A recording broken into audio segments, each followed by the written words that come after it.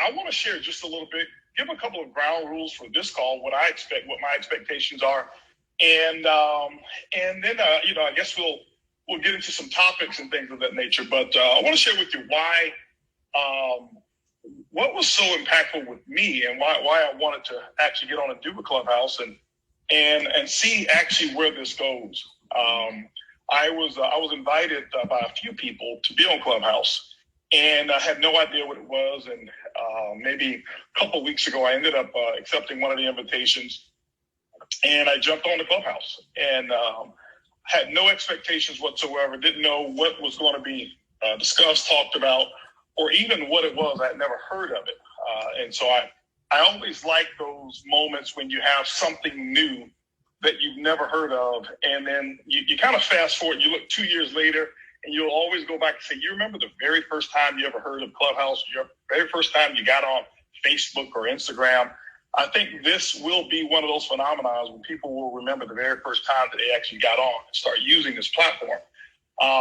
But anyway, I did. I got on and I listened for quite some time. I kind of perused through, listened to different subjects.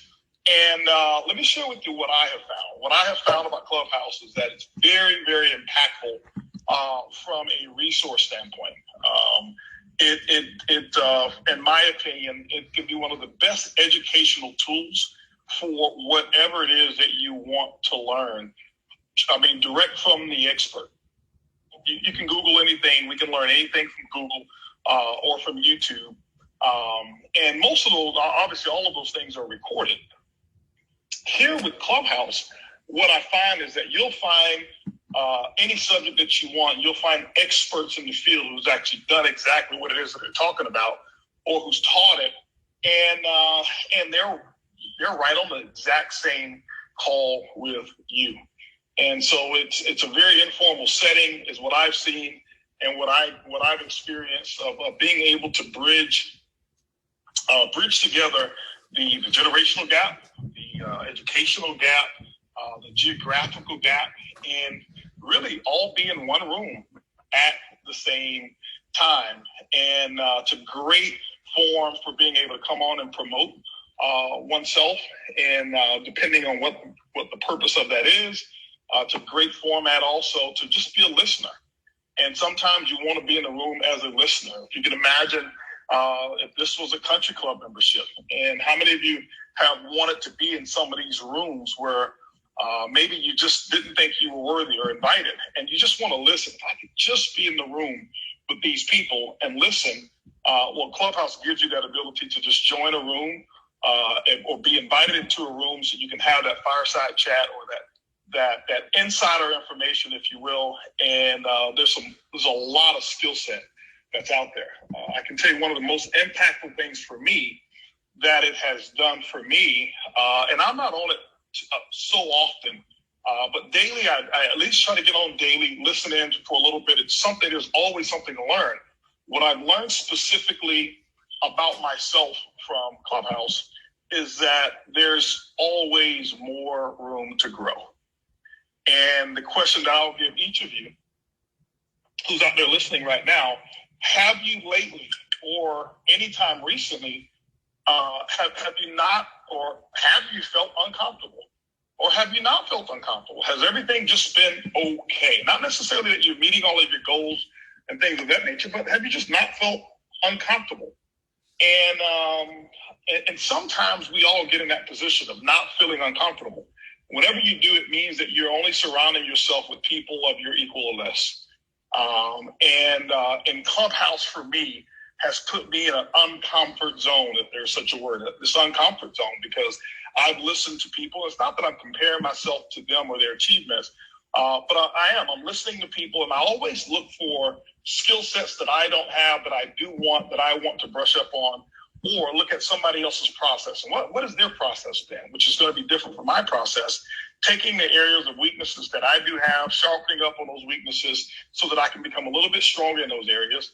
And there's a lot of people out there who are doing amazing things, people who are just rocking and rolling in industries that have nothing to do with what I'm doing, but the principle is still all the same. And that's what I realized, that, hey, listen, you know what, as much as I am into personal development, as much as I am into growth, Clubhouse has allowed me to say, hey, listen, I'm in the club.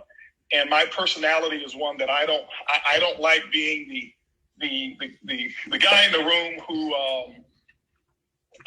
doesn't make the team, put it that way. And so it's put me in a position to say, hey, I got to brush up on some other things. Yeah, I'm really good at a lot of things. There's probably one or two things that I may be great at, but Clubhouse has said, hey, listen, there's a lot of area for you to grow and to brush up on some of your skills.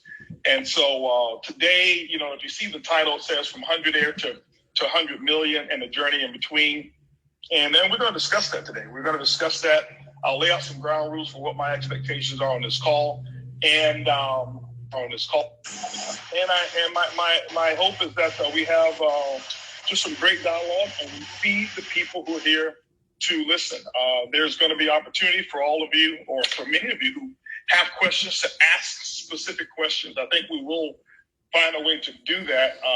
I'm sure some of our moderators between Kitsia and Yasmin and Mark will be able to find out who's got a question and rate the hand raise feature and bring you on, let you ask your question. So here's the ground rules that I have for this particular call. Ground rules that I have, number one, is very, very simple. I want you to be authentic, and that's for all of our moderators that we have here.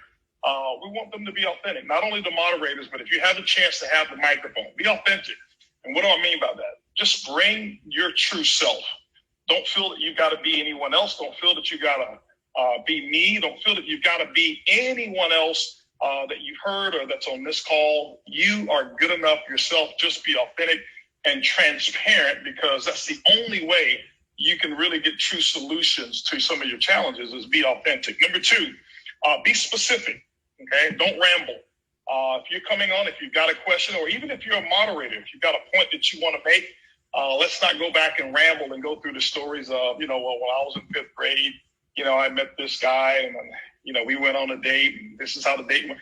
You know, just get right to your point. And the reason being is there's a lot of people that are on here and they're looking for answers, and they're not looking for the details of how you led up to some of the answers. They're just looking for solutions. So let's be very specific. Let's not do a lot of rambling and non-essential verbiage and conversation. Number three, let's be solution oriented. What do I mean by that?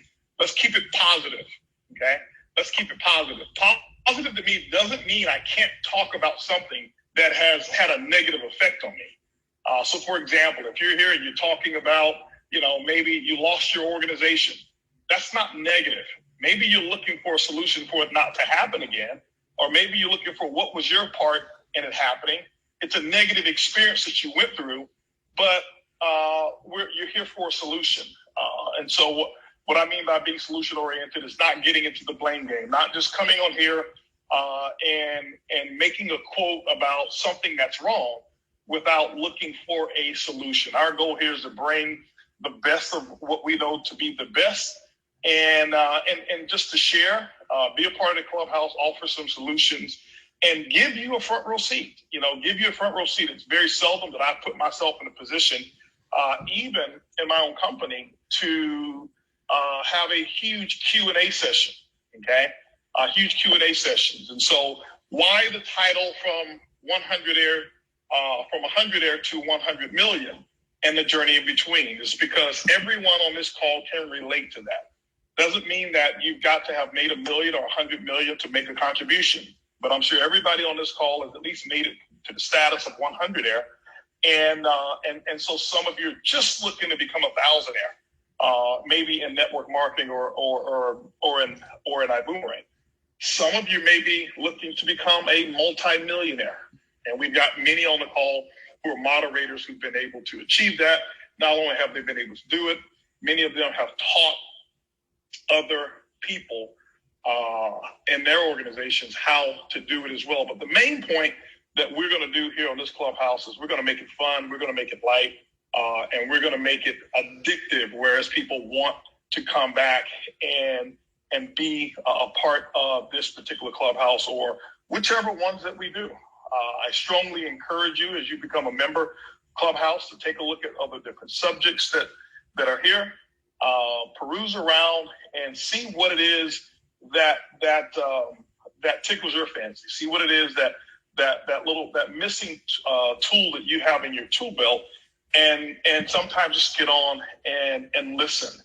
And I can tell you, every time that I've gotten on, I've heard something that I was able to put in my tool belt and say, hey, this right here, I can take that. And this 20 minutes that I actually invested to listening in was worth it, because I can take that particular tool or that solution that I got, and I know how to monetize it. I know how to monetize it. So with that, those are the only rules. Like I said, I have no idea where this is going to lead. I have no idea what topics or questions are going to come, and I don't want to dictate it. I just want to be here. My responsibility is just being that moderator and sharing.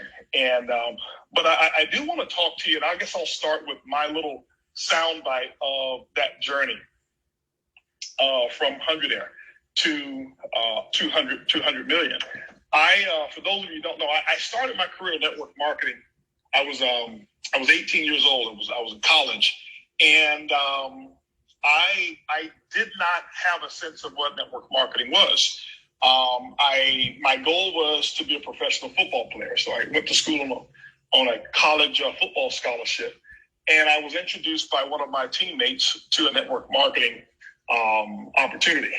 And I'll never forget when he told me, hey, listen, you want to make some money? And my answer was, of course, I want to make some money. And I go here and I see a presentation. I'll never forget the gentleman's name who gave the presentation was Bobby Jones. He was a retired pharmacist, and his wife was Ida Jones, and who also was a retired pharmacist.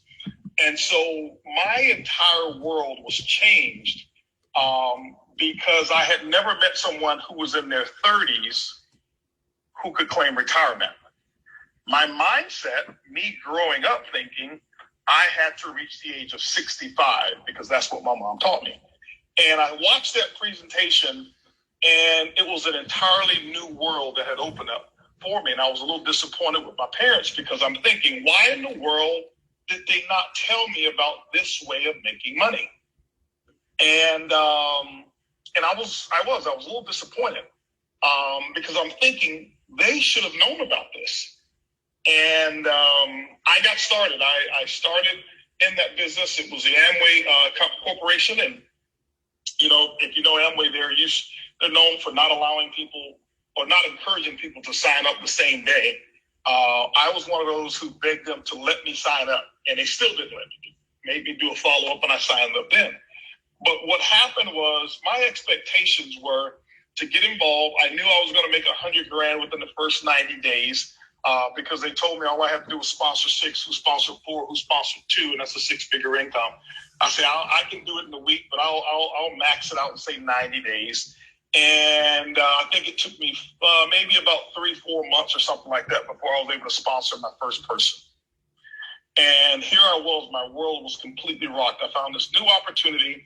It seemed as easy as pie. And here I am. I couldn't get one single person to join me in this business. And that was when I realized that this is different. It's still worth it. I love it. It's different. And I had to figure out, how am I going to approach this and how am I going to make it work? Well, to make the long story short, 7 years went by. And I didn't make it work financially. 3 separate months that I had a $500 gross income, which is real gross. But I didn't, and I tell people this, and I said this on the last Clubhouse that I spoke on. People ask me all the time. I was in Costa Rica, and they asked me this. Well, why did you stay? Why didn't you quit? 7 years. Why didn't you quit? You only had 3 months with a $500 check. I didn't quit because when you're in the journey, as we talk about the journey in between from 100 to 100 million, you don't think in terms of time. Looking back on it, you got to remember there's two visions that we have. We have instant replay and we have instant pre-play. And instant pre-play, I wasn't looking at 7 years, this is what my story is going to be like. I can go back now, and you can go back as you hear my story, and you can use instant replay and say, 7 years, wow, way back then, why didn't you quit? Because when you're in process of accomplishing something on your journey, you don't think of time frames of 7 years. You think of the next milestone, and that next milestone may be sponsoring your first person. I knew it wasn't going to take me 7 years to do that. And every milestone that you achieve, the reset button of time is actually set. You hit a button, you reset, and now the clock, or if you ever look at the hourglass, it resets, and you give yourself more time. That means you can be in 4 years, accomplish something, and it's just like you hit the reset button, you turn over the hourglass, and you start over. And that's how it was for me. And I didn't know it was 7 years until 7 years was up.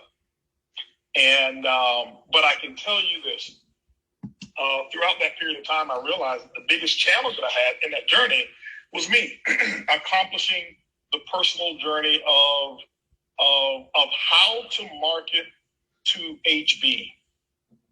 I knew how to give a presentation. I knew how to share the plan. I knew the compensation. I knew all the stories of every other diamond that was in there. What I didn't know is I didn't understand how to sell me, how to market to me, how to fix the thought processes that had led me to be where I was mentally. I didn't understand that my childhood and that my surroundings, the people that I hang around for those 18 years that I had been alive, I didn't know that they had an impact on how others would see me, on my communication, on my vision, on my picture. Didn't understand that. And because no one had taught me that in the very beginning. And my biggest challenge was overcoming that. And once I learned HB, that there was a giant, a winner inside of HB, that was when things started to unfold for me. And then from there, I started to have some successes. And obviously along the way, once you figure out that thing that opens the door for you, whatever it is for you, your story is going to be different. We're going to hear stories from other people. Once you hear or figure that out, that one thing that's different for you that you need to unwind or open, and you know that is it, that's how the quantum leap for me took place in network marketing, to go from, $500 in income in a month to the heights that I've been able to achieve, because all I did is I just continued to press on that same button. And so I never went out and tried to learn 25 different skills. Once I knew the skill set, and that was being able to sell me, and that was working on my believability for me, not for anybody else. I could make a lot of other people believe me, but I didn't know the art form of how to make HB believe HB. So I couldn't look myself in the mirror and say, you are a winner, and look in the eyes and believe that the guy who was talking to me was telling the truth. And you know what? Most people still can't do it. Yeah, they can say it, but in terms of selling that person in the mirror, they couldn't do it. And once I did that, it opened up for me. So I want to just, talk to some other people that's on the moderator, some of our other diamonds here, and kind of get some of your story, some of your journey. And then we'll piggyback with questions and things of that nature. Like I say, this is going to be organic. Wherever it takes us today is where it's going to take us. All I know is that it's going to be impactful for people that's on this call. Our whole goal is to go be on here, serve and give. And I just know it's going to be great. So if we have any of the other moderators that are on here right now, and I don't know, I'm trying to see who we have on here. Okay, I think I can see it now. If we have any of the other ones who want to jump in real quick and just share a little bit, of what your journey has been, the biggest challenge that you had to overcome in order to have the floodgates open for you, and you want to share that quickly, come on.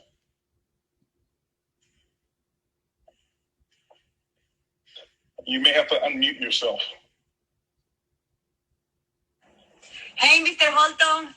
Yay, this is Fernanda. Hi, Fernanda. Yes, hi. It's very good idea, this Clubhouse. Congratulations for all. For me, You say que cuando él descubrió para qué era bueno. You said when you discovered for what you were good. Fue cuando cosas pasaron. That was when things started to happen for you. Y justamente estos días descubrí qué necesidad hay en el mundo que yo podía solventarla. And as a matter of fact, a couple of days ago, I started thinking what problems the world has that I can solve. Y ha resultado en que pude descubrir ese nicho de mercado. And I find out that I have a niche that I can work with. Que ha hecho una explosión en nuestro negocio. That has created an explosion in our business. Nos hemos convertido en personas atractivas y ya llevamos varios registrados. And we have become a very attractive people. Entonces tiene sentido lo que dice, porque es realmente cuando uno sabe cuál es su porqué, su propósito de vida, atraes las personas que te van a ayudar a tu misión. And we have recruited a lot of people lately, and when you know exactly what you need to do, you start attracting those people that will help you to accomplish what you want. Eso es lo que quería compartir. That's what I wanted to share with you. You know, that's awesome, because I can even feel it. I can feel the energy of you finding your niche, and finding your pathway. And when one finds their pathway, their speech becomes different. Their energy becomes infectious. Their enthusiasm, it becomes a real unique enthusiasm. And that's really where the road to freedom is when you find that pathway. That's when you can really claim freedom. So number one, thank you so much for that contribution, and I really appreciate it. Anybody else? Hey, Mr. Vargas. All right, we'll go ladies first. Then we'll go to Sam. Let's go to Jackie. I think that was Jackie. Hello. How are you? Thank you so much for this platform. The biggest thing that I had to realize in network marketing industry that I had to get over the nose. I realized that everybody is not going to see what we see. People don't want to go down the path that you're going. And I had to understand that the no's were depressing. I wanted to give up. I wanted to do all of those things. But then I realized that I wasn't in it for them, that I had to keep moving forward because their journey is not my journey. So the biggest thing was to accept the no's. And once you accept the no's, then you can go on and make your 6 figures and 7 figures. Awesome. You're right. I think even on my on the cash cow, when I talked about the invite, of looking at the no's as a source of income, and you don't get paid for your yeses, you get paid for your no's, and when you start to visualize those differently, you're able to get through them. Sam Bean.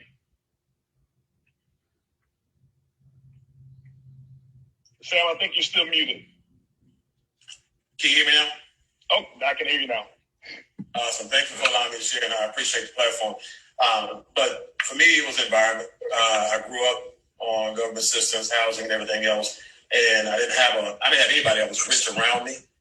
But I knew I was going to be rich one day, and aligning myself with you on a network marketing platform put me in a position where now I was in that environment, and every time I got around you, I got uncomfortable, which is a good thing because it stretched me. Because every time I knew I was going to come around you, I knew I had to learn something. I knew I had to be better, and I knew I wanted to not necessarily fit in, but I wanted to at least grow every time that happened. But when I say environment, I just remember you were the first person at the hospital when my first son was born, and my aunt was there. And I still remember this like it's yesterday. This is one of the things that propelled me forward to do big things in network marketing. But I was joking with her about the joke you made. You said my son was so big, he looked like Shaq laying in the bed next to 5-point guards. And I told my wife, I told my aunt, I said, look, I'm gonna need you to help me sell some of this coffee because we gotta feed that boy, And so she said, you better go get a job. You're doing this network marketing thing, you better go get a job. And that really did something to me, and it hit me. So me having that motivation and again having the alliance and having that access to your wisdom that helped me propel our business forward. Awesome.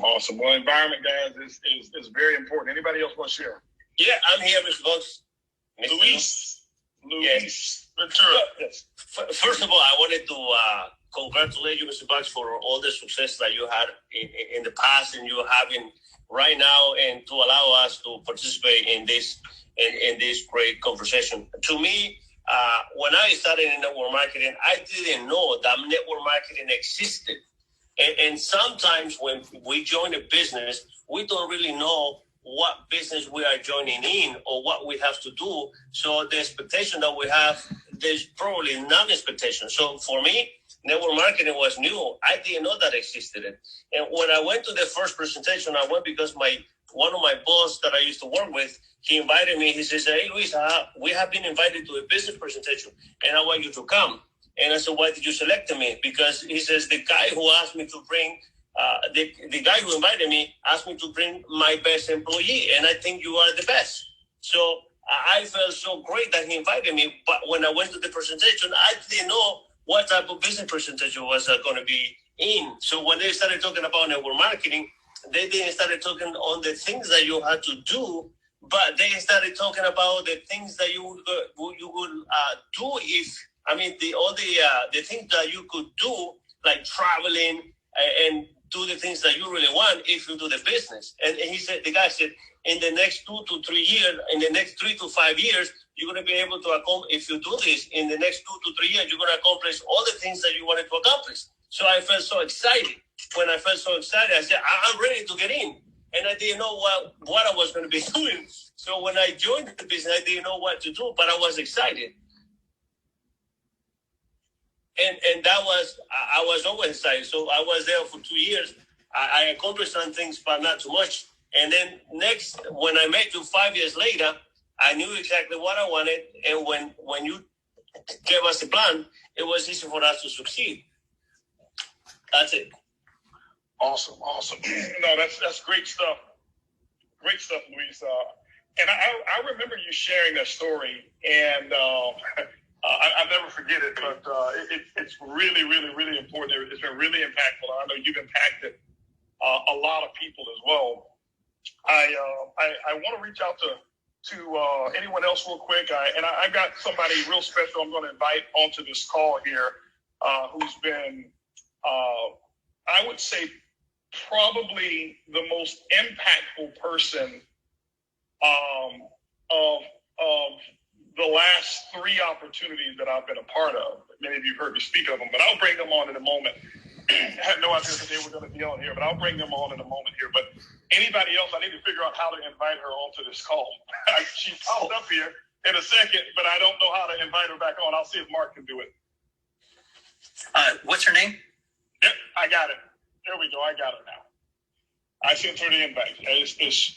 When she pops on, I've got a couple more diamonds. I'll make sure she's on. She can text me, and I'll just give her a little invite here. HP, this is Tommy. Okay. Tommy, How are you? What a great platform. Yeah, thank you for this.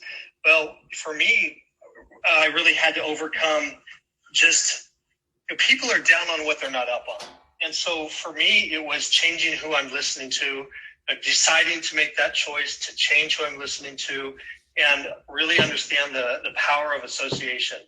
And then learning to really value mentorship. For me, 18 years ago, when I got into network marketing, I came in trying not to do it. I backed my way into it, trying to keep my mom from doing it. She introduced it to me, and I thought she was crazy. And it was a matter of just plugging into a mentor, changing who I listened to, and really thinking about that and processing it. That's what allowed me to have the success in the first place. Without it, I would have continued to have listened to the wrong people and just assumed that something didn't work. I just didn't know this business model could really change someone's life when it's done properly. So those were some of the big obstacles for me. And then learning how to not just to discipline your disappointment along the way, because I was taught that discouragement's a luxury you can't afford.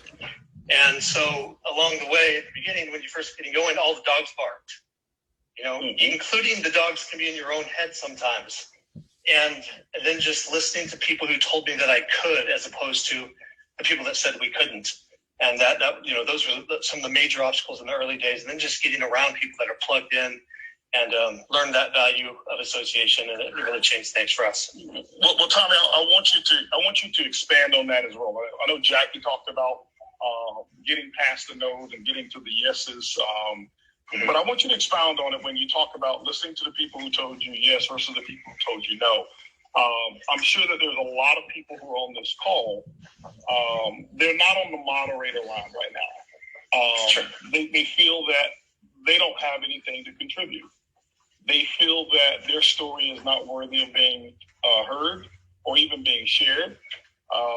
They feel that they're in a rut right now, or that maybe they can't get their business up, that the business is much harder than what they thought it was going to be. They sponsored their first person and somehow 3 quit. Something that bad happened. I want you to share real quick, what was your solution of how you got through that? What made you be able to focus on those who said yes? I mean, who were telling you could versus you couldn't? Well, first of all, I don't like no's. So I try not to put myself in the position to get a lot of no's. A lot of people will say, hey, I'm more successful than you because I got more no's than you. Frankly, I don't like no's. But so anyhow, it was track record, and it was plugging into a team. And really in that first opportunity that we were in, we dumb lucked our way into a great team. We didn't know the value. I had no clue that I'm here because of the mentorship, because of the value of you. and we've learned what that can really mean to somebody. But, nobody likes a riches to riches story anyway. And so when you say somebody doesn't really feel like their story has value, I beg to differ. It's quite the contrary. Their story, even though it hasn't gone, maybe if it hasn't even been grown the way they wanted to yet, that their story told properly still can impact and touch people's lives, because expectation, I always feel, is the best thing that any of us can bring to the table individually, our own personal expectation. So what allowed me to listen to those who told me that I could as opposed to that I couldn't? Well, first of all, we had, it's being very clear on the reason we got into the business in the first place, what we wanted to accomplish that we couldn't do, something we couldn't have, that we weren't willing to give up on, that we couldn't have doing what we were doing. I was selling real estate at the time, and we wanted to be able to be present at everything that our children ended up having a passion for. Our daughter wasn't born yet. She just turned 16. Our son was 2. He just turned 20. So, but we knew one day they were going to find something they had a passion for. And I was working 60, 70 hours a week selling real estate for a builder. And the last thing in the world that I needed was something else to do. But when somebody who had what I wanted shared with me that this could allow me to have that freedom, because I would have to continue to recreate it in real estate, reset every month for the rest of my life if I wanted to maintain the lifestyle that selling X amount of homes in a given month would allow us. So being very clear on something, I was willing to give up. Holton, I would have given up on the industry. I was willing to give up on me as it related to building the business, but I wasn't willing to give up on the idea of keeping my wife, Lindsay, home to raise the kids. I always joke and say if I wanted somebody, the babysitter to raise the kids, I would have married the babysitter. But there's and we wanted to be able to be present and watch them do whatever it is that they love. So that is the first part. But the second part is, and it's real easy to listen to the wrong people. And we would lie in bed sometimes and think, man, are you awake? Yeah, I'm awake. What are you thinking about? Is this real? Do you think that we could do this? Is it for us? And because you mentioned people think it's going to be easy.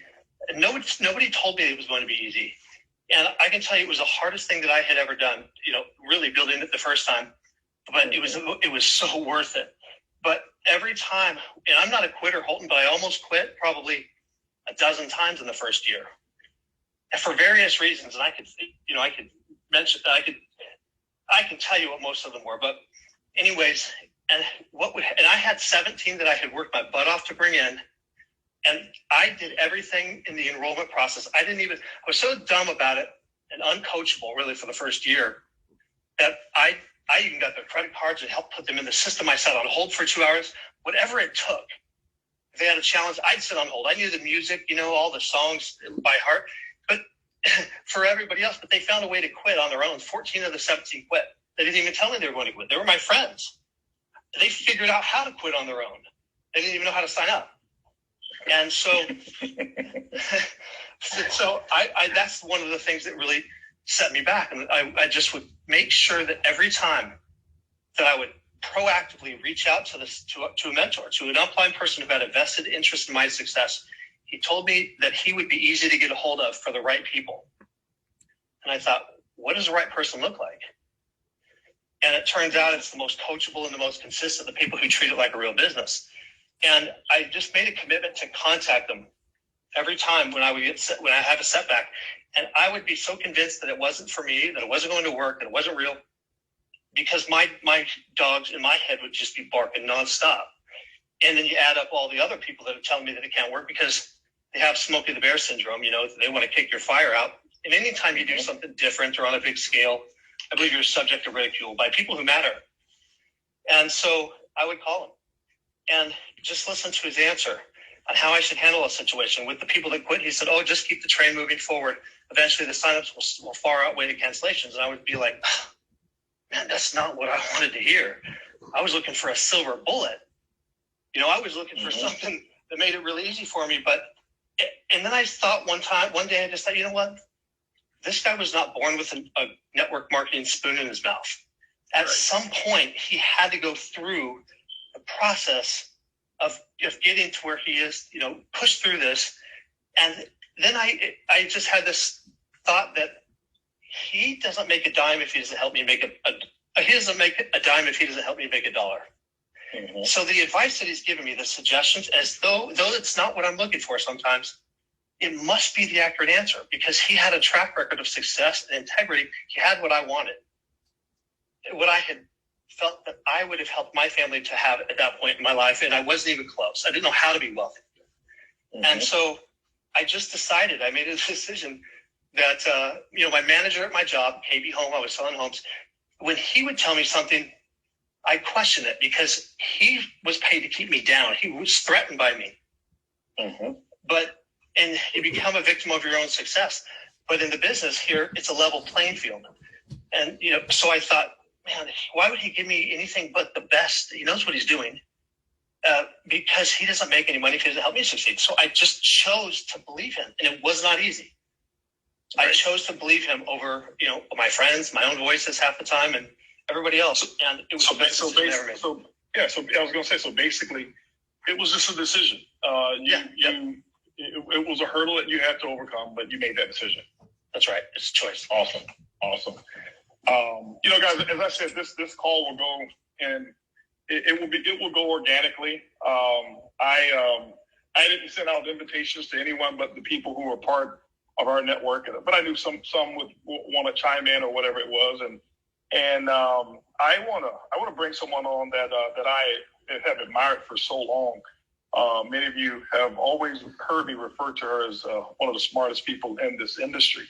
And she doesn't like to really get all the accolades and be on the stage and all of those things. But I can tell you, she's made a huge impact on early in my our careers. I remember when I started in my coffee business, she was my very first call. Hey, listen, here are my options. Tell me, here's what I'm thinking I should do. Tell me, am I thinking in the right direction? And we talked for probably 30, 45 minutes or so, could have been longer. And obviously that led to a huge success. Made another phone call. Lisa, I'm thinking about starting my own company. Tell me what your thoughts are. Hey, whatever I can do to support you, let me know. I've got resources here, blah, blah, blah, whatever it is. Many of you have enjoyed, our one of our newest products called Zents.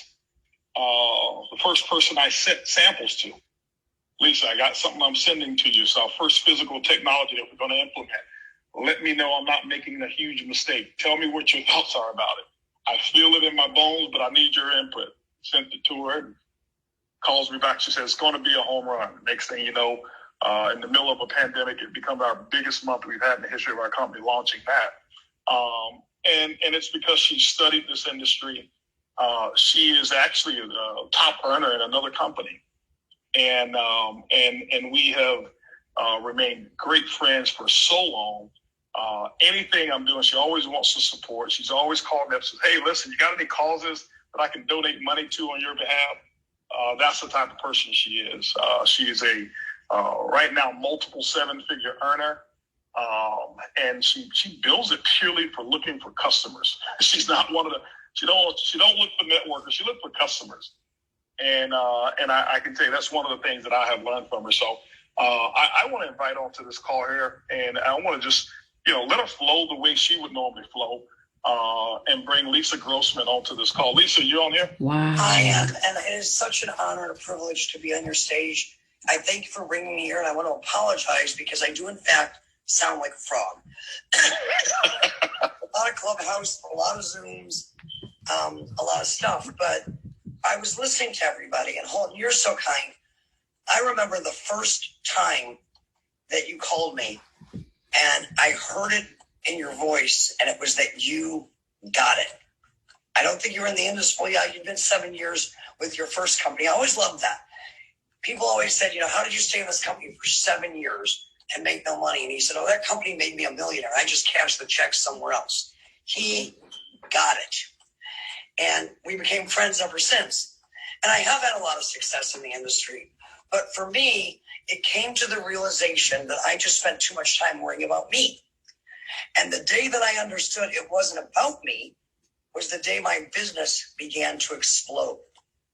Because I was always worried about the messenger when I had such a powerful message that people needed to hear. And I couldn't focus on that because I got in my own way. So I'll use Holton as an example because everybody looks at him and wonders, why? He's made a lot of money. He's been the number one earner in the world in the field.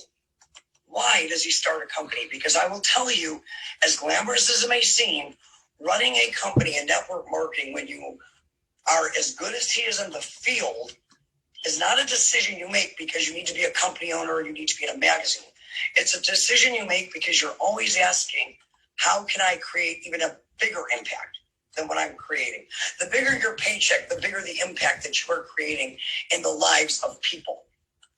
And what happens to so many people is they get caught up in the recipe. And what you need to do to be successful in a network marketing company, the skills that you need to develop is about as difficult as if I gave you a chocolate chip cookie recipe. It's simple. You want to get great at it, do it over and over and over again. But people get so lost in the how-tos, refusing to believe that they're simple, that they don't focus on their vision, on growing their mind, on looking at things differently. What separates successful people from unsuccessful people is the way they look at the world, the questions they ask, and the size of their vision.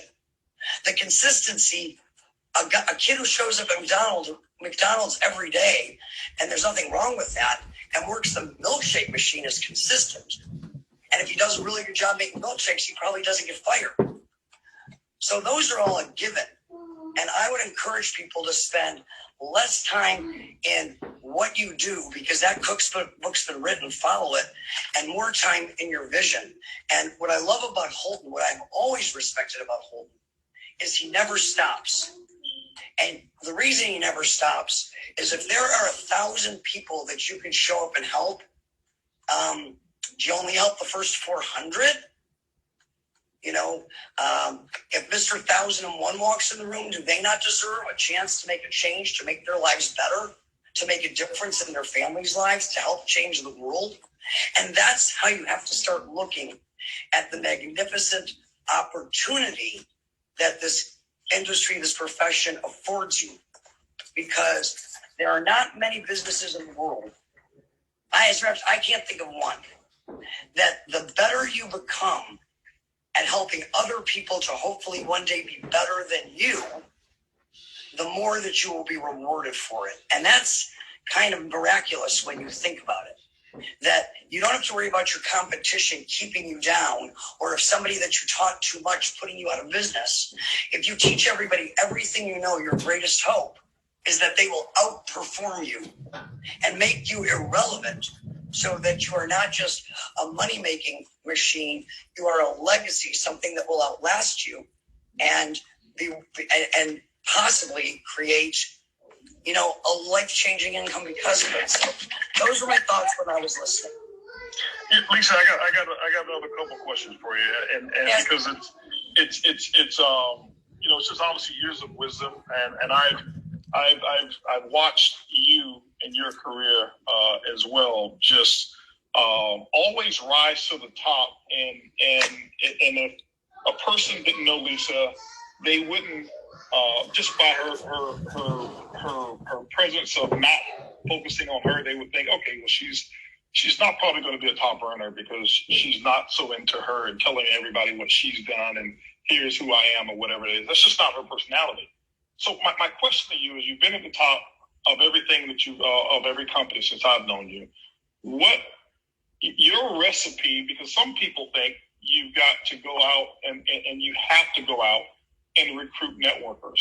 You know, right now you're making millions of dollars a year, and you've got people in your organization who are making millions. Did you build it from networkers?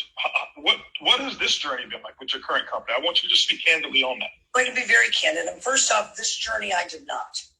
And I want you to understand that I have nothing against networkers per se. However, the idea that you're going to find people that are going to make you money, why would anybody want to make you money? Because you're you. So dealing with networkers, I often found that the volume was done. They could create faster cash flow, but it didn't root because the DNA of why they made the decision, or in fact, the DNA of why they were asked to even look at the opportunity, was not there. So I said, if I ever went back in the field, and Holton, you know that I never intended to go back in the field. Loved it. Mm-hmm. I thought I had the t-shirt. I thought I'd done it all. Right. Because if I could, I would do it for the love of the game and the joy of the journey. And I realized that foundationally strong businesses are not sustained by the guy who's in the executive office. Foundationally, businesses are sustained from people that genuinely love the brand, love the product. Apple, it's one of the most valuable companies in the world because people love iPhones, not because they want to go to work for Apple. Because people love the way that Apple treats them and and loves the experience that Apple creates for them. And when I saw that, I said, hey, is it easier? Let me back up. When a person's sitting in an audience and we're sharing an opportunity with them and they've never done it, we get at the front of the room, we tell a very compelling story, very truthful, we draw circles, and we talk about it, and they sign up. The enthusiasm of the room, the simplicity of the program, but they really made a decision to join a business. Chances are, before they got that phone call, they were watching TV, not out looking for a business to start.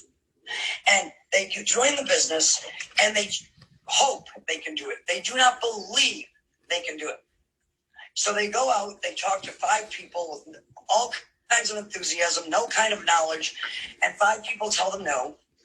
And it validates what they always thought was going to happen anyway. They can't do it. They have no frame of reference for bringing someone into a business that they've never done and no story to tell. And we know at that point they've quit. They don't. What they do is they start saying, you know what? I'm going to, I'll call Holton when I'm successful. Oh, I can't call Louis now. Louis will laugh at me.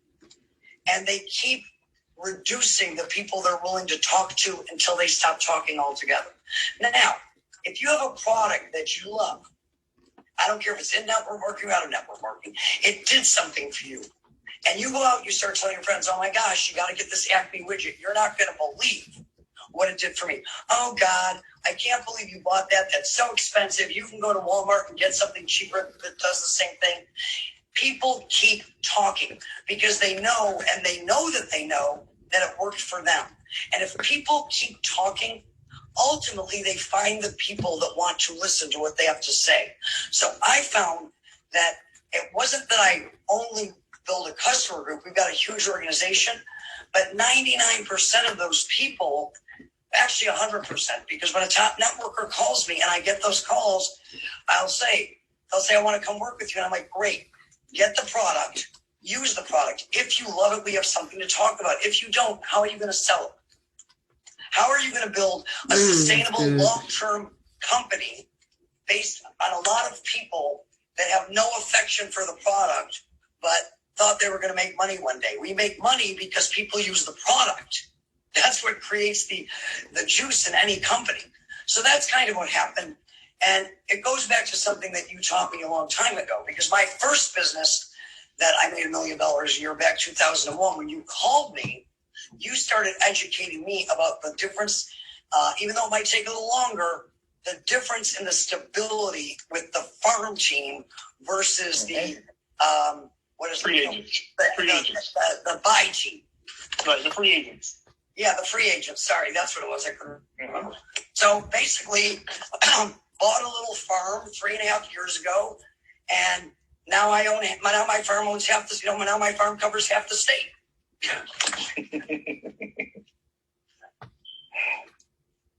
Uh-oh, did you guys lose me? I didn't lose. Lisa? There we go. Okay. Do you have another question? Yeah, I do have another question because this is just really great.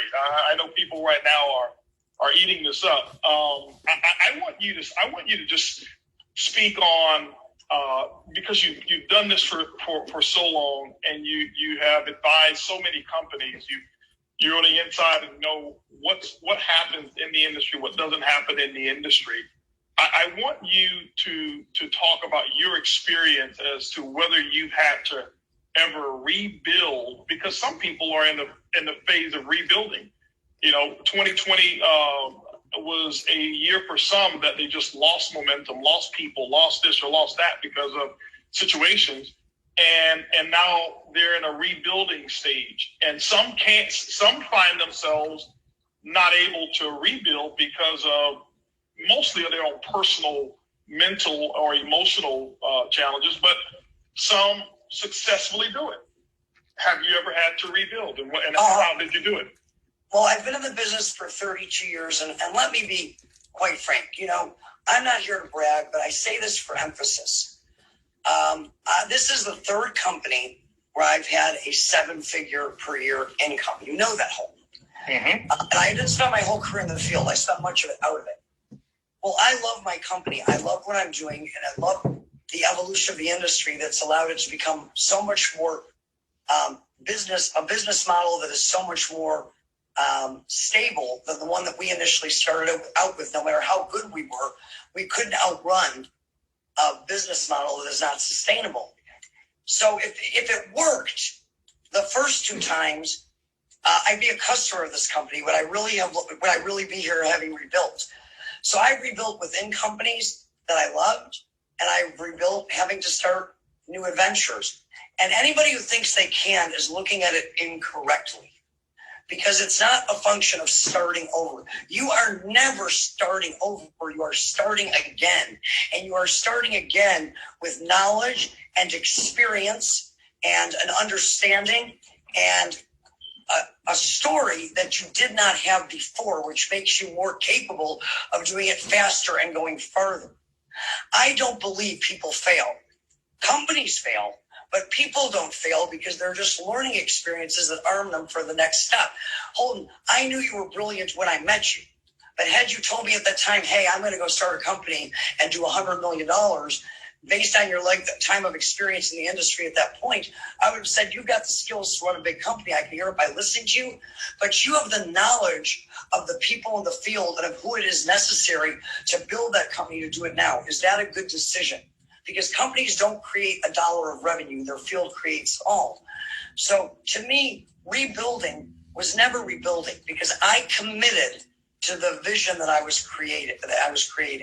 And I have found that most people who quit or do not or allow the bad day to keep them from getting out of bed to have the great week, it's because they've either failed to commit to the vision that they were creating, or they never created one in the first place. Because this is not about you if you want to have great impact. And it's also not about the money. People talk too often about how much money they want to make. Money can neither clothe you, feed you, keep you warm at night, or you can't do anything. Money doesn't do anything. It's what the lack of money prevents you from, and what the abundance of money can allow you to do. And so many people, their vision stops with some number they wrote on a board. And that is not going to keep you going when the going gets tough. A lot of people say they want to get out of debt. Nobody wants to be in debt. But if getting out of debt, being able to pay off all your bills, was enough to motivate people, everybody would be debt free. But the idea of working hard today to pay for what you did last month that you don't even like anymore does not motivate most people. So you have to have a clear vision, and you have to continually expand your vision. And that's all I did. It was about rebuilding. It was about, what am I trying to do? Am I committed to it? I've got a company that I like. I'm committed. I need a lot of people to do this with me. But I don't need any particular person other than me. So I'm not going to worry about those who chose to say it wasn't for them. That's their choice. Not going to beat myself up over their choice. What's my choice going to be? I'm going to go keep talking and telling the story and hearing other people's stories. Are you happy? Are you happy in your life? Are you happy with the road you're on? Is it taking you where you want to go? And if not, do you have a plan to change it? Because most people don't. Would you like to see one? It may not be for you, but I'm sure you're going to love the product. Most people do.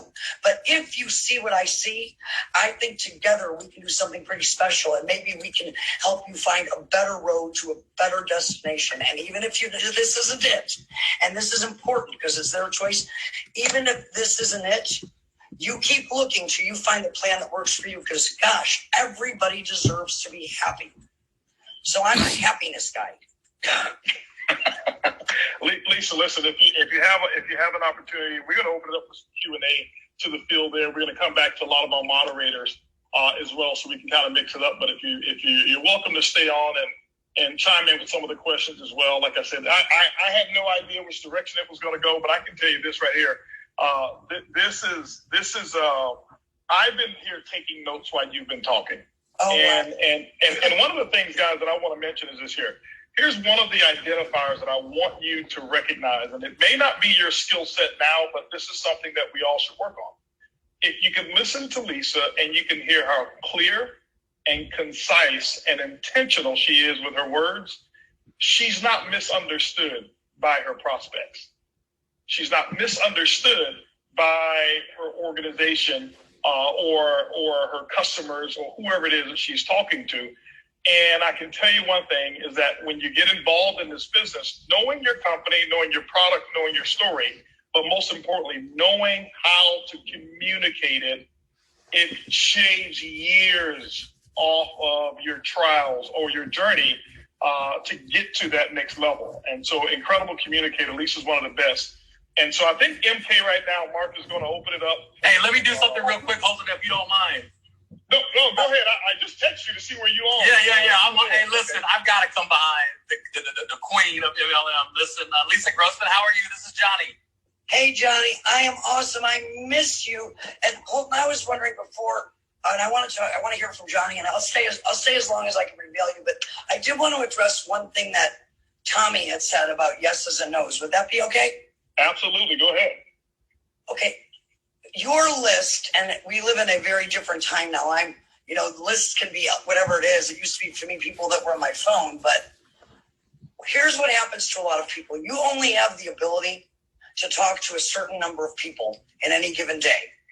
And you don't know who's going to say yes and who's going to say no. And people are really afraid of the no's, and you need to be afraid of the yeses. And this is what I mean by that. If Holton tells me no, it's no. If a person who is the most negative person in the whole world tells me no, it's no. There's a significant difference between what happens to my career if either one of those individuals tells me yes. So what you want to do is make sure, it doesn't matter who says no, that's their choice, But always ask yourself, is my business, my mission, my vision going to grow forward and be enhanced if this person says yes? Because if they say no, not my problem, their choice. But I don't want their yes to become my problem because I was so excited to get someone to do something. And that's all I wanted to share. Another nugget of wisdom there. Go ahead, J-Dub. Man, that is so good. That's so good. Lisa, I can tell you this. I started this industry back on February 11th of the year 2000. And I remember your voice being on that very first call. And I remember the impact that your voice just catapulted, in my life and in my energy. And I thank you for that. And I look here now, 20 years later, almost 21 years. In 2 weeks, it'll be 21 years since I heard your voice for the first time. And I just want to let you know, your voice, you're legendary to me. And it has always been an honor and a pleasure to have direct access to you. So, with all that being said, man, I'm honored to be here. Thank you for inviting me on the platform. I think that the conversation that has gone forth so far is monumental for anybody that's open-minded right now. When I say open-minded, it's the difference between you being here and you being present. I believe we're all here. We can scroll through several hundred people right now who are live and you're here. But for those of you who are present, especially with what Lisa just shared, what Mr. Bugs just shared, and all of our leaders have shared, for those of you who are present right now on this day, this could be the day that you realize why this industry is going to work for you. I love the fact that, Lisa said, we don't rebuild, we build again. And I've always had that mindset, to be able to, build again at any moment. Now, I've been forced to build again from scratch.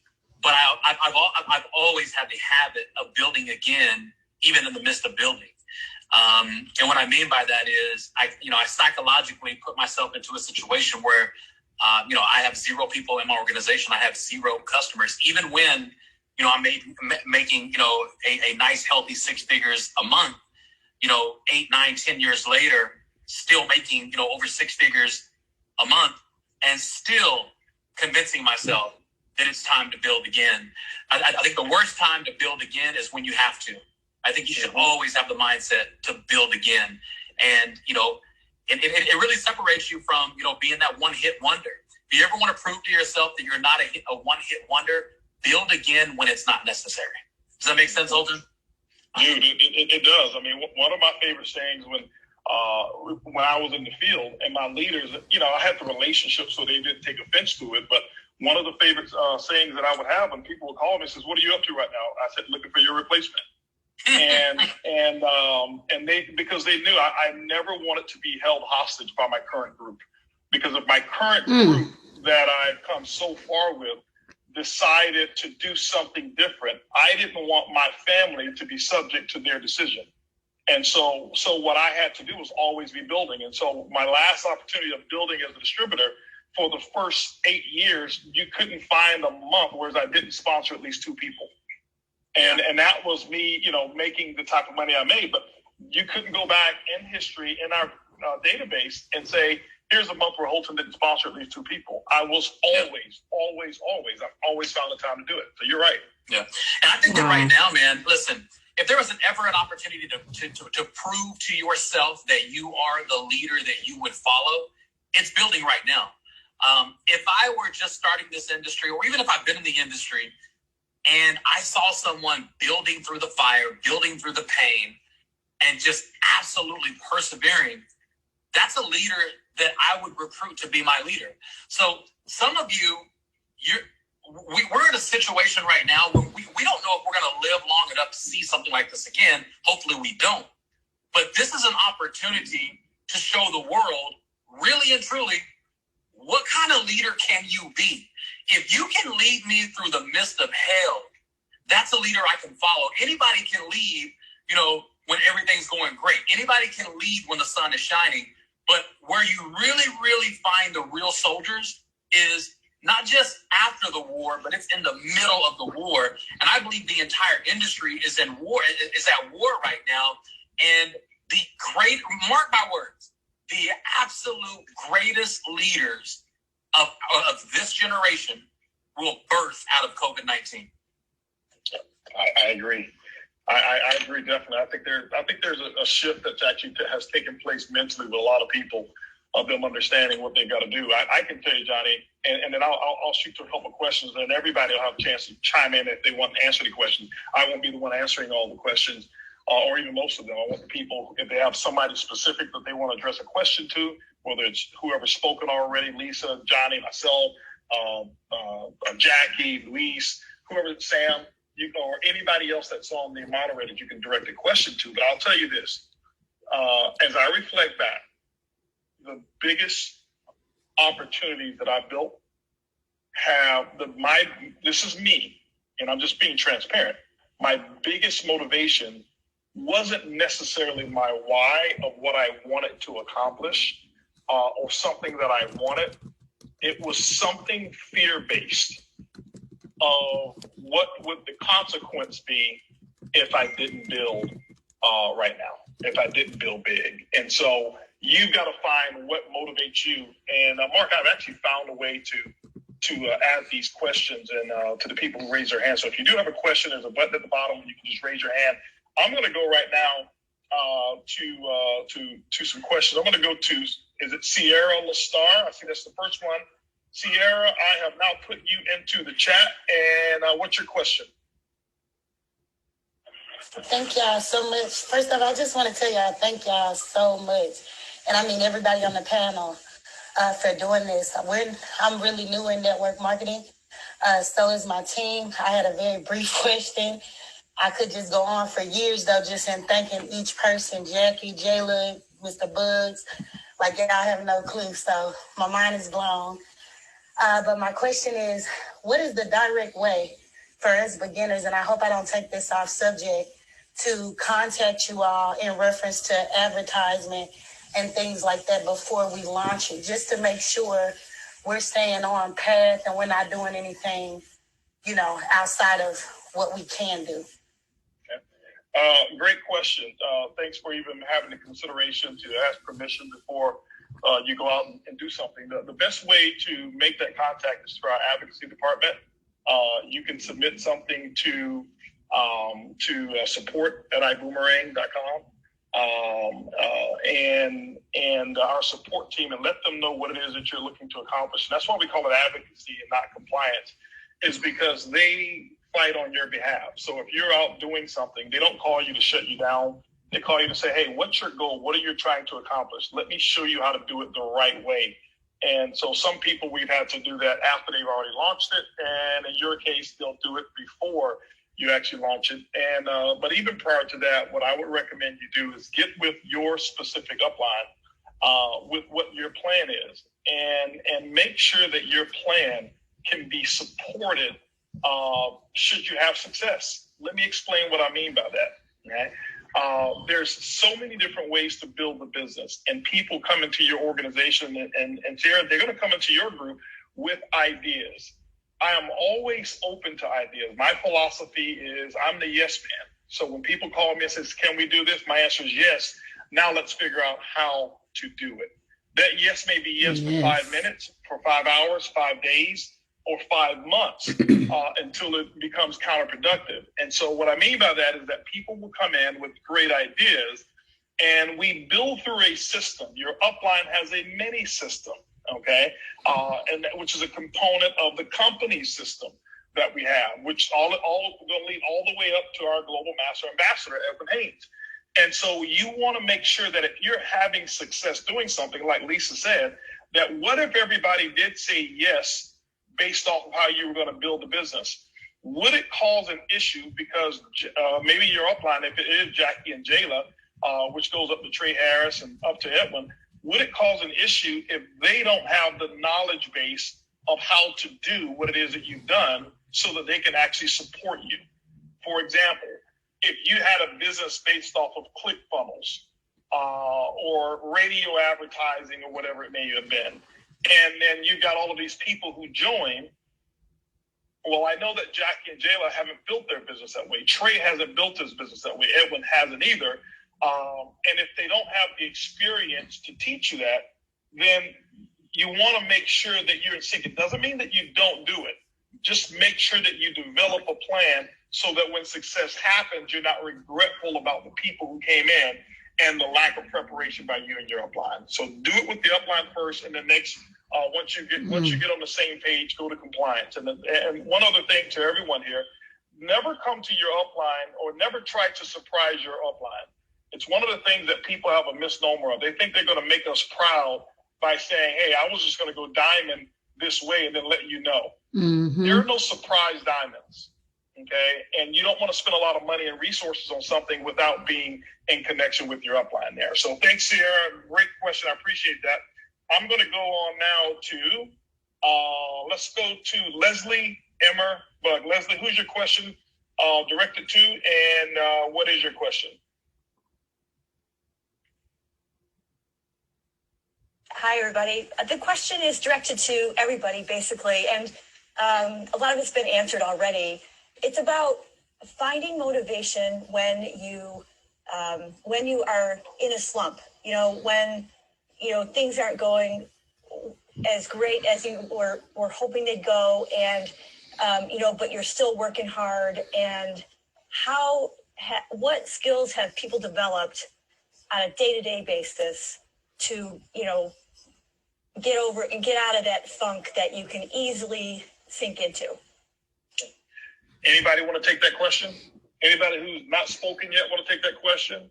If not, we can go to anybody else who would like to take it. Hey, Steve, this is Edwin Haynes. Edwin Haynes. Hey.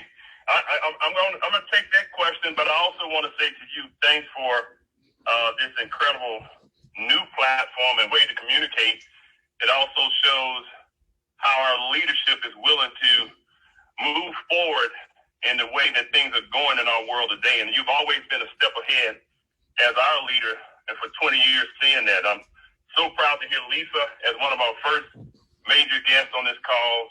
And of course, all of our top leaders that are here to support, inclusive of Johnny and all of the diamonds.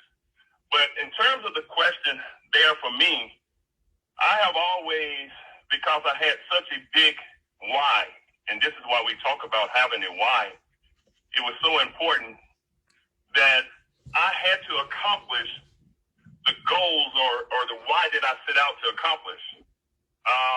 It was very important for me as being, I'm going to say now, the first generational millionaire in my family, to be that example for my family, to be able to show my kids that it was possible when circumstances didn't align in the way that I thought it would. And so I had to make sure I accomplished what I set out to do, knowing that the obstacles of life would get in the way. And so no matter what I had to go through, as a matter of fact, I had to implement something that I learned long ago, is not just do all that you can do, but do what's necessary in order for you to win. And when you do what's necessary, you're willing to go from being comfortable to doing the uncomfortable until the uncomfortable becomes comfortable for you. And so in many cases, I had to exercise that.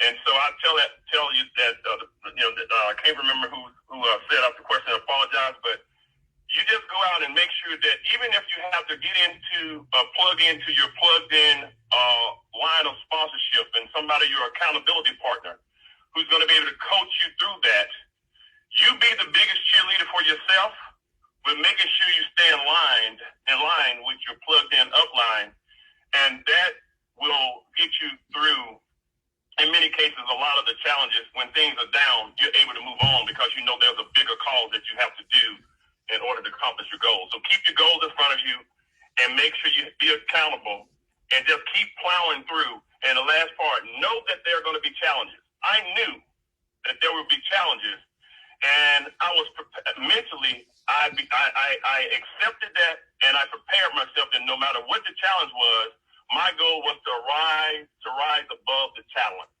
And I still do that today. So that would be my response to that question. Awesome stuff there. I think great wisdom there from our global master ambassador. Great stuff there. Anybody else want to chime in? Looks like Cesar. This is Cesar. Cesar and then Gary. Okay, I want to add something about that question because just before we start this call, first of all, thank you for this platform. It's amazing. I was doing a mentorship and I was talking a little about that, and what I realized is that when things are down, many people do the activity, but they don't have the correct mindset. So what I was telling the people is that I never do things because HP told me to do things. I do it because I know for a fact that if I do it, what HP is telling me, I will have the result. It's not the same that you do it because you have to do it. For example, many people do presentations because they listen to the training that you have to do presentations, but they don't do the presentation with the correct mindset. So I remember the first time I met you in 2011, it was in California. You did a training, and we have a training with more than 1,000 people. And I remember that training.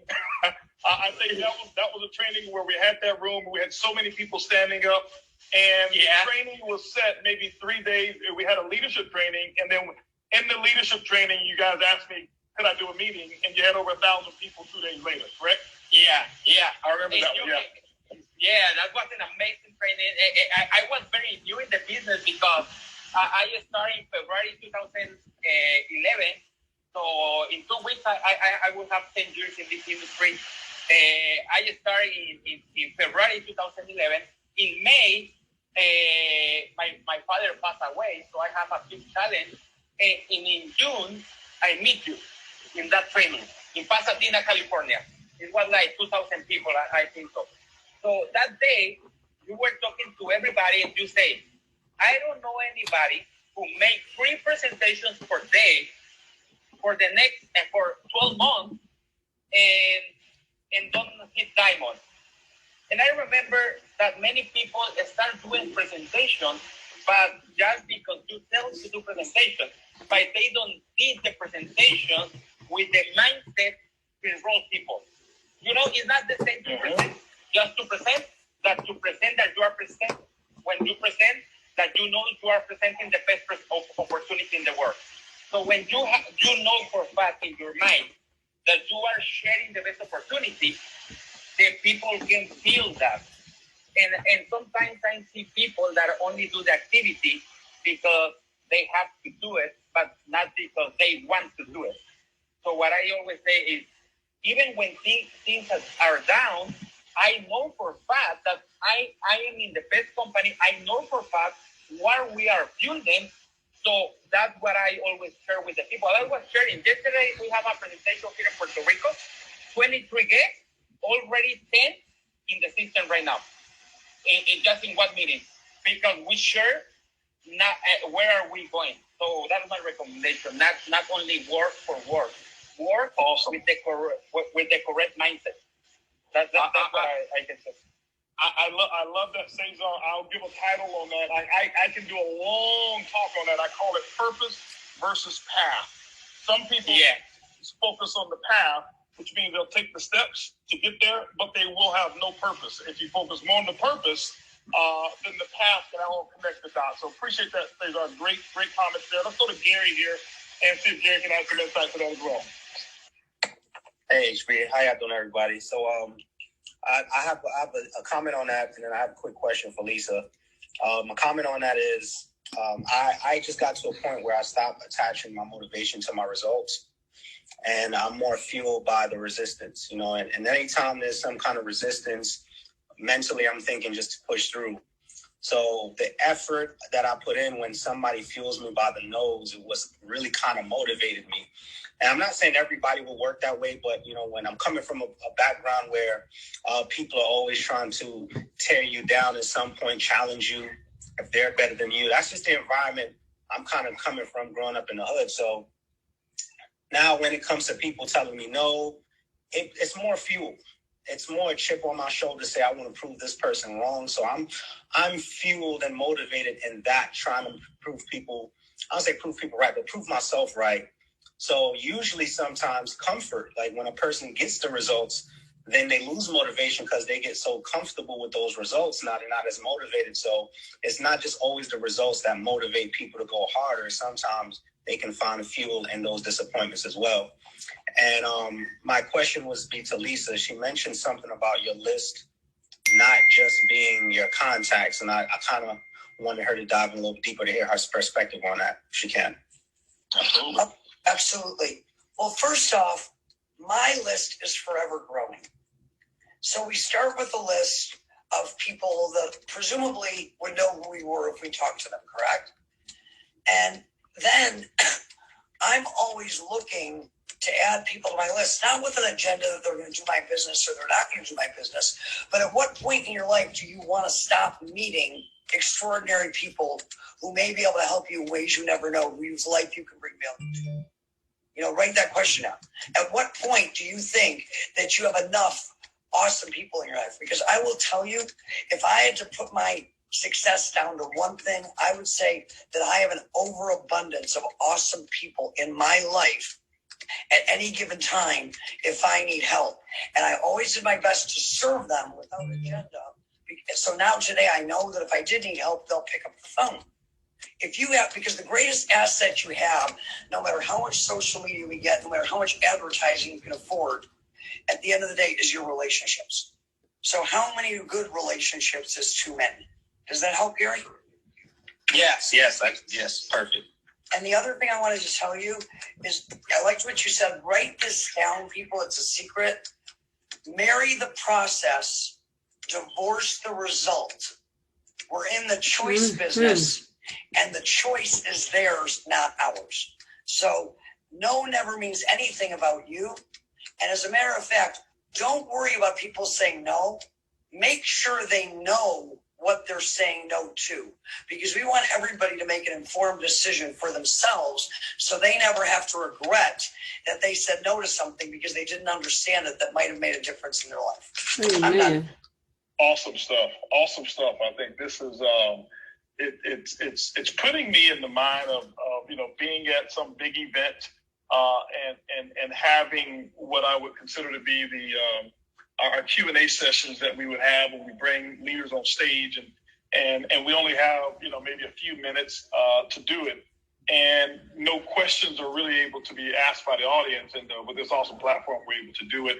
I'll chime in on that last one here, and then I'll go to another question. The last, I'll give you my feedback really quick. When you find yourself in a slump, as I do, I find myself in a slump probably somewhere in the neighborhood of twice a year. It could be as much as 4 times a year, depending on what it is. But I'll find myself in a slump, and I focus on getting base hits.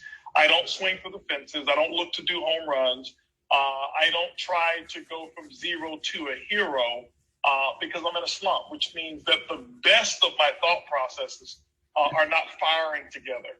And so what I do is I just, and a base hit for me is meeting a new person, not sponsoring a new person at the highest level, not going diamond, not taking a new person diamond or sapphire, meeting a new person.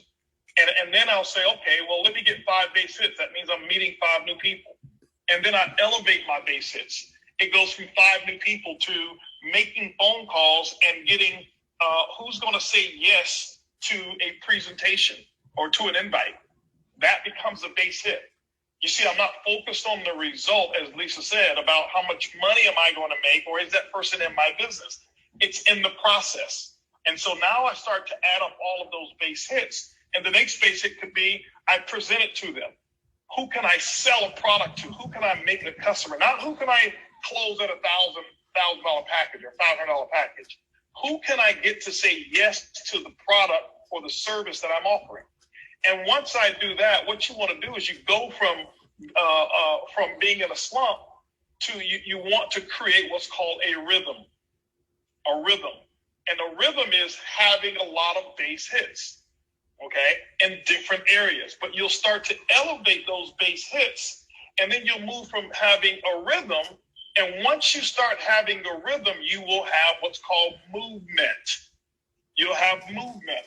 So rhythm is a bunch of base hits. Movement is, because you're having so many base hits, people have to come and score, which means that results are going to start coming anyway. Once you go from rhythm, you have movement, and then you go from movement. And when you have rhythm in your movement, which means that you've got quite a few people getting base hits, the next phase for you personally is called personal momentum. And personal momentum will always precede group momentum, which means that you've got to start at the base hit level, then get rhythm, then get movement, then personal momentum. And if you systematize that entire process with enough structure, enough legs of business, and working it in depth, is when you will end up having group momentum. But most people try to go from them by themselves in a slump to group momentum, and that's taking a quantum leap from a result standpoint, and it just doesn't work. It just doesn't work. You got to marry the process. So awesome comments there. Let me go to another question here. And I've got Shauna Lee Clayton. Shauna Lee Clayton, come on. You've got an opportunity to ask a question to whoever you want and whatever question you want. And by the way, guys, I want to let you know, I don't want anyone to feel shy about not asking a question. This, whether you're involved in our company or not, it doesn't matter. We're here as ambassadors for the entire industry. There's quite a few people here who are from other opportunities. No one is here to promote their opportunities. We're here just to give some solutions to those of us who are like-minded in this industry called network marketing. So, Shauna Lee, you are now up and running. There you go. Shauna, do we have you? All right. Shauna going once. Oh, Shauna, there she is. She's on. Thank you. Thank you. There you go. Awesome. Okay, thank you very much for that. Okay, so my thing is this. I started 7 months ago. I've seen, and I'm very much in line with the vision. Now, I get people in. I have a list. But what I find is my circle, it's very demotivating. So I try my best to stay connected. So I just want to know if it is that, and I think you just answered the question really, because I'm really just plugging in and see who will I get to say yes. So far I have 100 and something customers because they're saying yes here and there. So I normally feel like because no one is joining the business, then I feel like, less of a person somewhat. But you said it earlier, so I'm guessing it's normal to feel how I feel sometimes. So that's really just it, though. But yeah. But do you have a specific question that you'd like to ask? It is normal to feel the way that you feel, but is there a specific question that you want to ask, or you want to direct it to anyone? Anyone I can answer it, but really, how is it that you stay motivated to build and to share when you get the shoot down of no, back and forth? Oh, this will not work, that will not work. People talking negative, like Ibuumerang is fake and all that, which I know, but it's just how do you push through all the negativity that you hear? Got it. Anybody want to take that question? Can I jump in here just because Shauna has 100 customers? I don't think she realizes how powerful that is. Absolutely, Lisa. Go ahead. First off, Shauna, you have 100 customers. That's 100 people that have actually experienced your product. That's better than 100 people that haven't, because they've so far, assuming they like it, not all 100 have to. But within that 100 people, you have people that have had a good experience with your product, which means they're having a good experience with Ibuumerang so far. And what often happens in this business is we don't understand there's several modalities. You see, there's presentation, and they're so important. And a presentation's a monologue. That's what we're kind of doing, what we're doing now, mostly presenting. But there's also conversations, which are a dialogue, and they are the lifeblood of your business. So of your 100 customers, you need to have conversations with them, find out who they are, what they want. If they like the product, they probably know other people that might like to try the product. Do they understand that if they just share that product with other people, that they maybe could make a couple $100 a month. The one thing I want to say to everybody, and I'm probably going on too far, but this is so important. Nope, keep going, Lisa. We put people on the stage that are making millions of dollars to validate what is possible in this industry. But the magic of this industry is the mom who couldn't afford ballet lessons for her daughter. And because somebody cared enough about her to go past their own level of discomfort to ask her, what if I could show you a way to make an extra $300 a month so you can go ahead and you can get those ballet lessons? You know, man. I don't know if any of you are familiar with Jessie Lee Ward, but she is a force of nature who started this industry to make an extra $300 a month. And look at her today.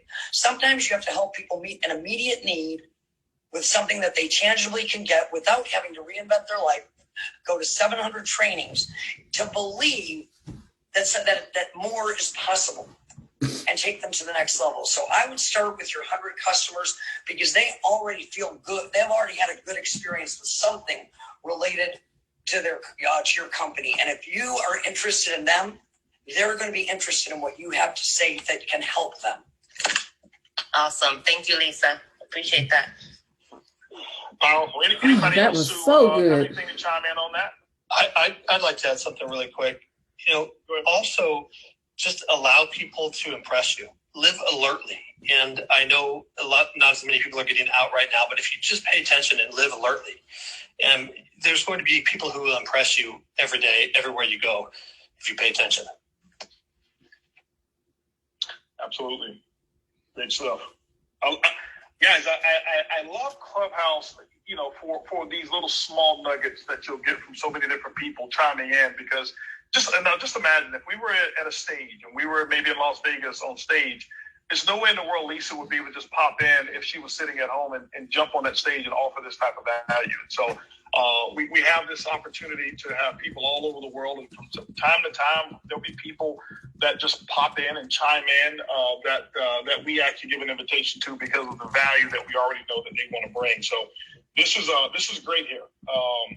I'll go on to another question here. I've got I think it's Andrea Robertson. Andrea Robertson, you are live.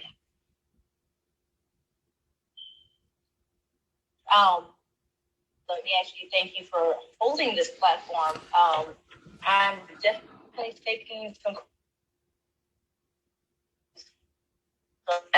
Andrea, I think we're losing you. There you go. I think we're losing you a little bit. I don't know if it's me, but I want to make sure everyone is able to hear you clearly. Can you hear me now? I can hear you now. Yes, I can hear you now. Okay, great. I'll make this short since my internet is not the best. The question I do have is for Cesar Munoz. I wanted to know about the big event that he's having in Dallas and where it's being held, or where I can find that information. Awesome. Hello. I will send it to Mark. I don't have the address right now, but I send it to Mark to put it in social media. Do you have the specific date set up yet, Cesar? Yeah, it would be tomorrow. Okay, it is tomorrow. Okay, tomorrow you'll be in Dallas. Okay. Yeah, I right now in Puerto Rico, so I'm flying tomorrow to Dallas. Awesome. Let me check here, and I send it in this moment to Mark. Okay. Awesome. Okay, Mr. Beck. Thank you very much. Absolutely. Thank you so much, Andrea.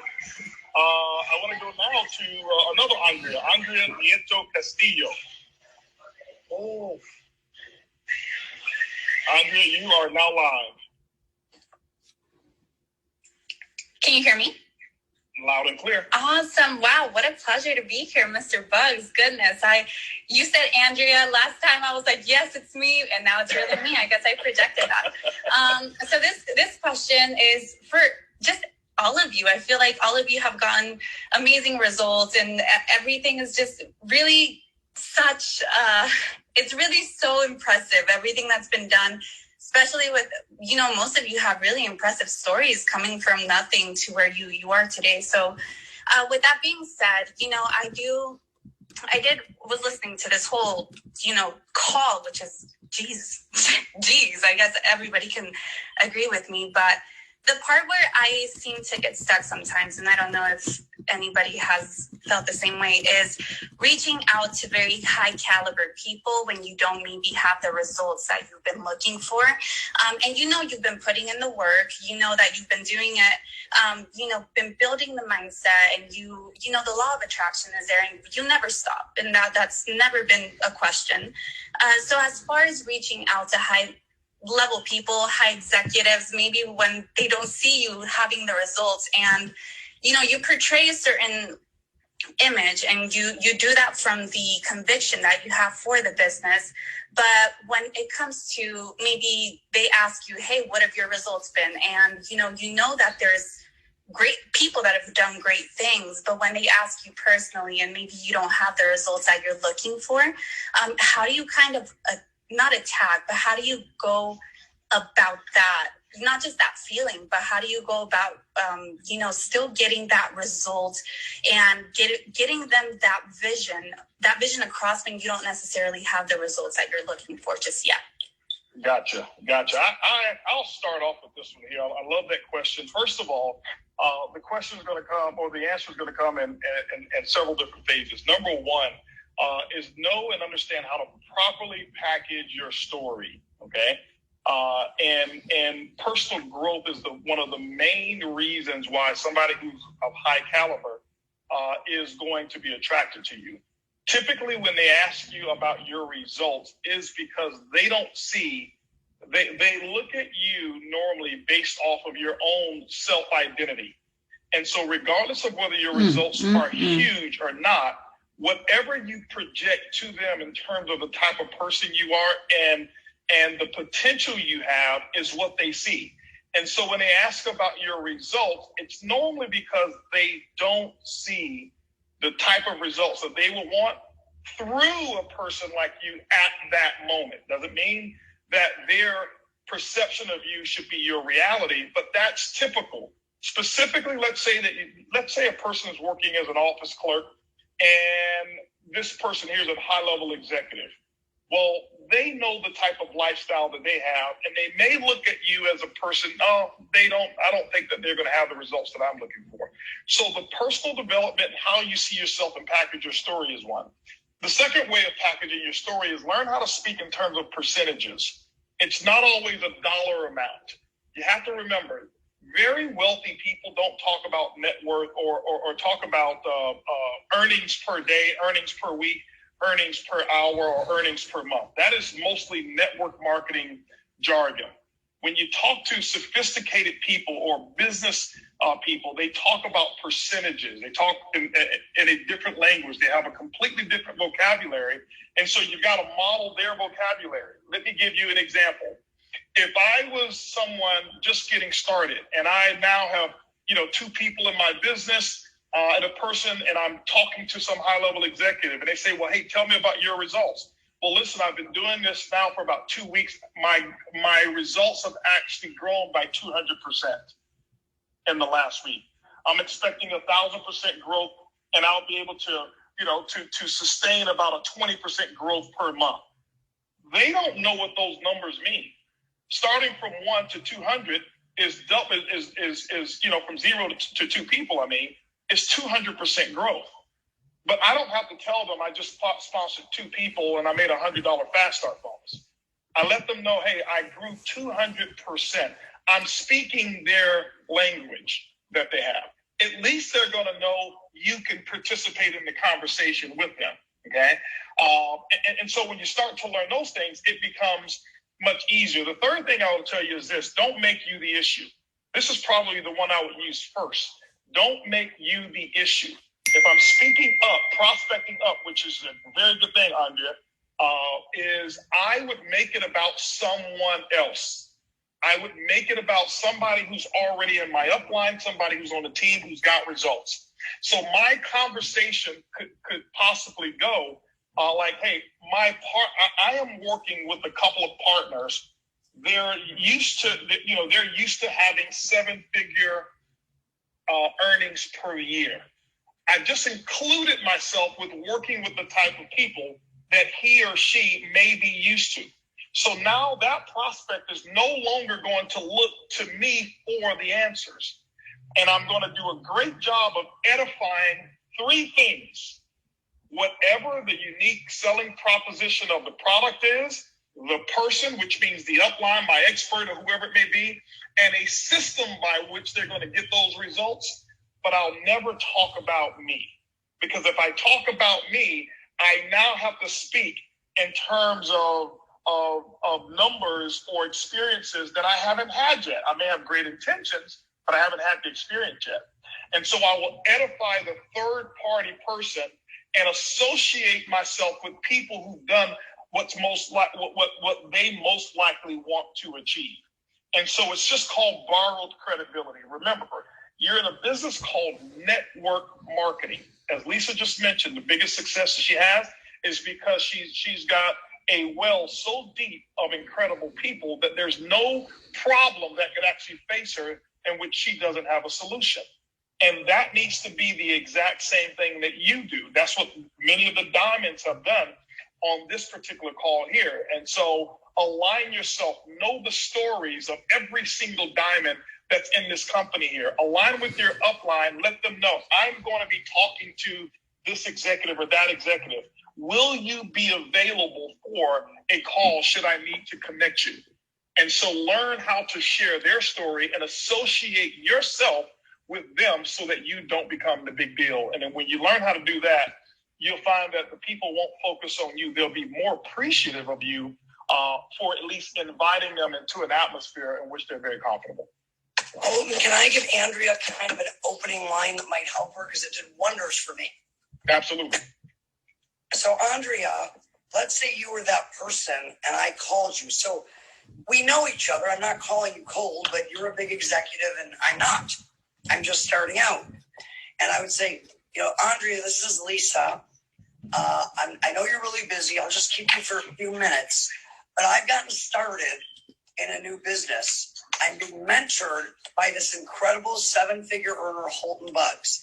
And when I asked him, not knowing what I'm doing, what I should do, he told me to make a list of the 10 most influential, brilliant people that I know, people that I was almost for sure would never look at this business. They're so successful, and see if maybe they'd entertain a conversation with him after I showed them a few things. And of course, when I was asked for the 10 smartest, sharpest people that I knew, you're right there at the top of my list. It works every single time because successful people love to be edified, and it's very seldom that they're going to go and shut you down when you just told them in so many words that they're one of the most brilliant people you've ever met. Worked for me a lot of times. And then all I was get them on the phone with someone like you, so there was no pressure. I was just setting up a call that I got the privilege of connecting between two brilliant people. Yep. Wow, thank you guys so much. Really speechless. That helped incredibly, and I really appreciate everyone's time. Thank you. Absolutely. Let's go to Christina. Christina Bulatayo.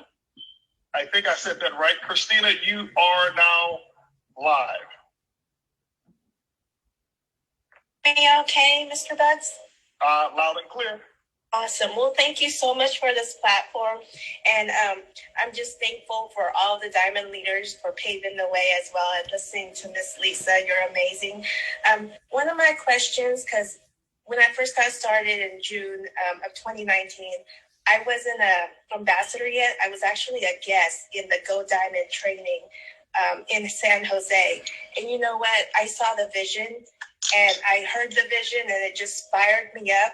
So one thing I wanted to know is, how can I paint a picture or a vision to someone who I'm prospecting to kind of let them see that this company is going to be a $50 billion company?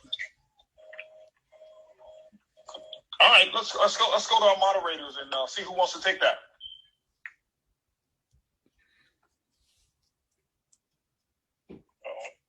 Well, while they're waiting, I want to tell you that you have an incredible story that I hope you're capitalizing on. Because you just told me that without being in a business, you went to a training for people in a business, when so many people that are already in the business won't go to that training. So you are a person who is willing to investigate to find out what something is. And that's the story that I would tell somebody. I would say, this may not be for you, but you strike me as a very sharp person, and sharp people know what they're saying no to. I'm here because I didn't think I'd do it, but I went and looked at it, looked at what the people were doing, and I jumped right in. You probably won't, but are you sure if you don't check it out? I agree with that. You're right. You're right on that. And I'll give you one other one as well. My audio went out a little bit, but I think I heard most of your question. And I will tell you this here: don't put so much pressure on yourself to paint a picture of how big it is. It doesn't have to be $1 billion company or even $1 billion future for people to take care of themselves. If you heard Lisa talk about it, the majority of the people who really make the biggest impact in this business are people who are looking for a small victory. The person who wants to pay for their daughter's piano lessons or whatever it may be. My previous company, I've only been in $1 billion company in terms of a company who's done $1 billion a year. That's the company that I made $500 in 3 separate months. But my other company, my previous company, where I was a distributor, obviously we made incredible amounts of income, and we never even got to $500 million a year in revenue.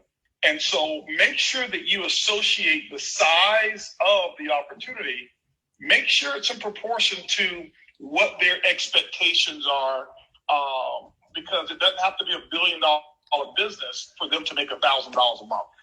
It's just got to be something that you find compelling, the value that you see, and be able to relate that value to what their goals are. You got to speak their language. Now, $1 billion opportunity may impact you. It may be what you needed. But remember this, I always teach the different rules. We grew up with what I call the golden rule. Your parents taught you that.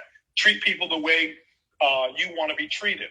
And so that gives you the tendency that if I'm looking for $1 billion company, everybody else is. Well, I have the platinum rule. The platinum rule is treat people the way they want to be treated. And they may be intimidated by $1 billion opportunity. And so make sure that you take your time to understand these small little nuances here.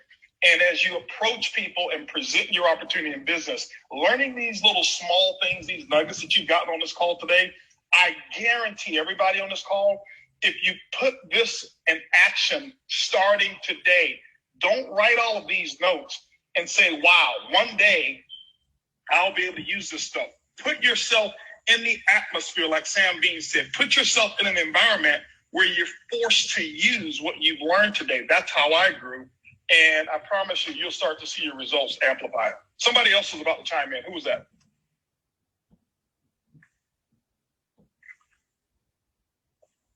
Was that you, Tommy? Or who was that? Who else was that? It was. I just was commenting on Lisa, what she said. I really think it's brilliant that she recommended that she used her story, because you went and did the diligence on your dime. You took your time and kicked the tires and asked the questions. So, essentially they don't have to. And not many people do that.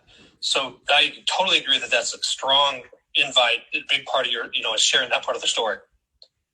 Awesome stuff. Hey, speak, can I say one thing on that as well? Yes, sir. Go ahead. And one of the biggest things that I learned from you in the past, and it was basically getting a person to an event. Our Millionaire Mind, when you had the Millionaire Mentorship call, there was always a high level of information, so people who had been exposed to the business, they can jump on and see what's being taught, as like when you just pop the hood, they can see $1 million nuggets being dropped on a regular basis by people who have made millions of dollars, and it totally takes the focus off of the people who are doing the inviting. We have so many different platforms, not just our company, but a lot of companies that people can use that have nothing to do with, them doing a presentation, an actual presentation. That's just one of the biggest things, whether it be an event in person, whether it be a regional event, or an event where they can bump into, rub elbows with, ask questions with, or even just listen to people who've actually done some amazing things. That normally, does a better job than the actual presentation. So that's what I wanted to share. But also, Lisa, love you, and it's good hearing from you. I love you. Hey, Holton, when I originally raised my hand, it was actually to ask a question. May I ask it? Of course. Absolutely. And by the way, I am so honored, thrilled, and privileged to be able to grace your stage and help in any way I can. But I ask this question whenever I get around brilliant people that I admire, so y'all might want to take a note. And I have for 20 years, and I think it's been the door to opening a lot of great relationships with great mentors, but also with helping me to grow my thinking. I would like to know from, whoever's willing to answer it, Johnny, Holton, Terrence, Sam. I don't know all of the top leaders in your company, but I know that everybody who's here is. What is the best book that you ever read when you think about your business success that you would recommend if you could only recommend one book? And what are you currently reading? Because I want to grow my reading list. Anybody want to take it? I mean, we all can answer it. It's a quick one. Go ahead. For me, real quick, it was the 360-Degree Leader by John C. Maxwell, because one thing I do know is being in business with HB and Edwin Haynes is that you're not going to be able to get in touch with them all the time, if at all. So you're going to have to be able to lead across, below, and above. So, right now, I'm just going back and rereading my journal because so many people write in the journal, and the last time they actually open it up was to write it. They never read it. So that's what I'm reading right now, Lisa. I just wrote that down because that's the second time I've been recommended that book by Maxwell. I'm a Maxwell fan and had never heard of it. So thank you. Anybody else? I'm taking notes. I'll give you mine real quick, Lisa. The most impactful book that I've ever read, there's two, okay? One called Permission to Succeed, and the other one that's called From the Hood to Doing Good. One is by Edwin Haynes and one is by Johnny Wimbrey.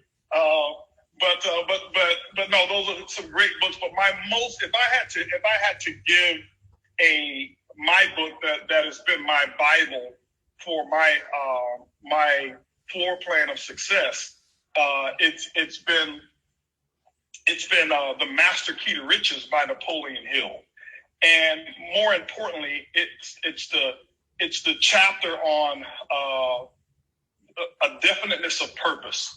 I've read the chapter. I'm one, and I tell people this all the time. All of us learn differently. And I am not a real big book reader. I don't finish a lot of books. What I do finish and I study the chapters that are going to make so much of an impact on me. Why? My philosophy is reading a book for me is like going to the grocery store. I get lost a lot. And I don't come out with everything that's in the grocery store. I come out with what I need. And so when I get to a book, when I find something that's impactful to me, I don't try to implement everything that I learn because I can't anyway. It's too much information. Most great authors have forgotten more stuff than we can ever learn from them. So I take one thing that I try to get from a book and I try to perfect it or try to master it. And Definiteness of Purpose was mine. What I'm reading right now, because of where I am in my life, my book reading has been different. I just finished a good book that my son bought for me. I finished it on the plane the other day. It's called The Way of the Superior Man. And that's more about relationships. I got a new book that I'm reading also called The New Jim Crow. I got a book that I'm reading right now for personal development that's called The Power of Now by Eckhart Tolle. I really want to thank you. I'm going to get second time Master Key to Riches mentioned me. But the only book that I have read on this whole thing is Permission to Succeed and The Power of Now, and I'm going to order all the others. So thank you so much. And if Holton says that the Definiteness of Purpose chapter in Master Key to Riches is the most impactful thing I've ever read, and you're not ordering the book, that was... Hey, Lisa, this is T. Gray jumping in real quick, and I just want to echo that. Being mentored by Holton, he recommended that book, The Master Key to Riches, specifically the chapter on definiteness of purpose, almost 2 decades ago for me. And I've read that, I don't know how many times, and it was incredibly impactful. Also, the 21 Irrefutable Laws of Leadership, when I was building, was absolutely life-changing and game-changing for me. That's John C. Maxwell. I'm a situational reader, so I read things that are going to help me with where I'm at right now. So I'm actually rereading and starting a book group with my team at corporate on of this book, Execution, The Discipline of Getting Things Done, by Larry Bossidy, who was the former CEO of Honeywell. And was, for me, that's one of the best books on the corporate side that's helped me a lot as well. Lisa, this is Tommy. I like Bringing Out the Best in People by Alan Loy McGinnis. When it's out of print, but you can get it on Amazon. When I got into the business, I couldn't understand why people would say, I'm not interested. I said, well, you don't even know what you're not interested in. I'm not interested anyway. And, they complain about their job, their financial situation, their bosses and so forth, but never hurt bad enough to do anything about it. I just didn't understand human nature, human behavior. That book would have saved me, a good year or two of trying to learn things. I would have had a little bit earlier. And then my favorite chapter is Maxwell in Leadership Gold. The chapter is don't send your ducks to Eagle School, and because I believe that you build builders, you find builders. You don't build them. So if you really understand, people and so forth, that chapter I think is maybe one of the most important chapters in any book as it relates to our business model. I really appreciate it. Thank you so much. But hey, Lisa, this is Johnny. First off, I want to send you my new book, Building a Millionaire Mindset. Super excited about it. It's #1 bestseller right now. But one of the books that have really been, I know you've read this book, but I want to tell everybody about this book if you haven't read it. Who Moved My Cheese? Like back in the days. Do you know this one? It is. It's like, how long it's been since I read that book, and yet it changed my life. I'm telling you, Who Moved My Cheese is one of those books that I can go back. If I ever want to kick my own ass, I can go back and read Who Moved My Cheese. Oh, Johnny, thank you. And I have your first book. I didn't know there was a new one. I will take an autographed copy, but I'm going to buy it today on Amazon. All right, well, I will personally call you and take care of you. Because your words are worth 5 times whatever they're charging for them, I promise you.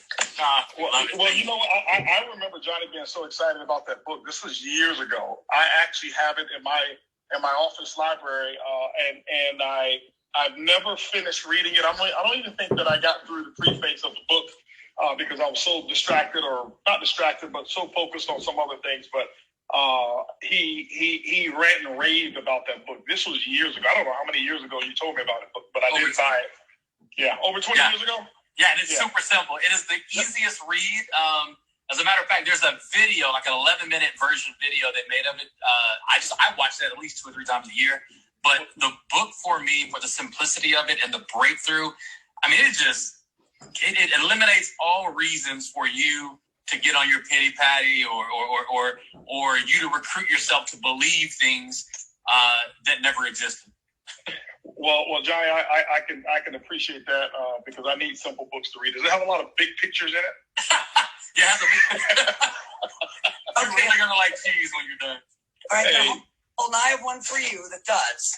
And every person who starts in business via network marketing, every kid when they graduate from college, and it's Oh, the Places You'll Go by Dr. Seuss. And it is one of the most incredible books on planet Earth for people to understand that there's a whole world out there and they need to get about the business of getting into it. Hey, Lisa, you're not going to believe me, but that is actually a book that was gifted to me a long time ago by a good friend of mine, very successful business guy.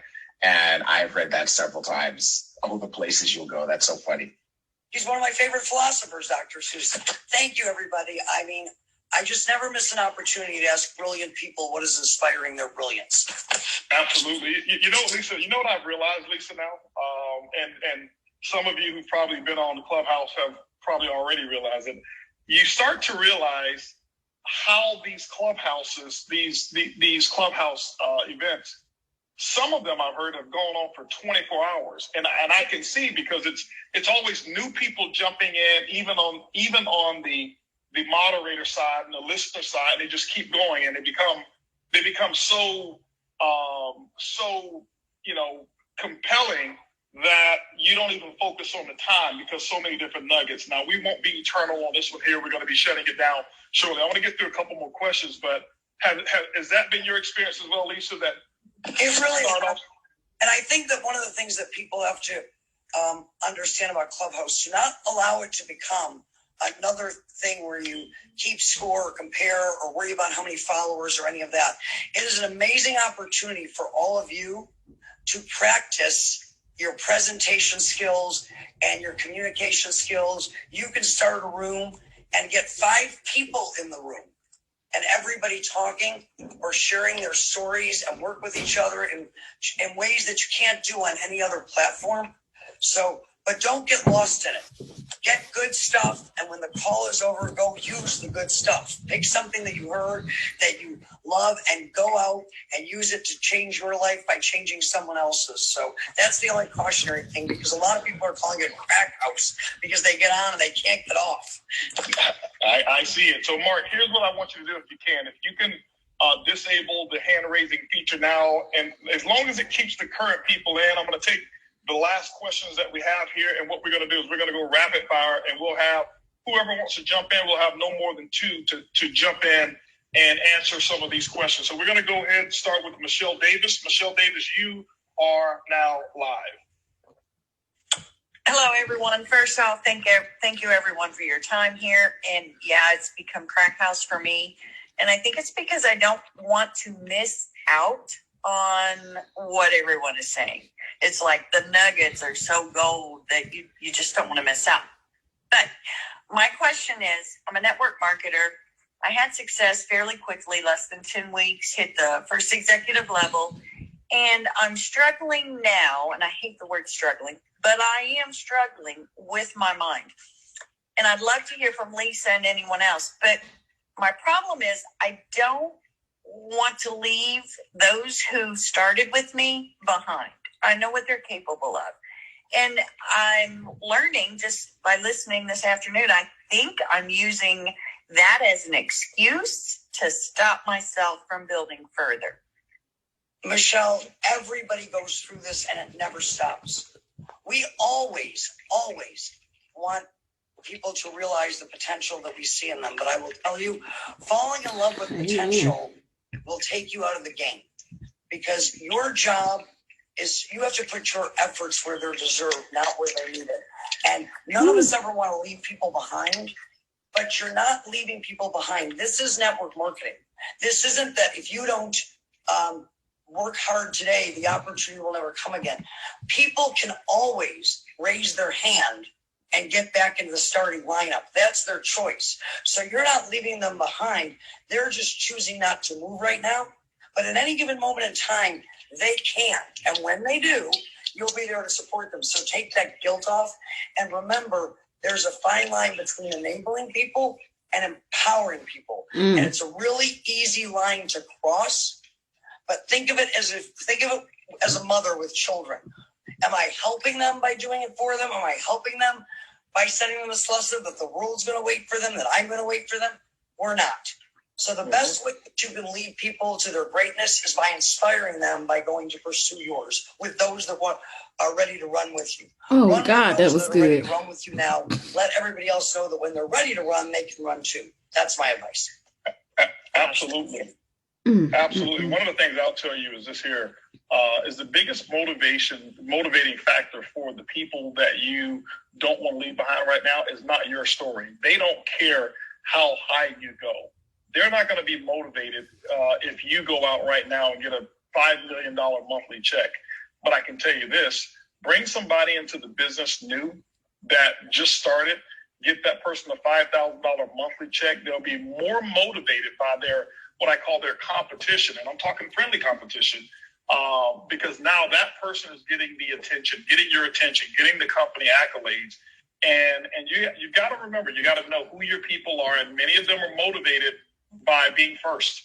And by you staying back with them, what you're doing is you're not allowing them to get in the space of competition because they felt like, oh, I've already gotten up there where with Michelle and I'm her favorite, or I'm first, or I'm second, I'm the third biggest leg, and they feel that their position is cemented. Create what I call internal, indirect pressure through competition of new lines that you're going to be bringing on. And trust me, it'll fire your group up and they'll get to work. They're not going to work because of you, but they'll work because of their competition. Perfect. Thank you both so much. Absolutely. Nehemiah Pilar, you are live. Guys, hope you're well. Thank you for this call. Can you hear me loud and clear? Yes, sir. Perfect. I'm just going to get my question up. So my question is to you, HB, is what do you think is different from the new networkers compared to when you started in the industry? When I started in the industry, in terms of the old school network marketers versus new network marketers, I think some of the old school network marketers, we didn't have all of the tools that we have today. And what that did is it made me so well-rounded because I had to learn how to do it all. I had to learn every aspect of the business. We didn't have social media. And so we had to build it belly to belly. And what it did is it made me a great conversationalist. And it's not necessarily about network marketing. It's our society today. When you look at kids today, my son, who's 23 years old, I remember when he was 16 and he had a girlfriend, and I would talk to him about the conversations that he's having with his girlfriend. He's like, what are you talking about conversations? I'm like, don't y'all talk? He says, no, we text. I said, you don't pick up the phone and call her? No, Dad. And he looked at me like it was foreign, like it was breaking the law to have a conversation with her. And that had nothing to do with network marketing. And what happened is it created these separate little silos where people's people skills today are not as developed as they were before. People are more socially awkward today as we were before because we taught 3-foot rule. And the 3-foot rule that we taught was you go out prospecting. Anybody who gets within 3 feet of you, you prospect them. You tell that to a group of people today, and they look at you like, what are you talking about? You know, I'm going to use my social media. I'm going to do this, and there's nothing wrong with that. But I think what Clubhouse has actually done, and this is not really trying to sell the Clubhouse, Clubhouse has taken social media and allowing us to talk to each other again, have conversations, even on your Zooms. And when you think about it, when we're presenting on Zooms during trainings, it's mostly one to the field. Here we're having a conversation. And why I like it, feels like old time before. The other thing was the expectation of getting rich your first month. You just didn't have that concept. You knew that there was a process, and we focus a lot more on process. And today there's so many deals or concepts that are out there that has spoiled the true essence of network marketing, and it gives a false sense of hope to people coming into the business thinking that everybody deserves a story of I joined today and I retire next week or next month or next year. And that just wasn't the case. And so I think all of them are still capable. I think there's some incredible people in this industry who come from what I call the new age of network marketers. But I do feel, and this is just me, I do feel that I'm so glad that I took the long route and that I didn't have the shortcut because it developed me as a business person.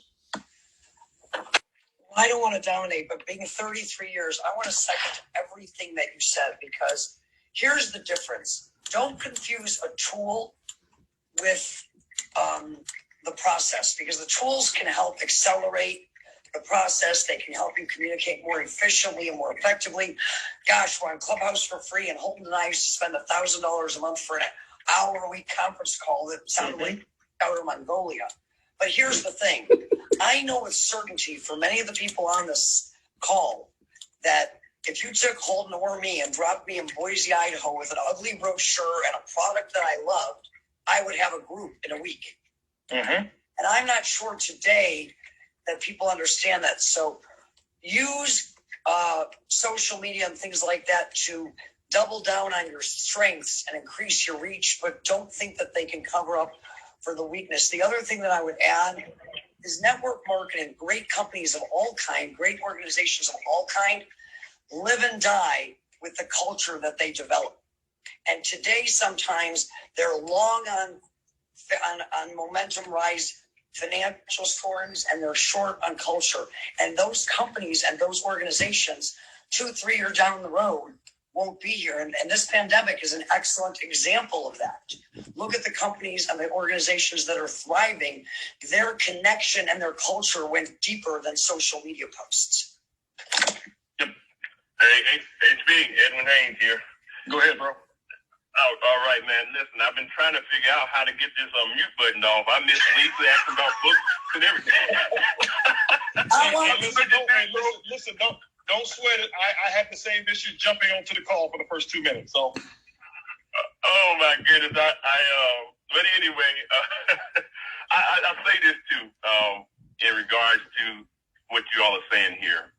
I always say that the person I am today is because of the process I went through in network marketing. And that translated not only for network marketing, but in business period.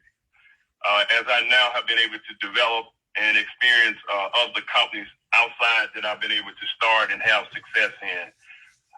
It was all because many of the successes that I am having and looking to have in the future, it translated into outside success here as well. So a lot of times people get these quick, don't want to knock what's out there, but these quick things where they confuse earning a certain amount of money with full success. The amount of money that you earn don't necessarily mean that you're fully successful. It may mean that you hit a lick at the right time. And so I had to be careful with not trying to always how we used to say it, well, just bottom line, skip the process. I'll leave it there. I think most of us, we all want to get rich or have success quicker, and there's nothing wrong with that. But make sure that you become and get something of substance in your life, something that can grow you. I can tell you this one thing that I can say, and I can speak from my experience here as well, is that the person that I was 20 years ago, I'm not that person. I'm better than that. The person that I was a year ago, I'm not that person. I'm better than that person. The person that I was a day ago, I'm not that person. I'm better than that person because I continue to grow. And those are the disciplines that I learned as becoming, going through that process. One of the things I'll say at the end with this, and I took this one from you. I'm not competing with anybody else or anything else. I'm competing with the person that I see myself as in the next 5 or 10 years. And so I'm looking to continue to grow, and network marketing has been a big part of that. So you hear this term, and it's now becoming like a cliche, if you will, but I have fallen in love with the process.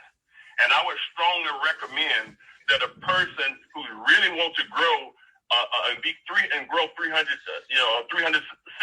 degree person in terms of growth, and fall in love with that process and don't shortcut the shortcut. Because what we do is the shortcut in life from my experience. So I want to just kind of share that as well. But before I go to the next one, I'll throw one last one in there. Is this here? As when you ask that question, I want you to think of friends that you would have who are in the new generation of network marketing, and I want you to relate it to this here.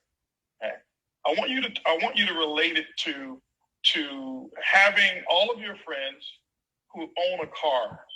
How many of them, if they were driving from Tampa to Miami on a road called Alligator Alley, and they ended up having a flat tire, and they called you up and they said, listen, I've got a flat tire. And you said, okay, no problem.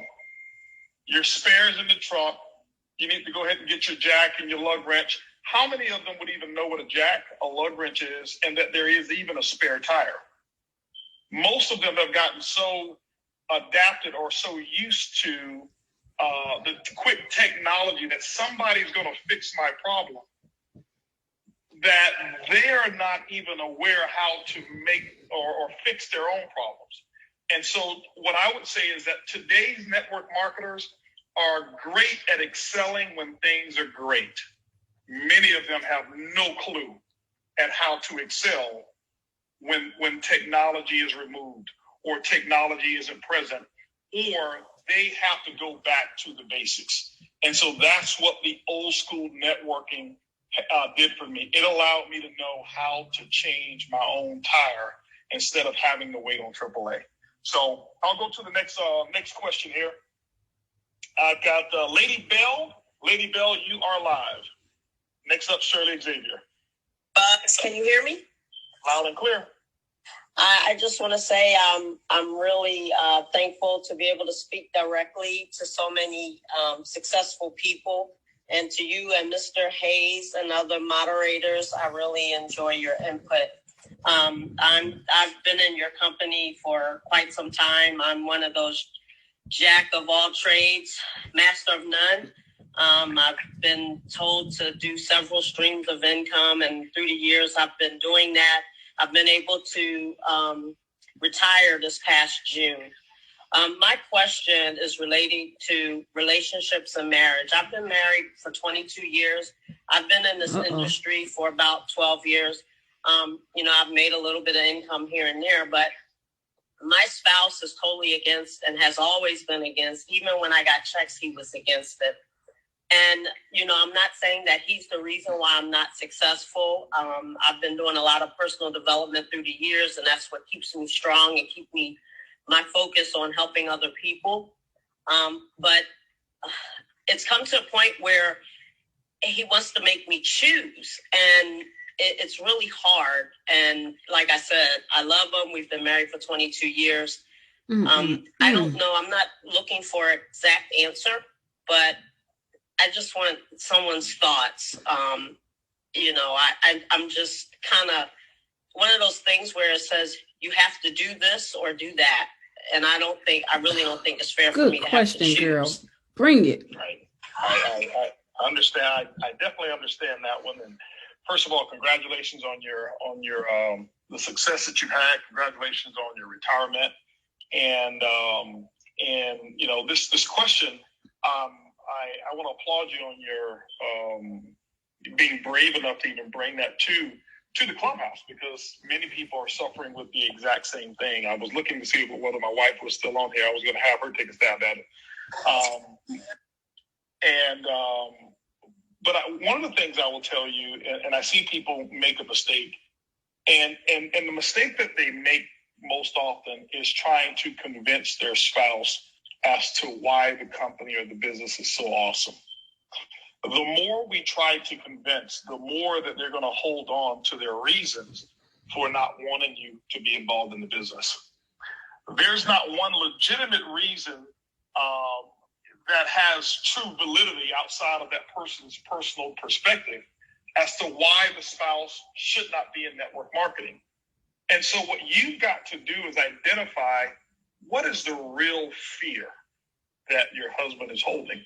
Does he fear he's losing the ability to be the hero because you may be talking about Edwin Haynes or Holton Bugs or Cesar Munoz or Johnny Wembry so often? Because this is a very, oftentimes this is a male-dominated industry from a recognition standpoint. The women do the majority of the work and contribution of volume. Men get a lot of the recognition. And sometimes when we are saying, oh, well, I heard Johnny say this, or Edwin said this, and sometimes they feel like they're losing their position.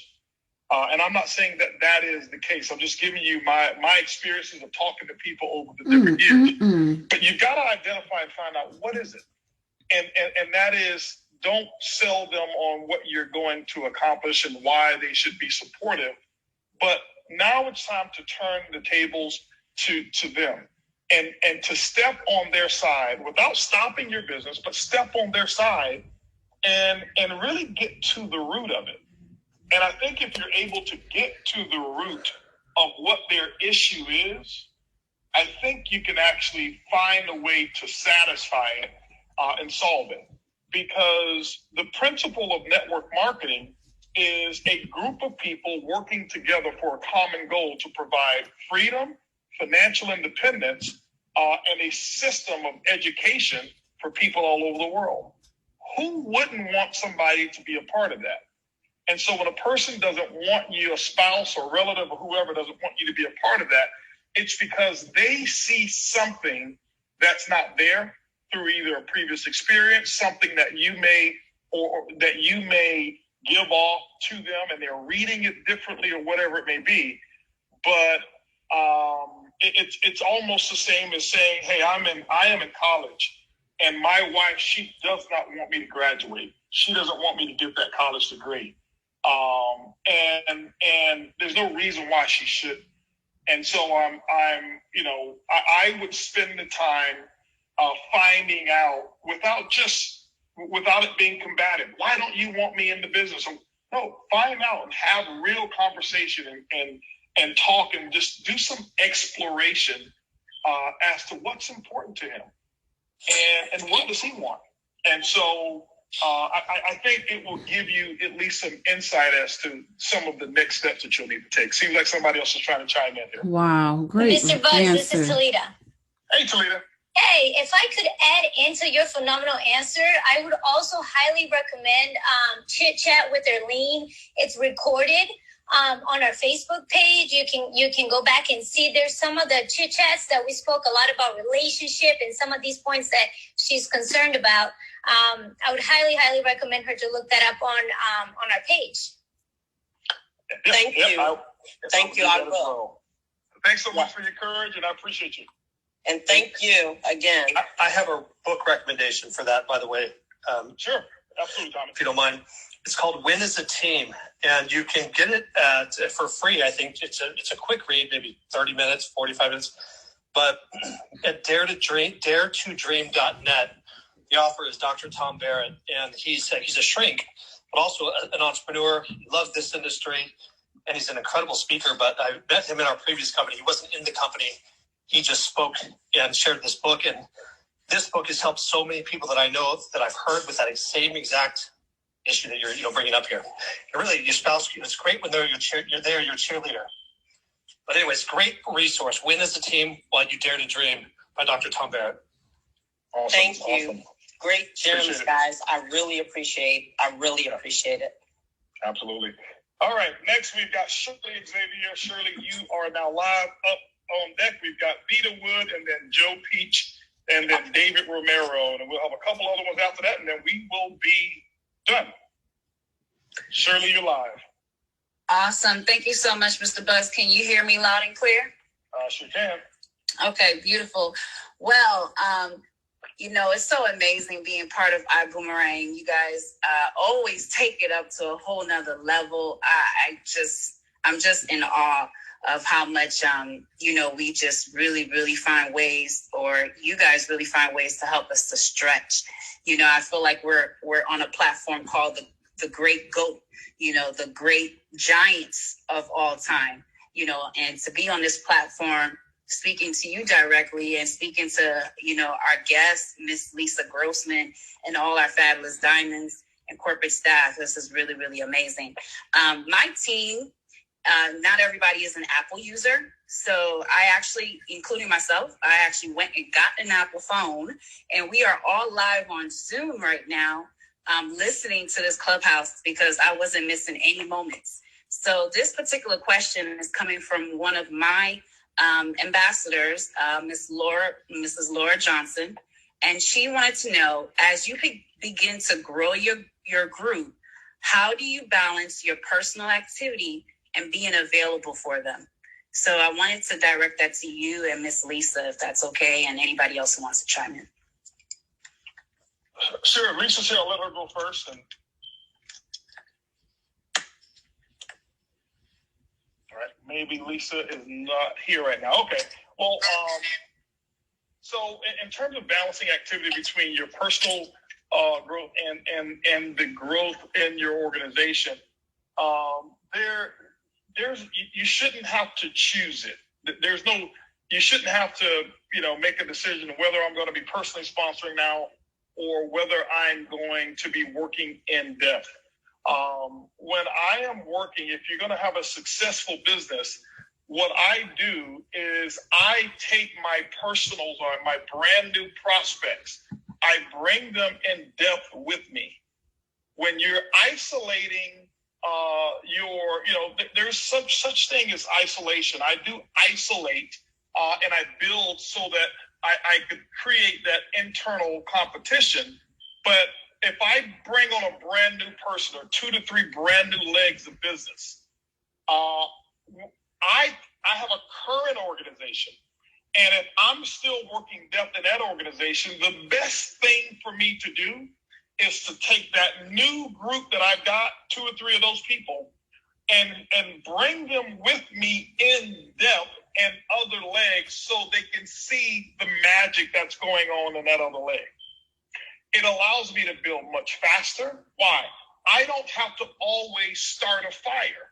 See, I can start one fire, and then I can take everybody's wick on this call, and all I've got to do is bring you to the fire. But if I had to be the person to go to each person on this call and light your fire, it's going to be exhausting. It's a lot of work. It's more than I'm willing. I'll probably run out of energy. And so what I'm going to use is I'm going to use the growth that's in my current organization, wherever that is, and then I'm going to bring my new groups with me so that they can experience what it's like to have an exciting group that's going on right now.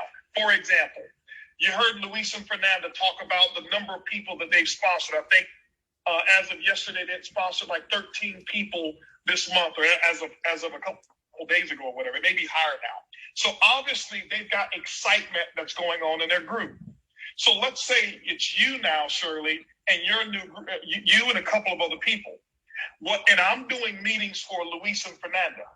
And now I'm 4 levels deep doing meetings, and it's exciting over there. Shirley, you may not know how to create that excitement. And instead of me having to restart it, Shirley, hey, listen, you got 2 or 3 people outside of the meeting that I'm going to do for you on Thursday. I'm doing a meeting in one of my other legs on Tuesday. Why don't you bring a couple of people with you? And so now you come, your 2 to 3 people come. Luis and Fernanda has the Zoom packed out, has the house packed out, the hotel packed out. I bring you over there. I don't have to teach you how to have a successful, energizing meeting. The environment that Sam Dean talked about earlier, the environment did the work for me. This is why I never choose between personal, my personal width, in terms of production versus what I've got to do in the group. It's all one. I utilize the whole group to build my other legs of business. And if you do that, you'll spend less time, you'll get more productivity, and the business becomes more fun and it won't feel like a job.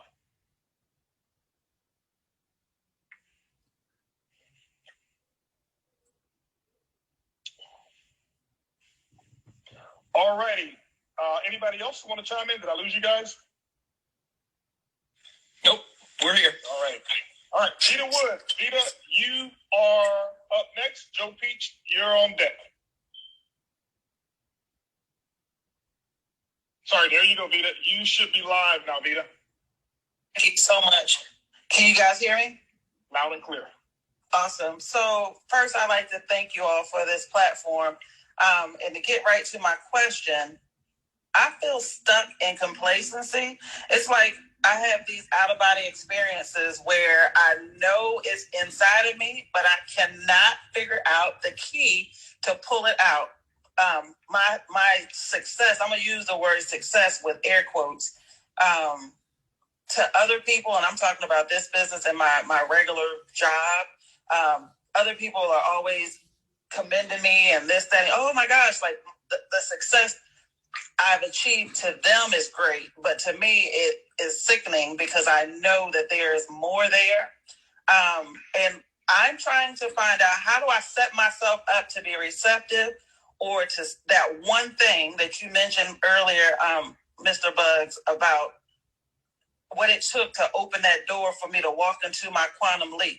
Johnny mentioned in his book, his dad said those 4 words, anybody can be average. Like, I don't want to be average, but I feel stuck in complacency. So my question for Lisa, Edwin, HB, Johnny, when you feel like this, what type of activities or daily processes would you recommend outside of associating myself and reading and learning to find this within myself, to pull it out and to jump out of this complacency funk? Real quick on mine, don't discount or minimize association, because that was my number one answer. As I spoke about when I first got on Clubhouse today, I told you that I listened to Clubhouse, and what Clubhouse let me know is, HB, you got to step your game up. There's because I hear too much incredible talent, and I just never accept last place, or I don't accept the middle at all. I'm the guy that I just got to win. And it's not about competing with them, but when I see others bettering their best, I know that my best can get better. And so the biggest thing for me is making sure that I put myself in an accountability, earn the right to be in an accountability group with someone you admire, and someone who is not stuck, someone who is thriving. Earn the right to be in their accountability.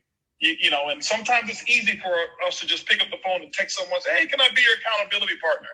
I don't do that unless I've earned the right to be in that person's presence that way. I want to earn it, and not necessarily just because I have a phone number or know of them or something like that. Anybody else want to go ahead? Amen. I'd like to ask Vita a question so I can help. Vita, when you say you get in that complacency, what is the one activity that when you are on your game, your superpower that you feel allows you to drive your business forward the best and impact the greatest amount of people? If you weren't in a complacency slump, what is that one thing?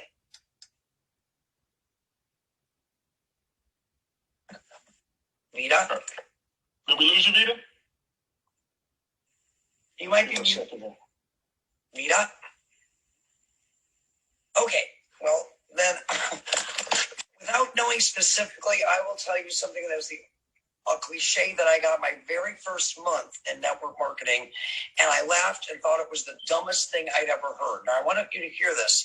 It was from Jeff Roberti, who today has earned more money in the field, I think. Holton, I think you and he are running neck and neck, but if he's not in first place, he's in second.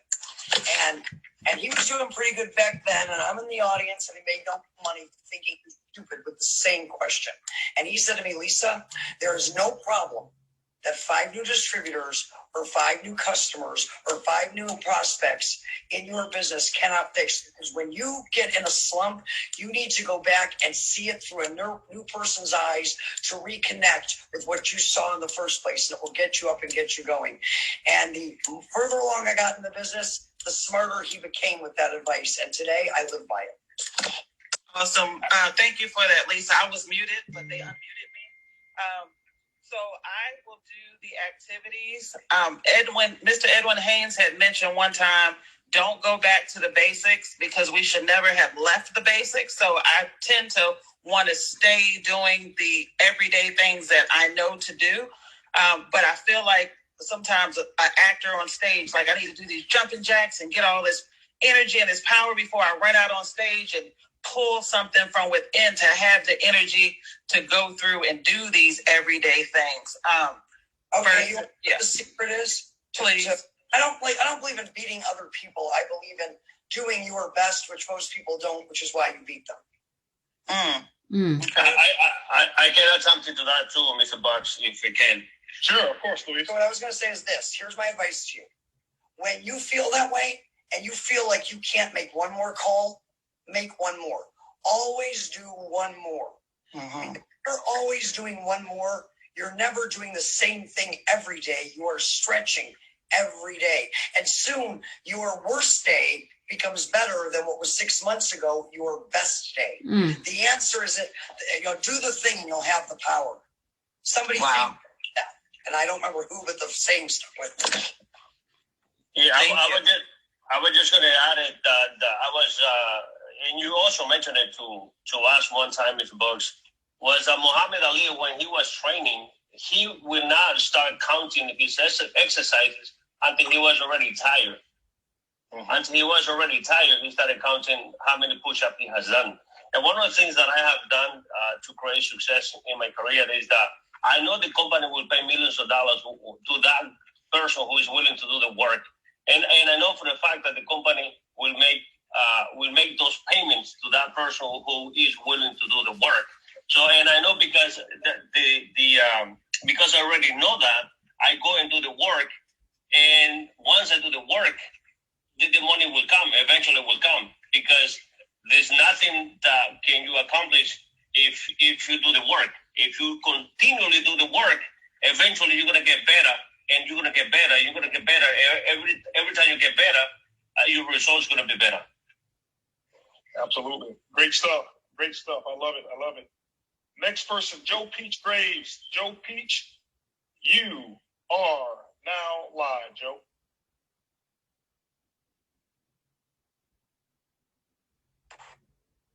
Aloha, guys. How's it going? Thank you so much for giving me some time on the call. I'm so honored to be here. I love all the stuff about the books because, I mean, Johnny, I've read your book, From the Hood to Doing Good, so many times, and now being one of your published authors is absolutely amazing. But my question, and it was fantastic to have Lisa congratulate that young lady earlier on the call about having over 100 customers, because I think that's something that I've noticed has been getting lost with the group that I've been building, is the value of having customers because of the delayed gratification sort of aspect that's inherent in this company. The question that I wanted to ask is, what are some things that you say to the person who doesn't realize that when they have 100, 200 customers, that they've got a residual income of $60,000 a year down the road, that will keep them understanding that being that fish, being that elephant, and just gathering those customers is not, I wouldn't say enough, but it's all steps moving forward that isn't wasted, if that makes sense. So how do you maintain the value in a person's mind when the results are a little bit delayed? It's Joe, it's all about catching them early enough as they become or as they are a baby in the business. When new people join the team, we talk about culture, and culture is basically the habits, the philosophies that an organization really abide by without having it be set rules. It becomes a movement. It becomes what's expected of one.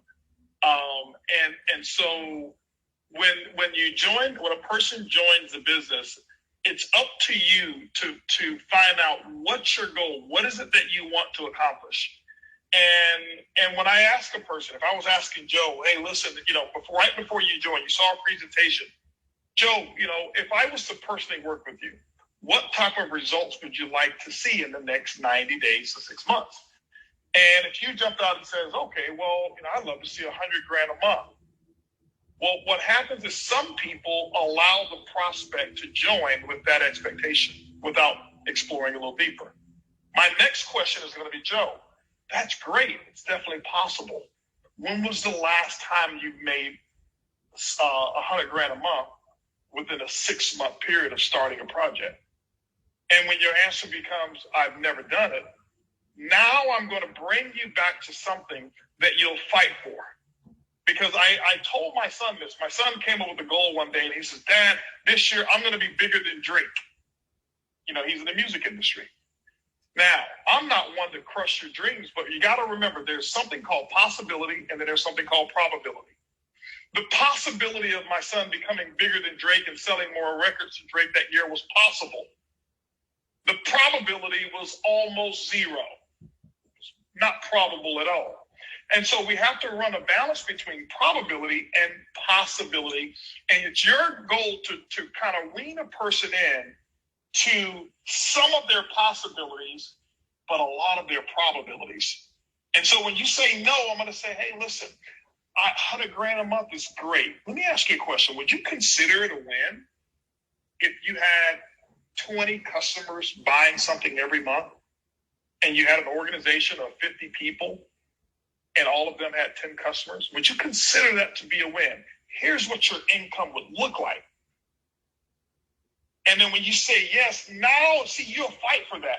My son had zero accountability. There was no accountability whatsoever of him becoming bigger than Drake, because if he failed, no one would look at him and say, oh, you didn't achieve your goal. And I told him, I said, son, I tell you what, don't worry about being bigger than Drake. Can you add 2,000 fans this year? See, now you got to be accountable to the 2,000 fans, because everybody around you know it's possible and it's probable. But 6 figures a month in your first 90 days and you've never done it before, if you don't even come close to it, nobody's going to remember that you set that goal.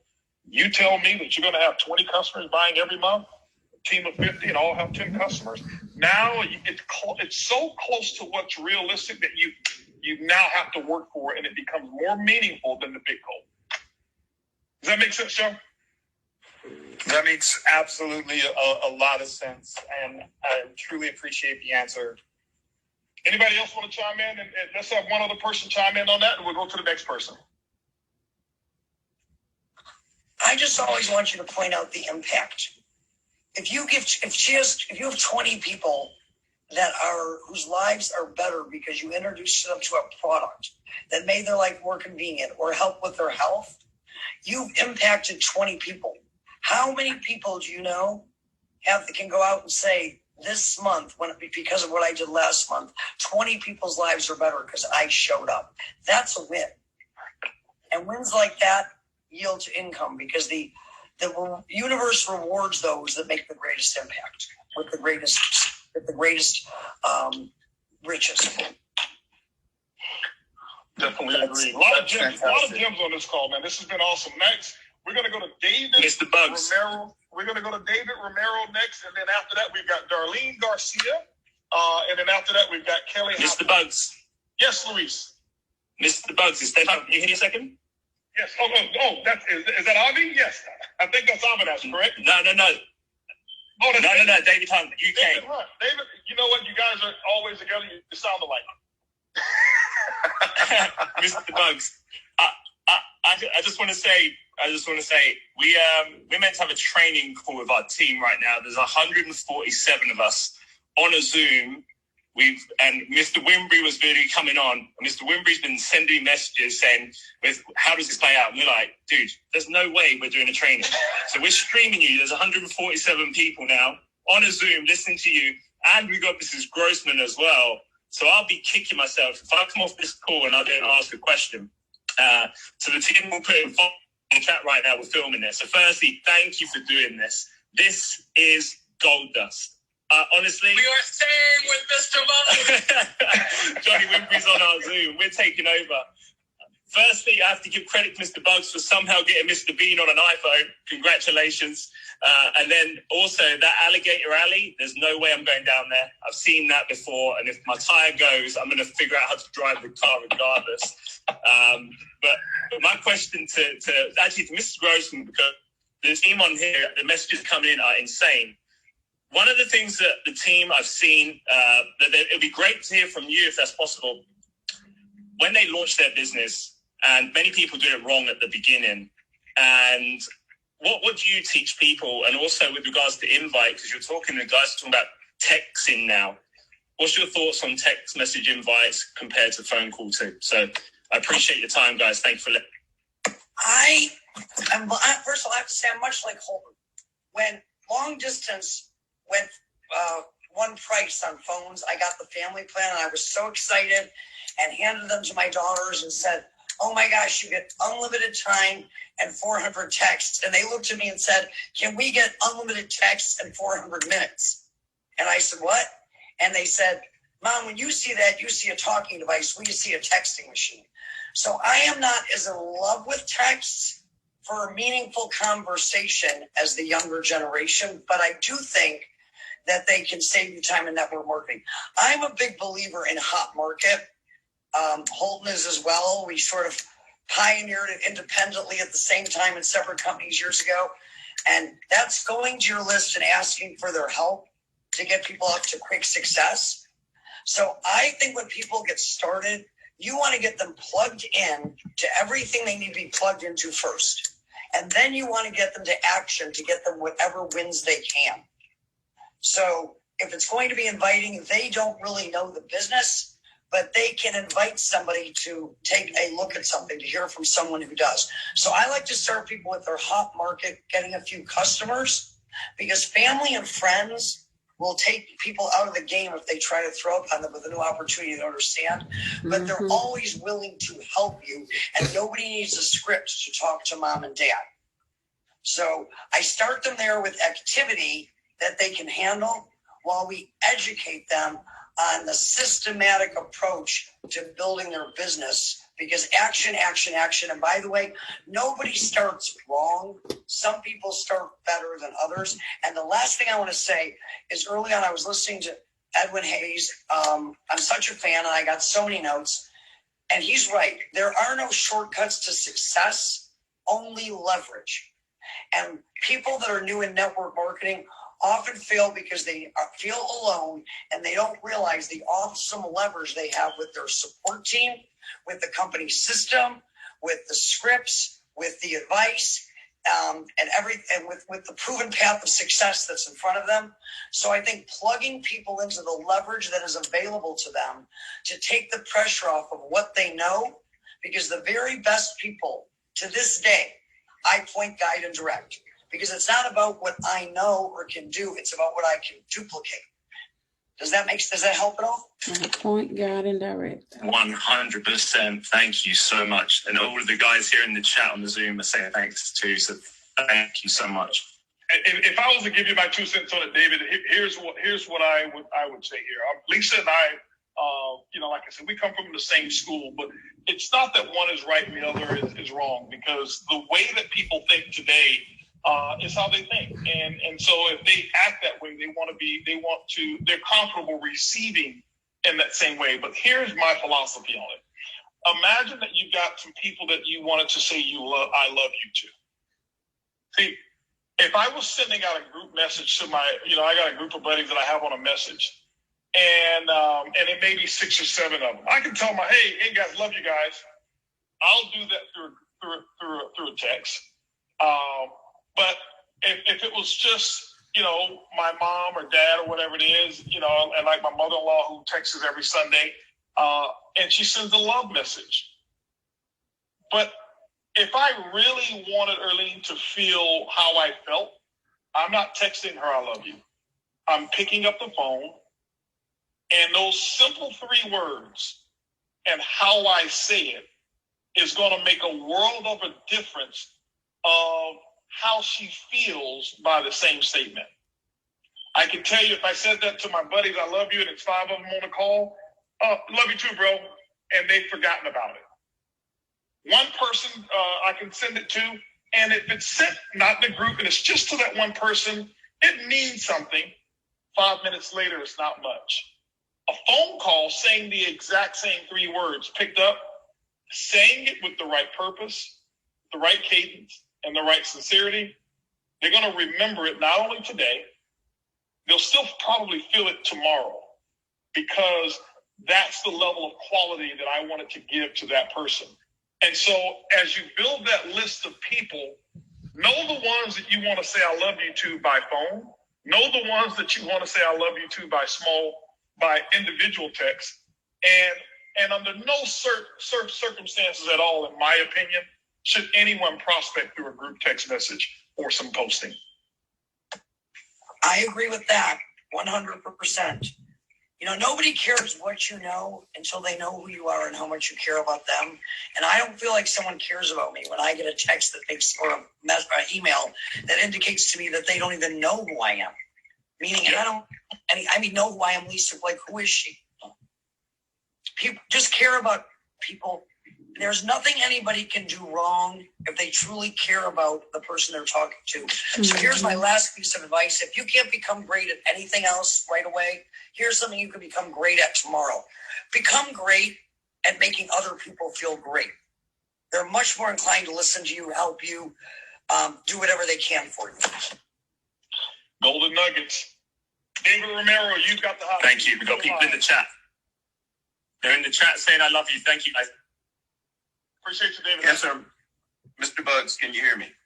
Loud and clear, David. All right. To all the other folks on the call, I'm definitely appreciate Mr. Bugs putting this platform on. My name is David Ibuumerang in Denver, Colorado.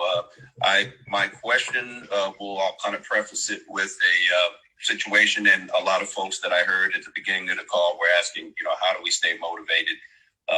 What I found at the beginning, and I've been in networking a little while with different companies, but it wasn't until I found the right leadership. I'm a retired military officer and also in the corporate environment. So one of the things that appealed to me about this industry that was really a serendipity is I didn't realize how much the leadership and professional development part of the business would actually engage me and keep me in, even in the beginning when I was going through what I hear a lot of folks say, losing motivation. How do I stay focused?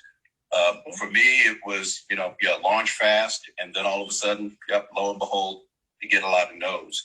And so what it caused me to do, and probably a lot of new folks, you slow down. Now you're launch fast. Tell me specifically what your question would be. Okay. So my question is, for the folks that are leaders in your organization, do you find that the leaders, the organizations that are growing the fastest in your group counsel with you more frequently than those who don't? Because when I got the no's, all I wanted to know was, were they saying no because I wasn't presenting properly, or were they saying no just because they just weren't the right prospect? I counseled with my mentor, Rod Smith, and once I found out they were saying no because they were going to say no, it allowed me to speed back up again. My answer to that question, and I'll pass it over to Ed, is not that they're growing because they're counseling with me, but the answer is yes. I find that the groups that grow the fastest have a culture of being tied in to some leader who has a solution to the challenges that may be occurring within that organization. Amen. Now, what happens is, as a result, that leader that they're counseling with a lot is counseling with their leader. And then that leader may be counseling with their upline leader, who's ultimately in counsel with me. And so it's the information flow is going down pure and not being circumvented, if you will. And so the plugged in groups are typically the ones that are growing the fastest. So the answer to that question is yes. I'll pass it to Ed. Absolutely. You kind of really summed up what I was going to say. And no matter how big, I guess I can say I have been able to experience some bit of success here in this industry. I've never gotten too big to get the counsel from HB. And it's just the right thing to do. When you have someone who's willing to pour into you and help you grow to accomplish the goal that you're looking to, it's a mutual thing that happens there. I always value that. And in terms of my own experience in working with different leaders and people coming up, I do find that it's that accountability, if you will, that the ones who do counsel with me the most are stay on track. They're less likely to have the point that so many people have been asking about of what happens when you feel alone, or when you when you feel like things are not happening or whatever. Then because of the experience, see, I tell people this as well. Life did not come with a manual. If there was a manual in life and how you can become successful and all that stuff, that would be an excellent thing to happen. The best manual you can have in life is to find a coach or a mentor who's willing to pour into you. And that's some of the things that I would strongly urge a person, especially in this industry. Because a lot of times, many of us, we come from varied backgrounds, of course. We're thrown right into the fire. Go out and recruit, go out and get your customers, go out and do all this stuff, and maybe something that's different than what you're used to. But if you can get someone who's willing to work with you and you can follow that path, that is one of the things that we keep saying, and piggybacking on some of the other stuff that we said, that is one of the ways that you can shortcut, if you will, your way to the success that you desire. So counseling is critical. I experienced it And it's, again, one of the reasons that I'm here today. Awesome stuff. Awesome stuff. Darlene Garcia, you are up. Kelly, you are next. And come on to the call with your question and who you'd like to answer it. HB, can you hear me? Loud and clear. All right. Well, thank you again so much for this platform. Oh my gosh, we've taken so many notes since it started. So what I have here is a little bit of a challenge, I guess. Before Ibuumerang, I was building another business, and I really was in a space of serving people and helping people, but from a place of healing. And I still do that today. I love it. But that's what everyone knows me for. And I love Ibuumerang, and I want people to know me for what I'm building here. So, I mean, do you have a recommendation on how to mesh both of those worlds without me giving that up, and serving people in a healing space, but still showing them how amazing Ibuumerang is and how they could, be a part of this opportunity with me? So I have a question for you, Darlene. So when you say in the healing space, be specific. Let me know what tools did you use to heal people? Was it mentoring? Was it herbs? Was it exercises? What was it that you actually? What were some of the tools that you would use? So I taught them a system, if you will. I gave them action tools on how to heal their hearts through. Because of grief, right? Grief in any form. Didn't have to be like the death of a loved one, but grief in any aspect. I taught them specific tools on how to begin their journey in taking the actions to heal their heart. And, that's still something that I'm very passionate about, but I'm on this journey with Ibuumerang and I love it. And I want to be able to grow this in a way that you guys are growing it, to be able to dream bigger and do all those things. And so I still want to be able to bring that world into this world that I'm in with Ibuumerang. And do you recommend that I do that or not do that? What do you recommend? Can I answer that? Absolutely, Lisa. Go ahead. Darlene, you're already doing it. Such a great question. Is expanded. I knew our answers were going to be the exact same thing. You've just expanded your portfolio. Hey, everybody. I've spent a lifetime giving people the tools to help them heal their broken heart. But in today's world, I realized that there are people that are living that are broke financially, whose hearts are broken or are breaking because they're broke financially. So now I not only help people and provide them with the tools to heal their heart, I provide them with the tools to heal the financial cancer that is killing their families, to fill them, to create the hope for them that tomorrow can be different. I provide people with the tools to take control of their own destiny and no longer feel that they have no say in the life that they live. I help people to heal their families by allowing them to have the tools that are necessary to live an extraordinary life. All day long. That's exactly what I was going to say. And that's why I asked, tell me the tools that you use. And I was asking that because I don't want you to shy away from wanting to be known as the Ibuumerang lady, because you are a healer. Now utilize the tools in Ibuumerang and do the same thing you've been doing in your other business, but now you've got an additional set of tools to heal other issues. And Lisa said it best. Amen. So that's what I would do if I were you, darling. I love it. Thank you both so much. That helps me a great deal. That was Absolutely. awesome. Kelly, you are live on the hot seat. Come with your question. We've got Daniel, who's up. Martinez up next. Raul Castillo will be after that. And then Sharon Guilty. And I think we have about 4 more, and then we will be done. But right now, you are live. Can you hear me, Mr. Bugs? Loud and clear. Thank you so much for this opportunity. My question is for Lisa today. Lisa, early on, you mentioned that you only have the ability to talk to a certain number of people in any given day.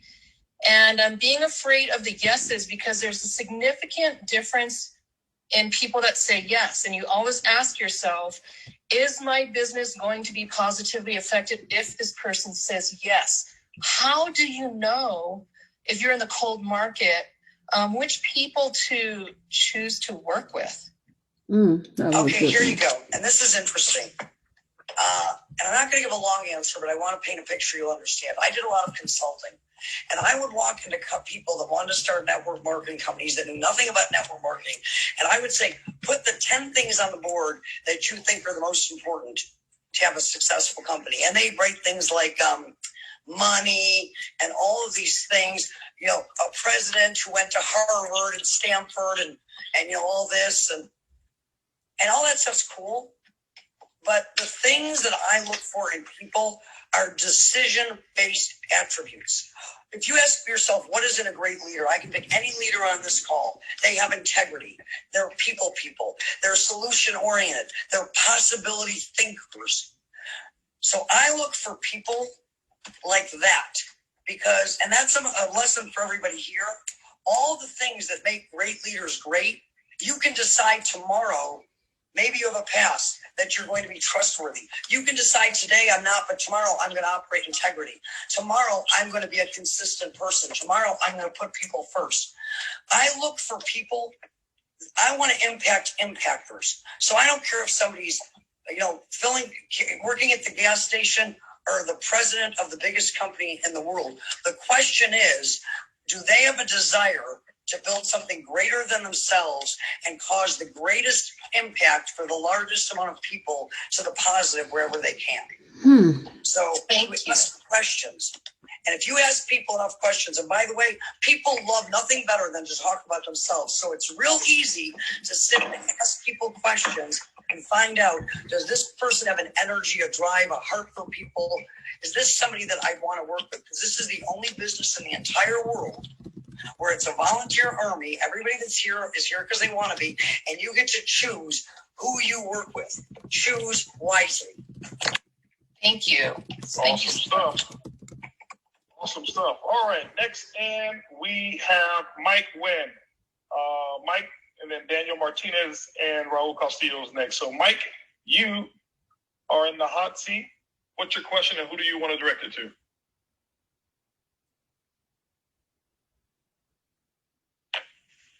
Mike Wynn, going once.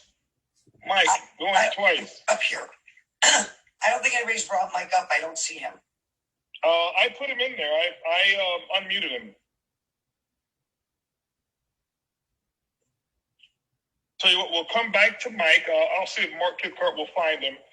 Let's go right now to Daniel. Let's go to Daniel Martinez. Daniel Martinez, you are now live. What's your question? Well, thank you for the opportunity, Mr. Bugs. I will actually want to address this directly to you. I've actually heard you mention a couple of times that, and I think the last time was in a Sunday call with Erlene when the pandemic was starting. I heard you say that by the time you were 28, you were already a multimillionaire. You were financially free. You basically had everything that almost anybody would want. But it wasn't until you were 42 that you were actually free from other people's opinion and criticism. And that actually really impacted me. So my question is, what was the defining moment that led you to say, you know what, I'm officially 100% free? Or was it a series of events? Or what had to happen in order for you to say, you know what, now I'm actually 100% free? For me, it was a simple realization. I can tell you kind of exactly when it happened. It may sound a little weird. We all have certain things or experiences that may occur in our life that will set us free. Mine happened in the Bahamas. This was obviously 6 years ago. We happened to be in the Bahamas on a trip. I remember when I first got into network marketing, I was in a very culture-building, structured environment in the Amway Corporation, and it was a lot of mentoring that was involved. I'm the type of person that when you tell me something, if I trust you and I accept you as an authority figure in my life, I'm going to do not only what you say, I'm going to do more than what you ask me to do because of my fear of losing the connection or mentorship with you. So my upline, I'll never forget him telling me, this is just one thing here. I never forget him telling me that business people don't wear facial hair. And so that organization was a very conservative organization. Nobody had facial hair. No leaders had facial hair. And that was just one thing, okay? That was the example of people having an impact on my life. I never understood why. I just listened to what he said. And it carried on long after I was out of that company. And I never forget going to Bahamas on a trip. I forgot to bring my hair clipper so that I could shave. Well, guess what happened? My facial hair grew on that trip. First time I'd ever forgotten to bring my stuff. And I kind of liked it. And I made a decision, okay, I'm going to keep my beard. And it was that mental stronghold of not only what he had said, it wasn't him. I don't blame him for anything. It was my personality. I allowed the opinions of others that I wanted to please to direct me in different paths that were not even justified for today. And so when he said that, that was probably the case. Back in the day, there was this such thing as being IBM trained and positioned. IBM salespeople wore blue suits, red ties, white shirts. IBM was the most successful company that was out there, $1 billion company at that time, and they were the staple. They were kind of the reference point for what a great salesman would look like, the prototypical postured, polished person.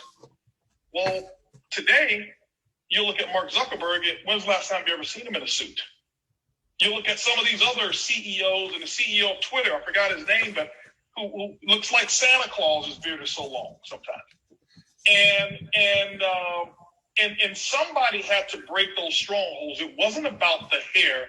It was about the mentality of me just being so susceptible to influences that are no longer relevant. And it's just like us telling some of the new age people certain things that they must do now that we did back in the day. It may not even be as relevant today. And so that was the thing that allowed me to say, I am choosing no longer to be in bondage of anyone else's opinions about HB. And I felt so free. It wasn't the beard. It wasn't the haircut. That was just the event that allowed me to release myself, because I realized at that moment how I had been in bondage. I realized how many concerts of people that I missed. Why? Because I wanted to focus only on building the business. And I was this person that was always business, not doing any recreation. I wasn't having fun in ways that I really wanted to, because what I saw modeled were people just building the business, focus, building. And the only fun that I saw them have were on reward trips. I don't think that that's a great quality of life. I think that you could build, you could be who you choose to be as long as it doesn't infringe on other people, and you can have a great quality of life outside of your network marketing business. I think it will make you a well-rounded, better person as well. And so that's when I became free. The money didn't make me free. The success didn't make me free. I chose that Holton Bugs is going to be freedom. And that's why my hashtag, whenever I do posts on Instagram, my hashtag is welcome to a Bug's life, and the next hashtag is freedom, because it means so much to me now that I don't give a rip what anybody outside of my wife has to say about HB. So that was freedom to me. Let's go now to Raul Castillo. Raul Castillo, you are live. What's your question, and who do you want to answer it? Awesome. Can you guys hear me? Loud and clear.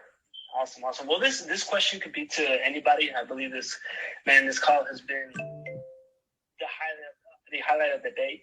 But I want to go back to, I believe we touched the subject about an hour ago. And it has to do with getting or untouching your emotions from the results or to the income. I believe Gary and Lisa spoke about that, but it was just brief. But I want to know, what are the steps, or what are the, the ways of coming, achieving that? Because I believe that's, I've been a part of this industry for about 7 years, and I still hold the enthusiasm and the energy since I first started. I even have, more energy now. But what steps does an individual have to take in order to, overcome not getting involved emotionally to the result or to the income? Gary, can we bring you back on for that one? I mean, you can hear me? Yep. Okay. So here's some things that I always try to focus on when I'm building is I do my best to not frustrate myself on things I can't control. Lisa said it when she said we're in a business of choice, and it's their choice. I always thought about myself seeing the information for the first time, and I didn't get started right away when I first saw network marketing. I had my own objections, and I know that whatever the person brought me, I wasn't making the decision on what they showed me. It's just my limitations. So whenever it comes to me showing someone, I know when they're giving me these no's, it has really probably nothing to do with me. It could be what they've gone through for that day. It could be based on an experience they had before. I know it didn't necessarily mean that I wasn't doing my best job. So I try to use that as my mindset to say, don't frustrate yourself on the results, because who knows what that person is saying no to. It might not be me. They might be knowing to themselves. So that's just one of the things I was doing to emotionally detach myself from the no's, letting myself know that, listen, I got to keep doing my efforts. Who knows why they're saying no? I can just do the best I can do, because Johnny Wimby said, all you can do is all you can do. That's one way. Awesome stuff there. Awesome stuff. Appreciate you, Gary. Thanks, Raul, for that question. We're going to go now over to Sharon Guilty. Sharon, you have the mic. What's your question, and who would you like to answer? Okay, can you hear me? Loud and clear, Sharon. Okay, great. This is Sharon Guilty. I am the wife of David Guilty, our Emerald Ambassador in Ibuumerang. And the question I have, and this has been an amazing call. I've been listening for hours now. And I just want to say congratulations to everybody on the call who's spoken, who hasn't spoken, who just has dreams and desires in life, period. Because I feel like I relate this a lot to Ibuumerang, but I also relate this a lot to just life, period, and mindset. So my question is, my husband is, our team says he's on the Diamond Dash, on the road to Diamond. And this question is mainly posed to people like our top leaders, Edwin, Mr. Holton Buggs, Mr. Edwin Haynes, and maybe some of their wives that are maybe on the call or not. But what are some of the memorable moments that you can recall as to how your wife supported you the most in reaching your goals and your desires in business, even in the past and or now or in the future? What are some of the things that she was able to support you in doing in the household, or just period, as I support David on his road to Diamond? Thank you for having me. Awesome Absolutely. question. I'm going to reach out to Kim Bean first to take a stab at it first. Okay.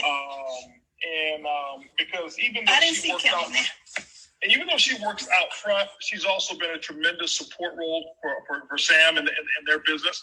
And then I'll give that to Lita as well. And if she's still here, and let both of them answer that if they are still on here. Okay. Mr. Buzz, I am on the line. Hey, Kim. Hey there. And hey there, Mrs. Guilty. Great question. I am in an area where it's a little bit loud, so I'll step into a different room. But different ways to support, especially different stages and different levels. At the beginning stages, my support was really take care of the household. We made a commitment where my husband went out there, he worked 8 to 5, and he didn't have to worry not one thing when it came to our household. Even when we had our first newborn son, he didn't have to wake up in the middle of the night to make a bottle. He didn't have to change the baby's diaper. I wanted him to focus on his strength. And that's one thing that spouses should really get to know, the areas of improvement and the strengths of their spouses. And one thing that I knew about my husband is once he loses focus on something that he has a laser mind, or laser goal set, is he gets deterred and he gets completely thrown off. And so side jobs, side things, so such as domestic things, he gets distracted by. So me knowing that that's an area of improvement for him, I know that's my strength. So I stepped into the gap. I handled everything when it came to that. Then as the business started to progress and get bigger, I knew that he needed my assistant in the forefront. Also, I knew my role. I knew that my area of improvement when it came to negativity, I was a negative spouse. And I didn't want to be that negative spouse because I saw the vision. I bought into the vision that Mr. and Mrs. Bugs created, that Mr. and Mrs. Haynes created. And so in order for me not to be negative, I needed to be around the environment, just like what my husband shared earlier. I needed to be around the environment. And in order to do so, the environment is not in our home. The environment is at the event. Even though at that time, 15 years ago, we couldn't afford to be at the events together, I volunteered. I volunteered so I could be around the environment. And then I fell in love with what I was doing because I felt the impact, not only within myself, but I felt the impact from the entire company, because now I'm like, I now am a part of the vision. And so I made myself become a part of the process for myself and for my husband. So you really have to find your strength in what areas of purpose that you could serve in it. And I know that my husband and I, we sit down and we talk about it annually before the year even begins. What can I do to support you? What can I do to make our business grow? And the best person to really find that out from is the person that you're wanting to support. Back to you, Mr. Bugs. Awesome stuff. Talita, are you there? You want to anything you want to add as well? Yeah, that was phenomenal. I think that Miss Beam had it right. Clear dialogue, communication, set the expectation, stay plugged in. I mean, I congratulate you for being so supportive, for being in the vision, for not taking yourself out of the game. I mean, you got it. I think all the answers that you're looking for will become very clear when you set the dialogue clear, the communication, the expectations, and you stay connected and consult whenever needed. Whenever you're feeling frustration, whenever you feel things are not right, don't keep that energy, because that energy can be an obstacle. Kind of set that energy out, connect with a person that you're working with, an upline, somebody that you can consult, and you got it. Awesome stuff. This is really, really good stuff. I appreciate it, and I know we're going to wrap up. We're going to wrap up with everyone who had a question. No more questions coming in, but we will finish all of these. We have, I think, 1, 2, 3, 4, actually 6 more, and we will go rapid fire. So we're going to go now to Aria. I think it's Aria the Balls, and you are in the club. Hello? Hey, Aria. Hi. Oh my gosh. I'm so honored and grateful to be here with all of you. I want to say shout out to Diamond District and my sponsor, Ms. Diva Leslie. I love you so much for bringing me into this opportunity. And I always say I didn't have to try anywhere else in network marketing. I just fell upon the right place at the right time, and I took up on the opportunity. So my question is, sorry, my heart is beating so fast. I'm so honored. I really wanted to just let you know that right now I am in a shelter with my daughter, and, it has definitely kicked some fire underneath myself. And ever since Cancun, I have been just in activated go mode, asking more questions and just, staying close to the fire. Once again, thanks to my sponsor, Ms. Diva Leslie.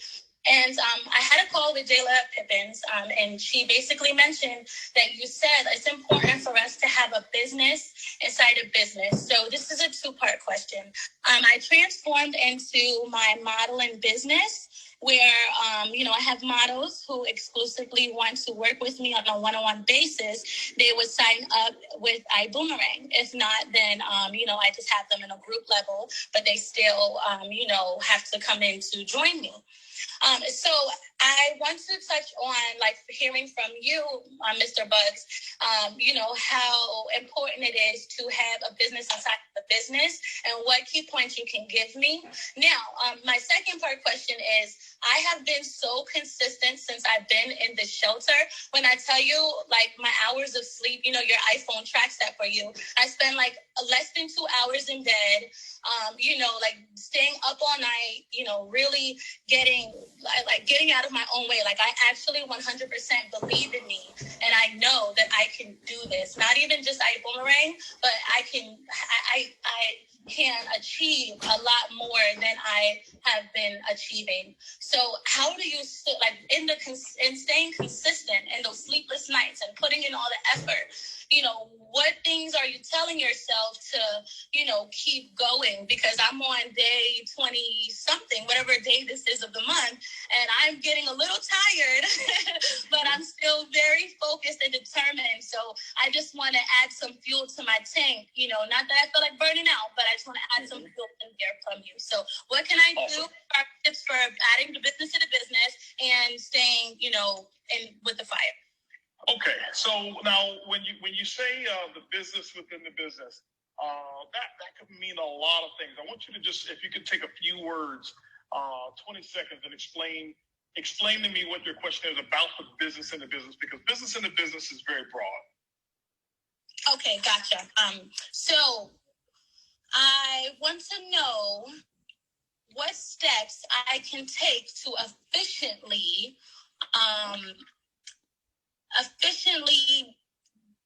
bring out my plan of having a business inside a business, meaning how can I effectively be all in to Ibuumerang and all into the business that I've created inside the business. Okay. Does that make sense, Mr. Vargas? All right. And so the business, so explain to me the business that you've created inside the business. So I am a model. I'll be featured on Amazon Prime shortly, and I've had a few billboards. And you know, I have a lot of network and connections in that area of my expertise. So a lot of models reach out to me and they want to work with me. And on that call with Miss Pippins, Miss Jayla Pippins, we constructed a plan where if the models join Ibuumerang, you know, they get that one-on-one mentorship with me. Also, because we can take a photo and get paid, but we don't get residual income off it. So what I'm saying is, you know, we can still book shoots, we can still do that, but let's also be models in business and set up the future for our future generations to come, because it's bigger than us. Gotcha. I think I understand exactly what you're talking about now. So let's answer your first question. The first question is, how do you be more efficient at running the business within the business? Understand the purpose of your modeling business. Understand the purpose of your Ibuumerang business. What you've got to do to make them efficient is you've got to make sure that both of them are serving a very similar purpose. Okay. If you know that it's about empowering, uplifting, and motivating people to become their better selves, then obviously Ibuumerang does that. And if that's what you're doing through modeling, which I would assume that you are, they work together synergistically. And so that's as long as you've identified what the similar purposes of each business is, and you align them together, then that's what's going to make it work efficiently. The thing I will tell you is this: as you're building a network marketing business, what you don't want to do is you don't want to focus all of your attention on only building with models. And the reason why is I want you to imagine you've got an organization of 5,000 models. And let's just say that there was a huge modeling convention that was taking place. And at the same time, we have a huge Ibuumerang event taking place. Now, 100% of your group is going to be distracted, having to decide which one of these do I actually pay attention to. And so you're going to end up either having nobody at your modeling event or nobody at your Ibuumerang business. And so sometimes it can be self-destructive. So as you do build that, make sure that you diversify no different than you would diversify people in your neighborhood. I always tell people, don't build your entire business with the same race, with the people who only speak the same language. Don't build it with people who are only of one particular religion or whatever. Don't build it of people in the same city or same state or same country. You never know what takes place in network marketing. The purpose of network marketing is diversification. And diversification, guys, doesn't mean you go out and try to do 15 different businesses. It means that you're able to diversify income streams geographically around the world with people who have common goals, but they may be positioned or have different purposes for why they're using network marketing. And so you can have 10,000 streams of income in the same business because you've got 10,000 or 20,000 different people who have different reasons why they're building it. But because they win, it becomes a stream of income for you. I think some people get it misconstrued when we talk about the multiple streams of income. So that's what I would do if I were you. That's my solution to it, and hopefully that helped you out. Yes, Mr. Bugs, real quick. I also want to say that actually gave me a lot more clarity because I actually am a creative. I do a lot of things and I have a lot of accolades. To go with them in that area. This is my first network marketing. So there was this guy, and he's an author, and I introduced him. He's going to be coming on to my 6 o'clock. I also, have some girls that just have a travel group, and they want to join me and listen. And I actually also started a Leo travel group myself. I'm a Leo. I know you're not, but I started the Leo travel group, and it's almost over 80 people, and we're going to be going somewhere in Las Vegas, staying at the Westgate Hotel, and all of them are using the iGo portal. So, awesome. I thought that doing the models in business would help me narrow down, but actually it's actually going to help hinder me. So thank you for that and giving me that clarity. Now, how do I stay alert and awake and stuff? Because I'm tired. But that's the next question. That's the next answer I need to give you, which is even more important. Here's the thing I want to share with you. It's your first time in network marketing. You've got big dreams and goals, and that is awesome. Here's the thing I want to let you know, okay, is you don't have to put 24 or 22 hours a day in the business. You don't.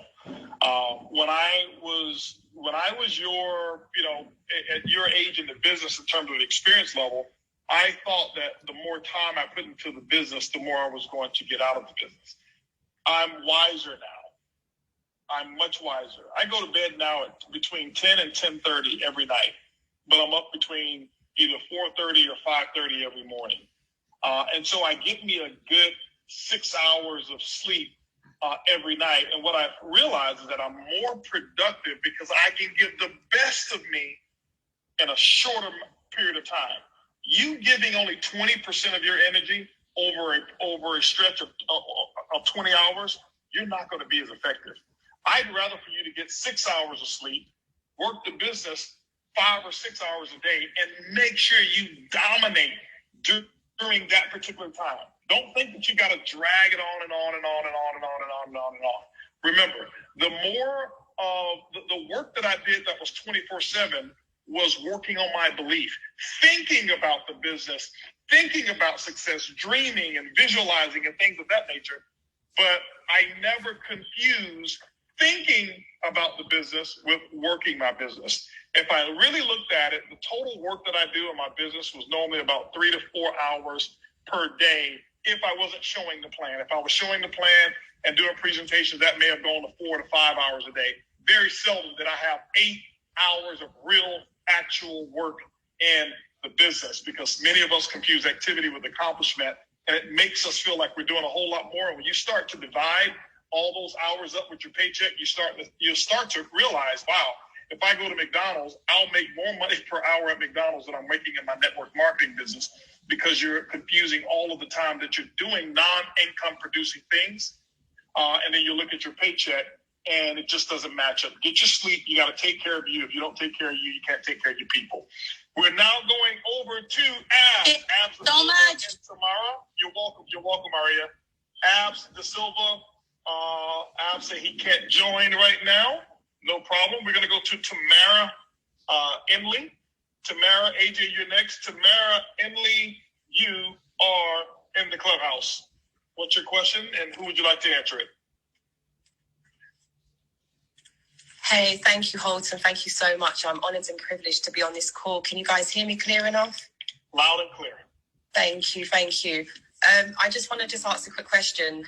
We've heard a lot today about kind of how the business works, but for me, listening to the call today, a lot of my question's been answered already, but this is a question to you, Holton.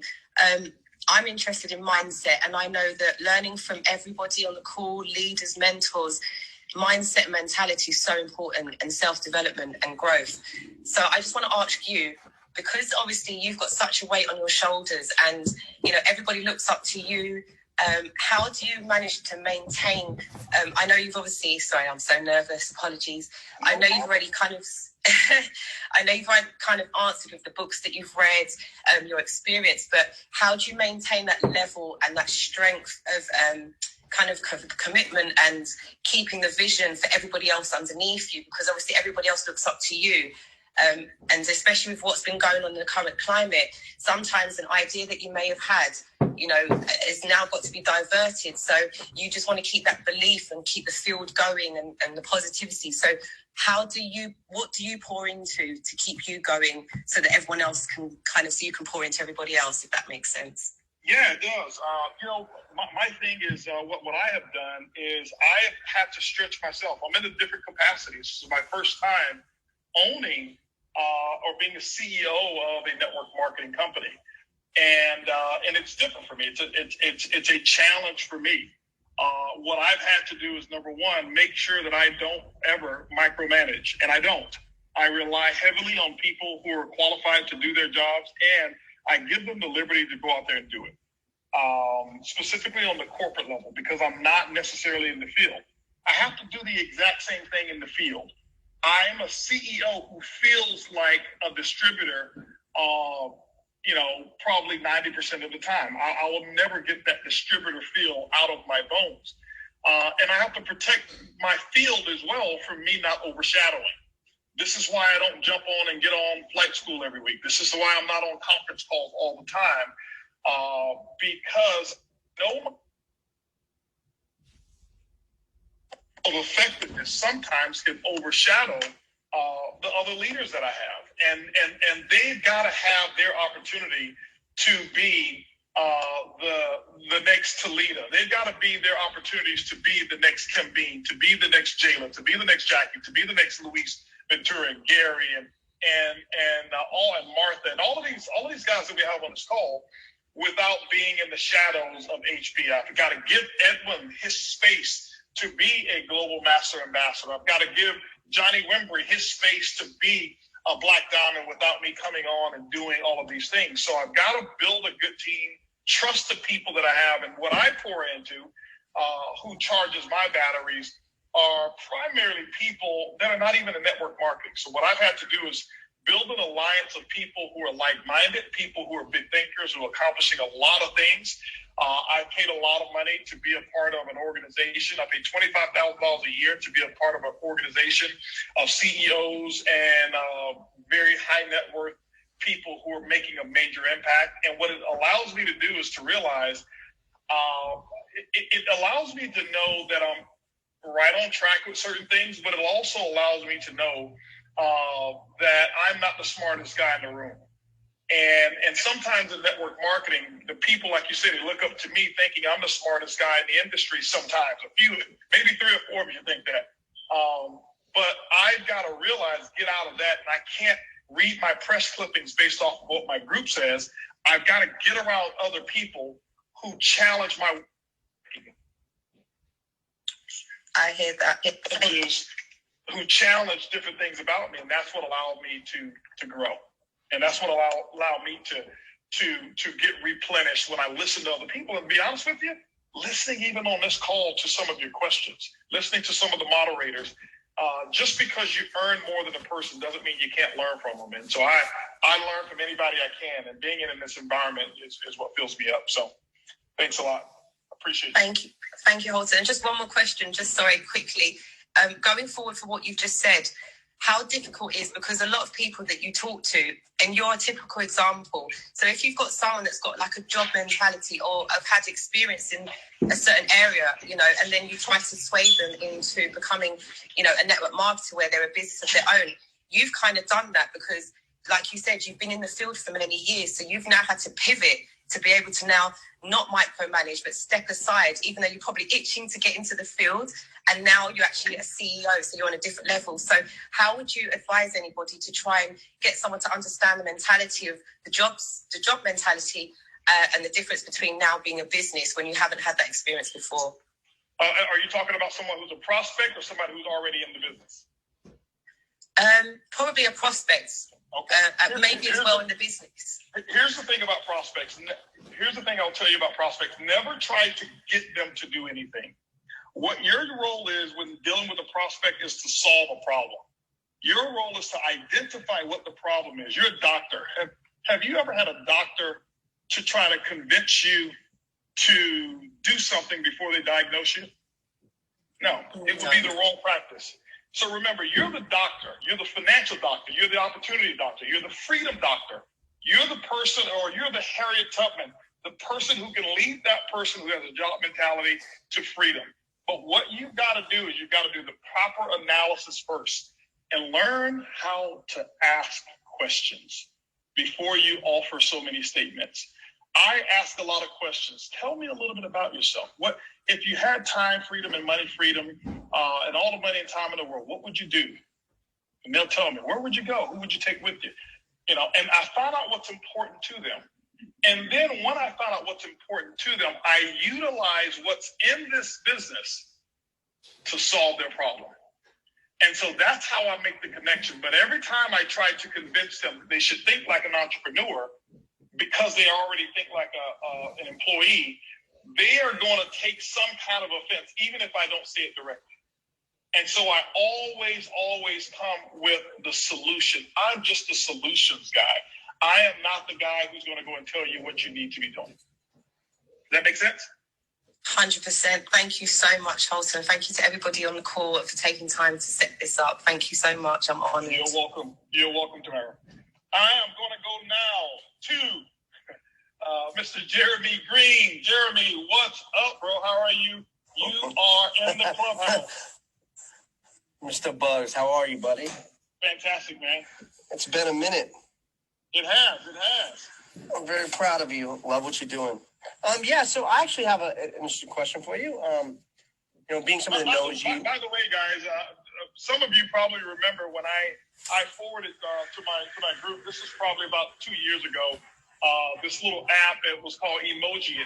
When you create those nice emojis that would dance, this guy right here is the creator of not only that, he's created a whole bunch of stuff in the social media world, and been working with a guy who's on television right now, Rob Gronkowski, on some other projects and stuff like that. He's done some amazing stuff in the music industry and the digital marketing media. So Jeremy, come on here. What's your question, man? And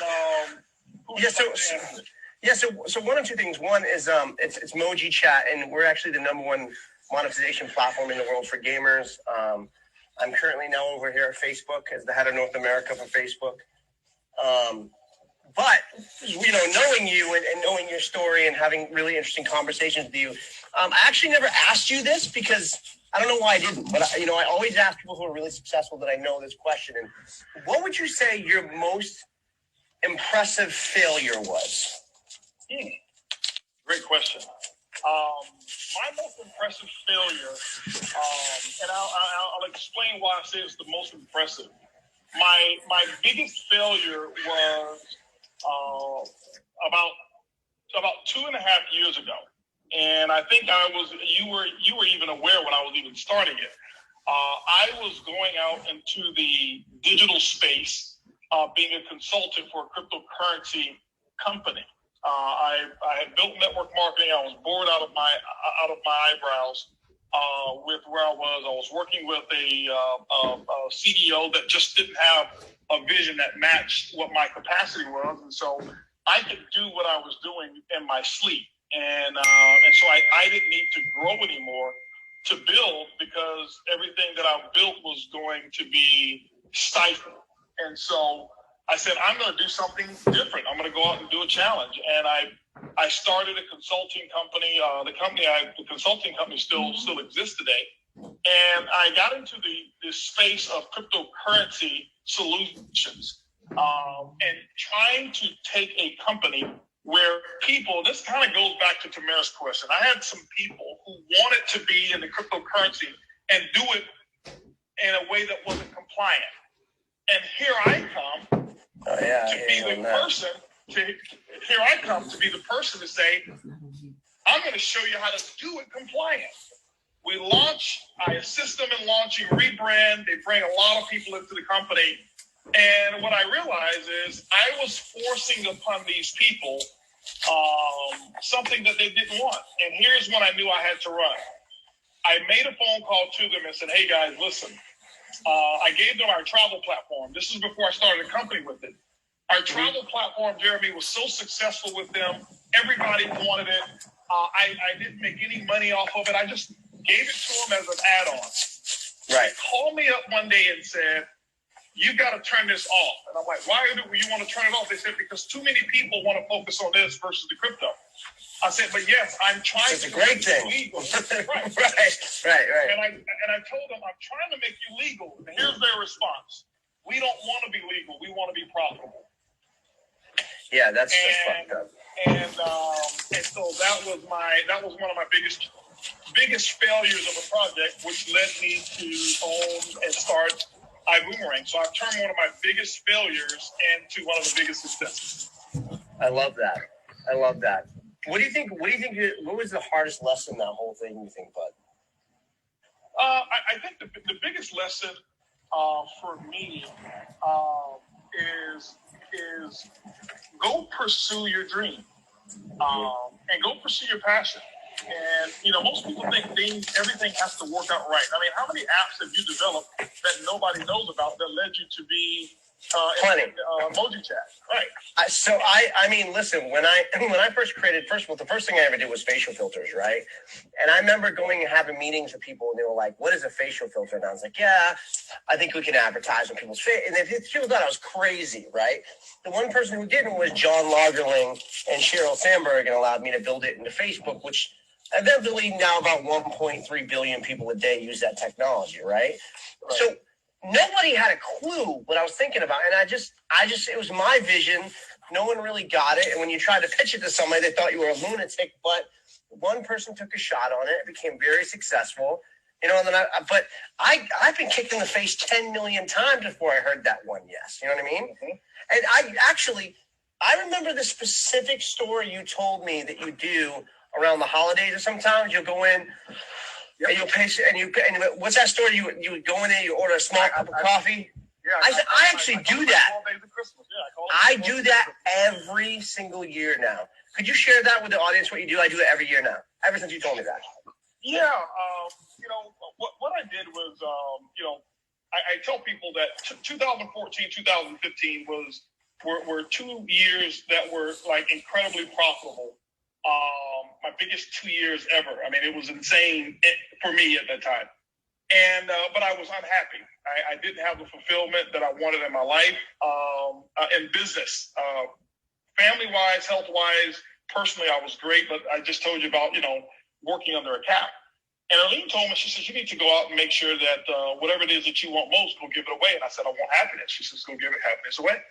And so what I did is I started making sure that every day I would do something for someone that they couldn't repay me. They wouldn't even see me do it, and I wouldn't stay around for them to say thank you, because it wasn't for me to get any accolades or recognition for it. It was just for me to go out and sow into the universe what I wanted more of. And it started real small. I go to a restaurant, and next thing you know, I leave a $100 tip by just ordering something that costs $10, to the point that it got really, it became kind of big, whereas I go into restaurants and expensive restaurants and go and talk to the manager and say, hey, listen, could you put everybody in here, everybody's bill, put it on my tab. Don't let anybody know it's me.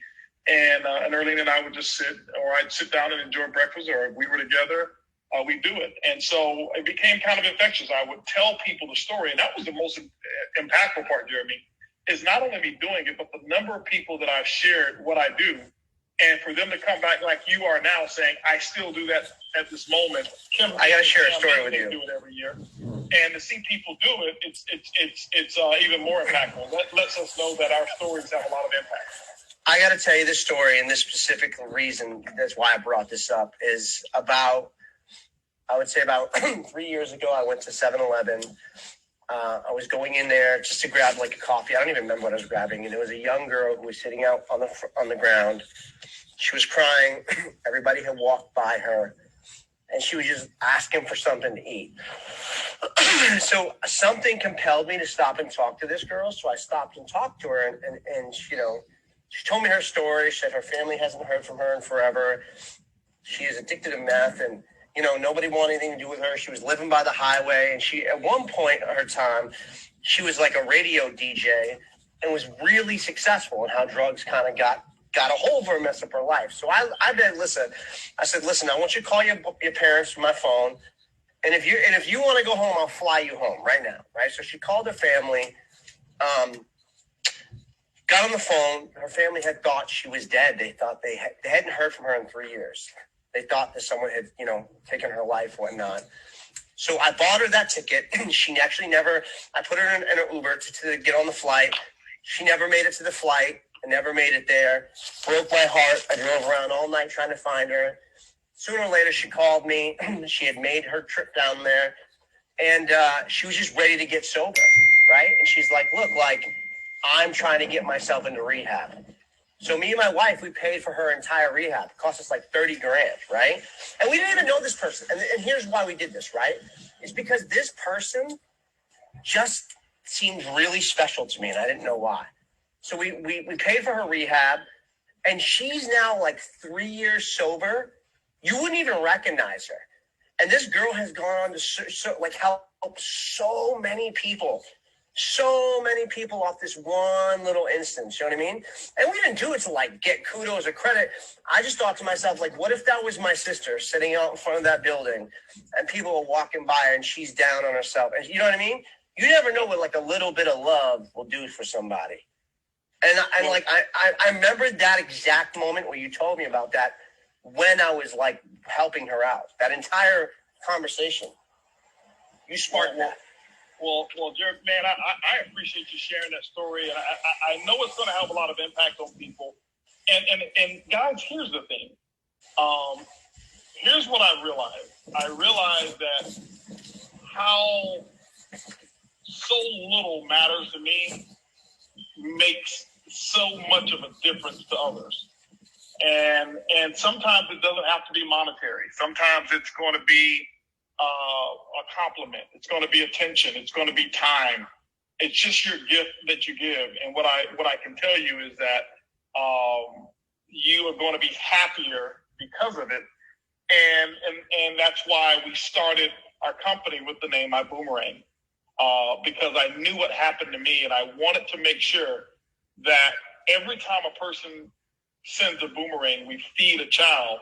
Which means I know if they understand that, they have the same feeling that I have when I operate in my 12 days of Christmas. And it goes way beyond 12 days now. We do it, you know, pretty much almost every day in some capacity that we do it. So, man, Jeremy, it's great to have you on this call. I appreciate you coming on, sharing your story. No problem, man. Proud of you. Very proud of you. Thanks so much, man. Keep rocking, man. Send me some more of this new technology. You know, I'll spread it out.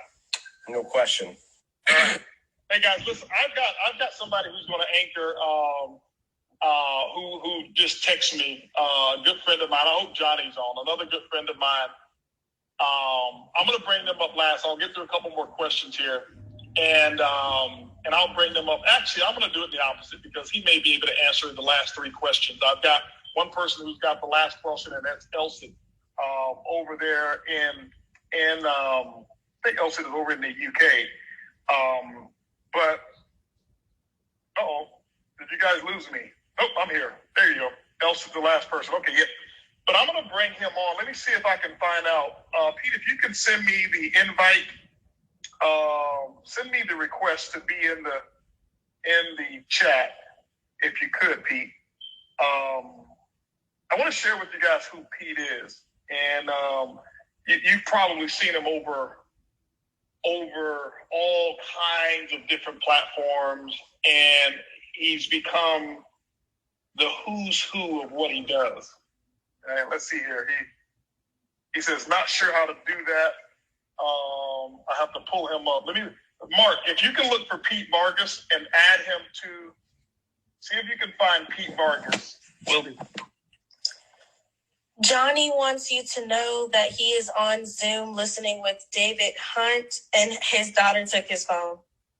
Okay, no problem. Her phone. No problem. Okay. All right. So he's listening on Zoom. Okay. So Johnny won't be able to mention anything. So Mark, look for Pete Vargas. Pete's on. Okay. Well, listen, guys. I want to share with you who Pete Vargas is. Pete Vargas is a very long time friend of mine, and it was Pete Vargas, Johnny Wembury, Edwin Haynes, and another guy named Joe Tam, who's not on this call. But we kind of grew up having our first bit of success together in network marketing. Pete was a youth pastor over there at Texas A&M, and I'll never forget going down doing a meeting for him. And the first time I ever saw a guy doing a meeting, I drove up in a suit in my Lexus, and Pete's sitting there in shorts and a button-down shirt with a packed room of people. But Pete has gone on from the network marketing business to being one of the largest influencers in the world. And I don't say that lightly, in the world, with what he does. Very humble, very successful. Pete has made some strong affiliations all over, including, I would say, one of the, if not the most impactful. I know the real deal. Some of you saw me do a social media with him before, but he is probably one of the most impressionable people that's ever graced the stage of Grant Cardone at Grant's 10X conferences. And his impact of his message and the people that have come through who call Pete, say, Pete, I need you. And I'll give you a list of them. Tony Robbins. Pete, can you please come and teach me what you know? Damon John, who shared the same stage with Pete. And when Pete got off the stage, he's knocking down Pete's door. Hey, Pete, I got to know what you know. Because Pete came on so unassuming. He was the very last person to get an invitation to speak with Grant Cardone, and every speaker who was on that platform wanted Pete to teach them what Pete was doing. And I can go on and on and on with the number of people that Pete has been able to impact. But more than that, he's been a great friend. He, Johnny, and myself, we grew up together, and Edwin, we grew up together in network marketing, and Pete has taken the world by storm of teaching people how to make the right connections to get on stage. And he's just done some amazing things. So Pete, welcome, man. Welcome to my first Clubhouse. I'm going to let you be the last person in here. And then the last questions, I'll let them ask so that maybe you can answer a couple of those questions. Pete Vargas, you're in the Clubhouse. What's happening, Pete? Bro, look at you, man. Your first Clubhouse, hundreds and hundreds, probably thousands have come through here. Man, I'm honored to be here, man. You are a dear friend of mine. It's so good to see Edwin right by me. I hear my boy Johnny's on Zoom. And I got to tell you, Holton Bugs is one of the greatest leaders that I've ever met, and made that same impression on my 12-year-old son. So I know you guys have been gaining a lot of wisdom from him today. And so, Holton, thanks for having me in your room, man. Absolutely, Pete. Yes, indeed, man. It's been great, Pete. Man, you know what? I'd love for you to just come in and share, what I've seen you do specifically in business, also in the world of how you've gone into churches and pastors and shown them how to create their message to have more of an impact, to get more results. I don't even want to steer or direct you. I'd love for you to just come in and share a couple of tidbits from your heart. You know this industry of networking. You know what everybody on this call, without even hearing them, you know what's going on in their hearts, what goes on in their mind, the same as everybody else around the world. And so if there's anything that you'd like to share,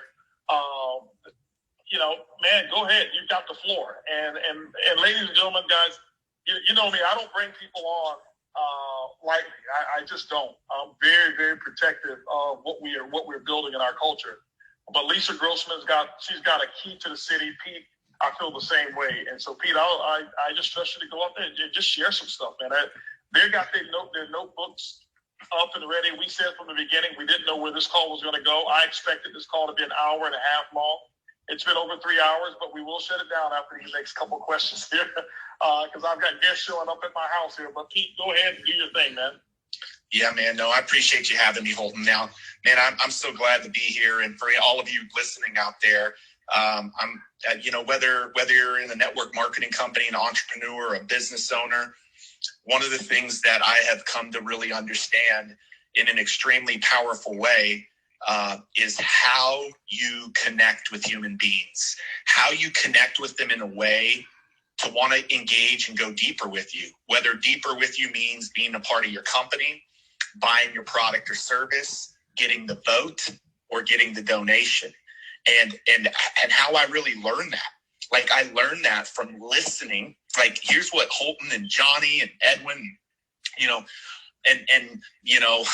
many other people who I've interacted with, is I would watch and I would pay attention out in the audience. I was always the guy out in the audience. I was never the guy on the stage. And I would pay attention to when the crowd leaned in or when the customer leaned in and when they leaned back. And I wanted to know what was happening when people leaned in. What was Holton doing? What was Johnny doing? What was Daryl Scott doing? What was, Lisa doing? What was whoever doing when people were leaning in and really connected? And what was taking place the opposite when people weren't leaning in? And if I could just begin to understand what it was that made people lean in and connect, I felt like I could help people understand how to do that. And so it was just Bugs. It was just me. I was a youth pastor. The thing that I was trying to figure out was, just how to impact the kids. That's where it started. Like, how do I impact these kids? And all of a sudden, there was a man that came in and not only impacted my kids, Johnny actually came to town as well. Johnny came and spoke in my youth group, and he brought out folks out there. But one of the men that came out, his daughter was the first girl killed at Columbine back in 1999. And he didn't just have an impact on my kids. He changed my relationship with my dad and I forever. It was literally the thing that had my dad ask for forgiveness for the abusive dad that he was growing up. And literally after 20 years of not saying anything to me, my dad all of a sudden asked for forgiveness and literally was the thing that caused my dad and I to make amends and have an incredible relationship today and be the greatest dad and the greatest granddad today. So what was it about that man on that stage that had him connect with me? It was this thing that he didn't realize he understood, because sometimes he did it and sometimes he didn't. And Holton, I believe communication is the absolute greatest way for us to connect with human beings. But if we can understand the psyche of the human being, and if we can understand what we've got to do to make that happen. And so I want to share with people how it is that what I've learned now with 20 years of working with some of the most powerful men and the most powerful women in the world as clients of ours, people like Dean and Tony and Grant and Lisa Nichols, and I could go on and on and on, like just incredible people across the world. What is it that I've learned that makes people lean into their seats? And so what I want to do is I want to illustrate it with a quick story, and then I'm going to teach Holt maybe 3 minutes, 4 minutes, and I think we can take some questions. So Grant has me come do a workshop up at 10X headquarters, and I have an affinity for network marketing, because without network marketing, I don't get through college. Like, literally don't get through college. Like, what Holton and Johnny don't know about my story, maybe Johnny does, I don't know if Holton does, but literally I got onto my college campus and my car got repossessed in my freshman year of college because my dad couldn't make the payment. And it was like a 10-year-old Toyota Corolla. Like, I couldn't even, Johnny used to make fun of it. I'd pull up to the meetings in his beat up car, barely getting there, but it ended up getting repossessed. And I'm trying to figure out how to make it. And network marketing is literally the thing that allowed me to make it through college. And it wasn't the company, it was the leadership within the company. People like Holton, Bugs, Johnny Wimbury, Edwin, these men leading me in a powerful way. But here's one thing, and if this is not a knock on the industry, it's a knock on how people communicate. Fast forward 20 years, and now Grant Cardone's partnering with me, and we're hosting a workshop together. And I want to hear people's stories. So I go around and I say, give me 2 minutes and tell me about what you do, who you are, and what you do. First person goes, and my breath is taken away. I'm like, man, that person's powerful. Second person goes, and here's the words out of her mouth. And I want you to hear this.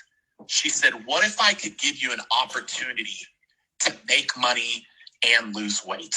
Would you be interested? And immediately, I could feel the energy sucked out of the room. 35 people who had paid, I don't know, $10,000, $15,000 to be in the room with us. Maybe, no, it was actually 50 people who had paid $10,000 to be in the room with us for 2 days. And I could feel it. And I asked her this question. I said, are you in a network marketing company? And she said, yeah, how did you know? And I said, how did I know? I'm thinking this, how did I not know? Like, it was very easy. And I said, listen, right away, when you made that opening statement out of your mouth, my wall and my guard went up. And it was already kind of up because it's just human nature for us to be on guard, but it went up. And literally, Holton, every single person, and this was not my intention, every person in the room kind of started raising their hands and saying, mine too. And I didn't tell her that from a standpoint of like, I want to hurt you, I want to break your heart. Like, that wasn't what I was trying to do. I said, you give me 3 hours today and I'll completely transform that where every single person in this room will lean in. I said, will you trust the process? She said, I'll trust the process for sure. For sure. So guys, I want to share with you what is that process in a few minutes. Grant Cardone said, Pete, if I'd have known you 30 years ago, I'd have made $100 million more. I know this room is, I love the title of this room, from 100 air to 100 million. Well, I'm just going to tell you what I share with Grant.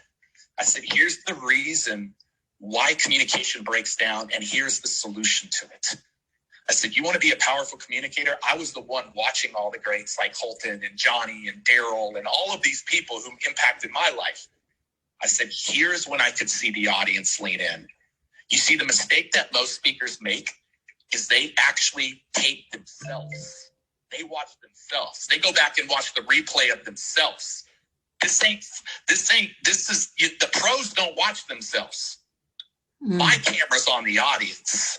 I want to see how the audience has responded. I want to see what happens when they lean forward and when they disengage. Greats watch what's happening out in the audience. Like, I'm telling you that. A lot of amateurs watch what's going on with themselves. And so here's what I want to tell you what's going on with the audience. When you can connect with the audience, here's how it works.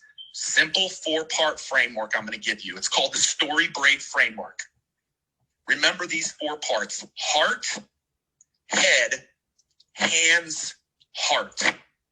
Literally trademarked to my company, and I'm proud of it because, Holton, you're a piece of me learning this. Heart, head, hands, heart. We have literally built, for the biggest names in the world, their presentations using this 4-part framework. How does it go? The opening heart. The mistake people make is they don't connect with the person on the other end and walk in their shoes. The person that you are communicating to on the other end wants you to walk in their shoes, not your shoes. How do you walk in their shoes? Simple. You help them understand that you have been ordinary and been in their shoes before. But then you help them understand that you've been extraordinary and you've gone somewhere that they desire to go. The place where people miss it is they don't start with the ordinary. Too many times they start with the extraordinary. So start with the ordinary in that opening heart and then move to the extraordinary. Because what happens is the ordinary and the extraordinary, the gap, that's the gap. You've now created the gap that they want to learn from you. The second thing you want to let people know in your opening heart, and Holton Bugs does this as great as anybody in the world, is what is your why? What's your big, hairy, audacious goal? And here's the thing. Here's when you know you got a big, hairy, audacious goal, is when they can find themselves in it. It's not about you. It's about them. If you can grasp those couple of things in the opening heart, I'm telling you, people's walls will go down and connection will be made. Then you go to the mind. Once the heart is down, the guard is down.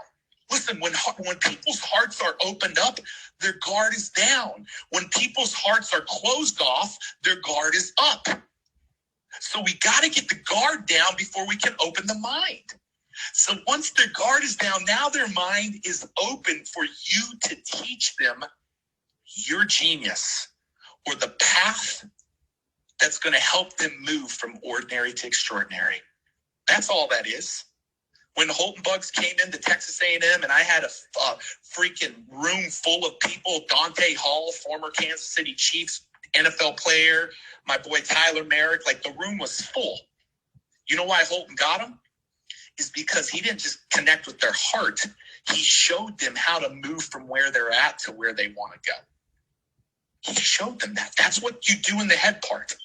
The reason that you've got their minds opened up is because they want to move from ordinary to extraordinary. And now you go and teach it. That's all you go. Is you go and show them how to do that. That's the second part. And I know that's a quick step to that, but I want to be respectful of the time because this room's been jamming forever. The third part, the hands. The hands. The call to action. And what I'm telling you, when I'm being an effective parent and knocking out of the park with my kids, this is what I'm doing. I mean, this framework can be done for my kids. It can be done for my business. When I'm communicating powerfully, this is what's happening. The third part is the call to action. Now they're a believer in what you had to say because you can hear one of my kids in the background, but you got their heart. They've heard you in their minds now because you captured their heart. Now it's time for the call to action. Is it whatever the call to action is for you? Is it the next step? Is it a sale? Is it a vote? Is it a donation? What is it? Like now the call to action becomes important. And here's where everybody in this world missed it. Like a lot of people in my industry and communications missed it. Is a lot of people say you close with the close call to action. And I say, no, you don't close with the call to action. You close with how you started. You close with the heart. You close with something, a story or something that reinforces everything that you've taught them. Everything that you've taught them. You close with the heart. And so, Holton, here's what I would say to people, whether they're using this in a one-on-one sales conversation, they're using it in a three-way conversation, they're using it on a Facebook Live, they're using it on Clubhouse, or they're using it on your stage. Like, that is the way that you communicate to bring people into your world. When I'm telling you, how did I go from the youth pastor or the guy just sitting in the audience watching everybody? Well, I wasn't just watching. I was paying attention to when they leaned in and were engaged and when they disengaged. I was paying attention for a decade, learning from the greats, being the guy behind the scenes so that when I got those people on the stage, I wanted to make sure that they were powerhouses in their communication.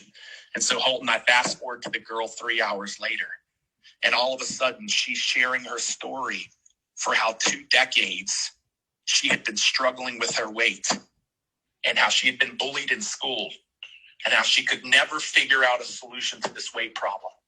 And then one day she stepped into this arena and one of her friends became the hero and introduced her to something that was a way for her to never be able to lose weight. And now all of a sudden, she takes us through that journey. She takes us through that weight loss journey. We're connected with her. Our hearts are opened up, and now our minds want to learn how she did it. And now she's got the opportunity to talk about her product. And now she's got the opportunity to talk about her opportunity. And now everybody in the room's listening. The first time she goes around, guards go up. The second time she goes around, not a dry eye in the audience, and people engaging with her in the hallway during the breaks. Holton, I believe that the marketing secret, the number one marketing, everybody talks about all these things you can do with marketing. I'm going to tell you the greatest marketing tool you have is being a powerful communicator who knows how to authentically connect with people. If that is a skill that you will master, like Holton, like Johnny, like Mrs. Bugs, who's up in here too. She can communicate too. She's powerful. Like if you will master that, watch what begins to happen. That's what begins to happen. And Holton, the last thing I would say is Grant Cardone called me. His right-hand person called me a few years ago and said, man, Grant's giving you a meeting. You got 15 minutes. It's on you. Well, Holton, all I had was 15 minutes. And the reality is Grant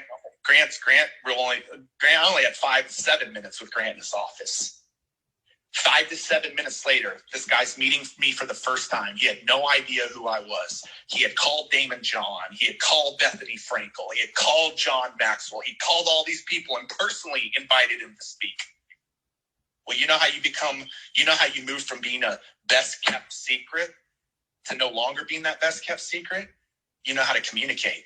Because 5 minutes after communicating in his office with him, he looks over to his right-hand guy and says, why haven't we known this guy? I've left $100 million on the table for not knowing him. He needs to be speaking at our conference. And shortly after speaking at that conference, Holton, which I ended up getting 60 or 70 minutes because your house was one of the first places I walked in after that conference. 1,000 customers later and $2 million in revenues. That 5 minutes served me pretty powerfully but I had to make sure that when I got the shot, I was ready.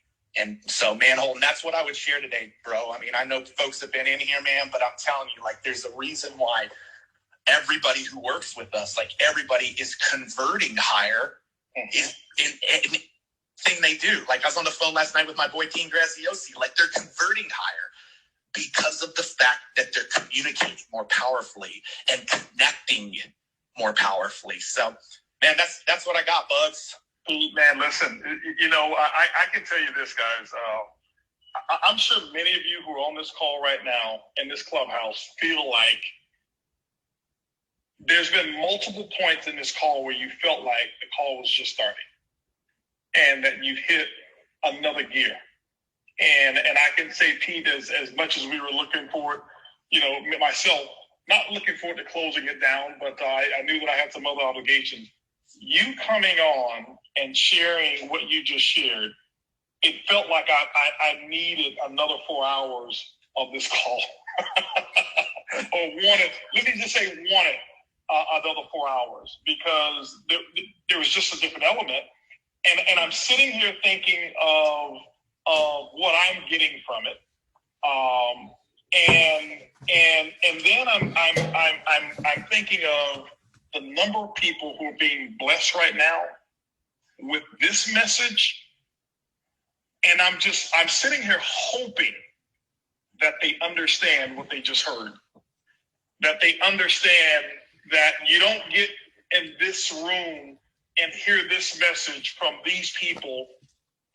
This is not a everyday thing. And, but it's been just immensely impactful. I really appreciate you for coming on and sharing and being a part of my first clubhouse. And man, any way that I can serve you, you already know it. You let me know. It's always going to be a done deal. It definitely is. I've probably got 2 or 3 people, Pete, that I've got left for questions. If you don't mind staying on, just in case. Yeah, man, for sure. Okay. All right, let me go back to the questions. So the next person that I have, I've actually got 5 of that. Let me tell you exactly who they are, and there won't be any after this. Trevor Howard, Eric Smith, Vivian Everett, and then Elsit Ada, who's going to be the last question. So Trevor Howard, you are on Clubhouse. You're live. What's your question, and who would you like to answer it? Wow, just Wow, can everyone hear me? Loud and clear. Okay, great. This goes out to Pete. What you said has hit me greatly. So my first question is, when is your next event? What books have you released? And my second one that someone asked earlier is the books that you read. So what is a book that you would recommend to read? Yeah, man. I mean, listen, instead of anything with an event, just like one of the things we're doing for everybody on Clubhouse is just giving away free stuff. Just like Holton today. I haven't seen many people, by the way, that start on Clubhouse. Like, I know a lot of the speakers, they're clients of mine. And most of them starting with 100 or 200, and then they're bringing in dozens and dozens of moderators, and they're getting 500, 700. Like, there's something about the fact today that this guy can get, 500. I saw 500-600 people here, and that's only what I saw. So, like, really pay attention to that. There's something about that, guys. And then if you just hit my profile up, man, we have an incredible resource that we used to charge for. It's called Communicate to Convert. Just grab it. It's free. I think it's the code is like Clubhouse. It's in my profile, man. So either hit me up on IG or take advantage of that. The book I'm reading right now, it's actually, I'm looking at it right here. It's right by my nightstand. It's called The Magic of Thinking Big. I know a lot of people have read it, but I haven't. And Andy Frisella, who is a powerhouse 9-figure business owner, recommended me to read it, by David Schwartz. So that's what I'm reading right now, The Magic of Thinking Big. I know one of the first books I read was Think and Grow Rich. And that's when Holton Bugs and Johnny Wimbry, like and Edwin, we were all tearing it up, and we're younger. And so that was one of the first books. I know a lot of people have read it. I'll tell you the book that I've destroyed the most, like with writings in it, is the Proverbs. So even if you don't have a, background or a belief in God, just trust me. Just read the Proverbs. You don't have to. Amen. You don't have to have that background or belief in God to go read the Proverbs. The Proverbs is just wisdom. It's just wisdom. And so those are the books that I would say, what am I reading currently? What have I read in the past? And what's the thing that I've really read the most? So thank you. Awesome stuff. Pete, The Magic of Thinking Big was my very first book that I ever read on personal development. I read that book, got it in September of 1990. And it was my very first book that I ever read. So it's kind of ironic that that's the book that you're reading right now. Awesome stuff. Dude, I've never read it, Bugs. Like, I couldn't believe it. It said 6 million copies sold. I'm like, why have I not read this? It's incredible. Awesome. Let's go to Eric Smith. Eric Smith, you are now in Clubhouse. What's your question and who would you like to answer it?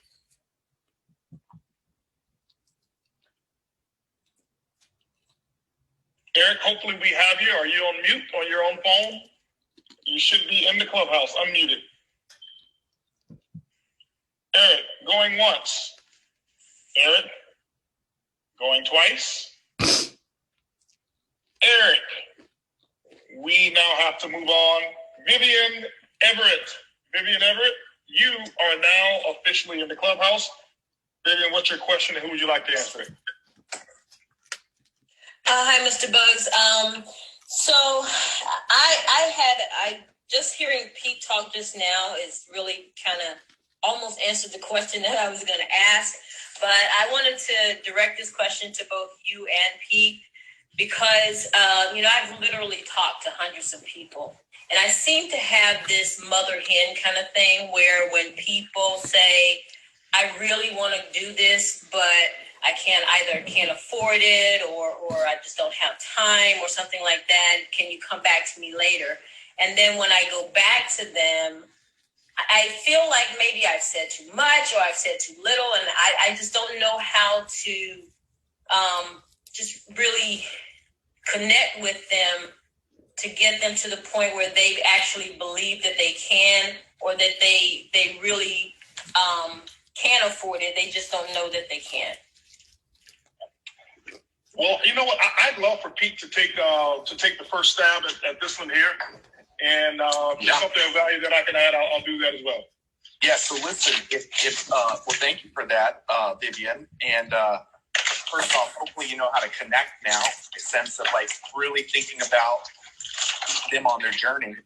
But as you're teaching, here's a concept that I couldn't get into in great depth. So you're like, that, how did that help Grant bring that much money back? Well, he got to teach for 3 or 4 minutes, 5 minutes.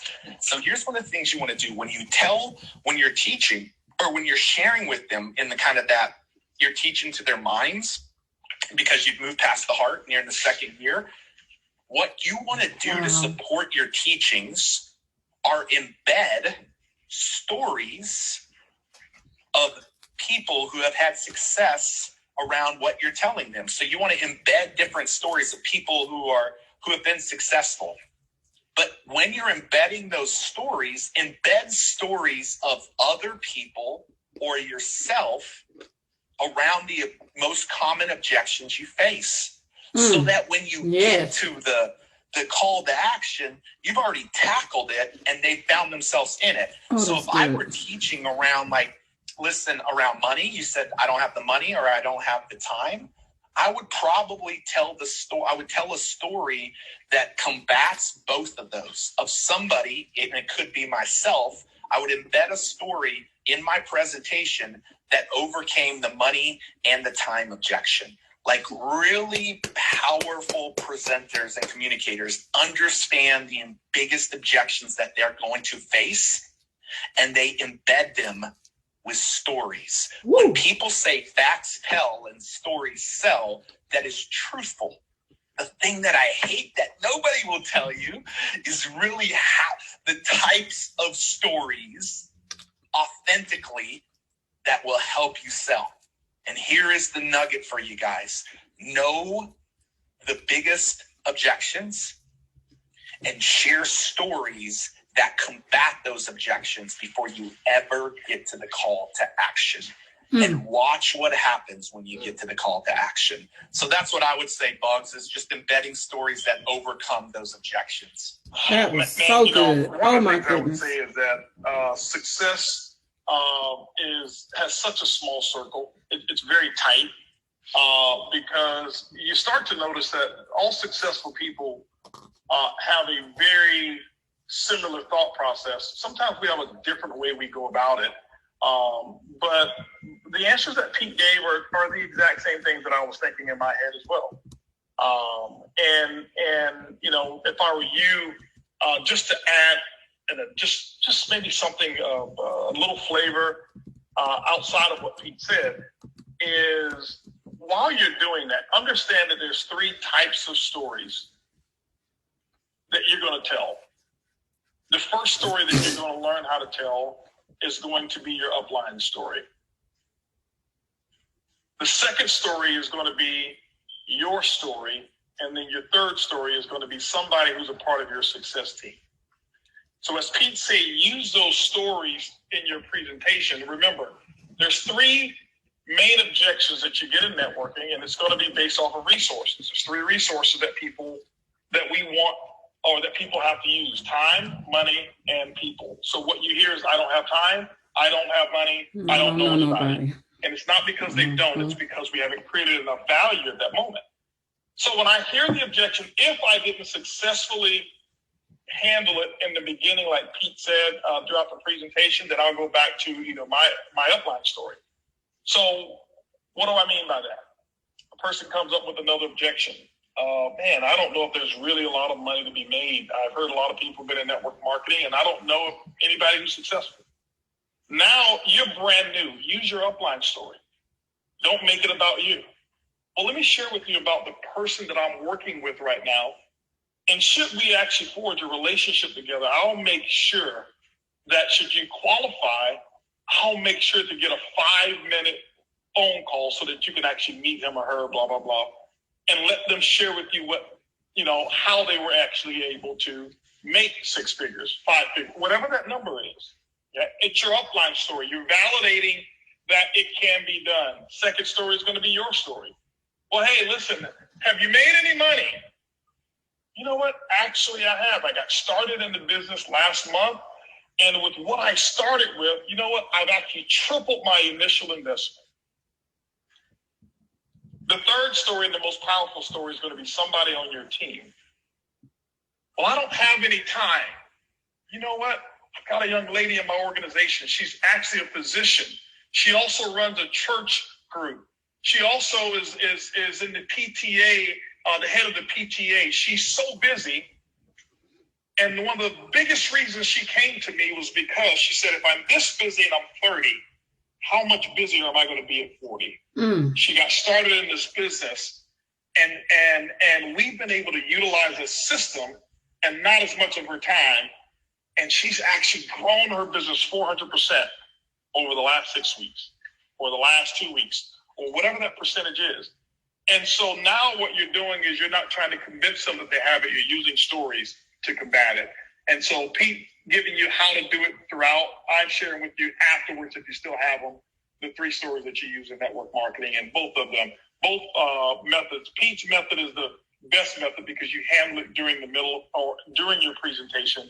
And if you handle it well, you'll start to notice less and less people will come up to you with excuses as to why they can't get started. So hopefully this helped you out. Pete, awesome stuff. We're going to go to our next question here. Wow. Mr. Bugs? Yes. Hi, is Diamond Ellen Smith here.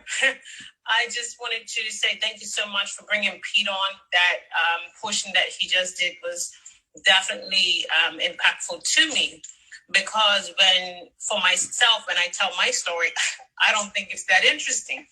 But what I found since going Diamond, that because I hadn't spoken before, a lot of people was impacted by what I said. So I would say to individuals, don't be afraid to share your story, because you don't know who it's going to impact. But thank you for bringing Pete on, so that I can actually, glean some information from that and get better. Thank you. Oh, absolutely, Ellen. I was looking. I was like, who's in the questionnaire group here that's talking right now? I didn't even notice that was you. But no, I remember your story made such an impact. I remember exactly where I was on stage in Cancun when you had a chance to speak and being the last speaker. But more importantly, what I do remember is I remember so many people afterwards. The talk of the entire event was, did you hear Ellen? Did you? Wow, I had no idea she was that powerful. And so the thing that I can tell you guys is don't underestimate the power of a properly communicated story. And if you have to invest time on orchestrating your story, I would rather you spend 5 hours crafting your story and talk to less people than winging it, not knowing your story and talking to 100 people. And it will serve you much better. And so never underestimate the power of a properly communicated story. So we've got 3 more speakers, 3 more questions here. Eric Smith, you're up next. You are in the Clubhouse. What's your question and who would you like to answer it? I think we went to Eric before and we lost Eric. That's right. Next one is AJ Mangle. AJ, you are in the Clubhouse. What's your question? And who would you like to answer your question? AJ, you're now officially in the Clubhouse. There you go. Yes, Mr. Bugs, so wonderful to meet you here. I'm from Netherlands, and I've been enjoying your talk so many times with your powerful energy and your inspiration. So wonderful to have this opportunity through Clubhouse to get to meet you and to get to speak to you. Honored and privileged. Also to have heard about Pete just now. Yeah, my question, actually, I had a question, but because of all the things that all the knowledge that came around, that it changed it all, and I got a lot of answers. But to give it a little bit of structure, I'm at a point in my life that I built a network marketing organization for 8 years. In the first years, I did it very, very rapidly. I built up to 6 figures. I still am at that point after 8 years. But I got the last 2-3 years, I went through a crisis. I lost the sense of smell. I lost my ability to think. I lost the ability to feel. So, and all of that because of me not following my intuition. So I got it all back. But because of that, I made some mistakes. I'm a father of 3 kids. I'm happily married. But I'm at a threshold now because of some mistakes with tax. I might be hitting a problem in the end of April, which could mean that I have to pay a lot of money. And so what would your question that you'd like to have Peter, myself, or any of the others to answer for you? My question would be for both of you, actually, yes, if possible. What would be the best and fastest strategy to get to like 50,000 euros a month from your experience? I know that you did that. Could it be possible in 3 months? I know everything is possible. Could you guide me in a direction? Because I want to be sure that I get there before I hit the end of April. So that's one thing. And then the second thing is the thing that I just shared. Would that be something to craft into the story? Because that's basically the story that I have on the inside now. And somewhere along the line, I think it is, but I don't know how to craft it completely. Okay. So those are the two things. I'll start it off, and then I can have Bugs. Absolutely, Pete. Take the reign, Pete. So a couple of things, AJ. You're saying really quickly, 50,000 views. Is that what you said? Sorry, come again? Did you say 50,000? You want to get 50,000 views? 50,000 euros, I said. Yeah. Oh, euros. Okay, euros. So listen, here's what I would tell you. I'm going to tell you how I started my business when I had 0 followers on any social media channels and nobody knew me. I leveraged the power of being on what I call OPS. Holton understands what OPM is, and anybody that's listening, OPM is other people's money. They teach it in real estate, like leverage OPM. Well, here's the power.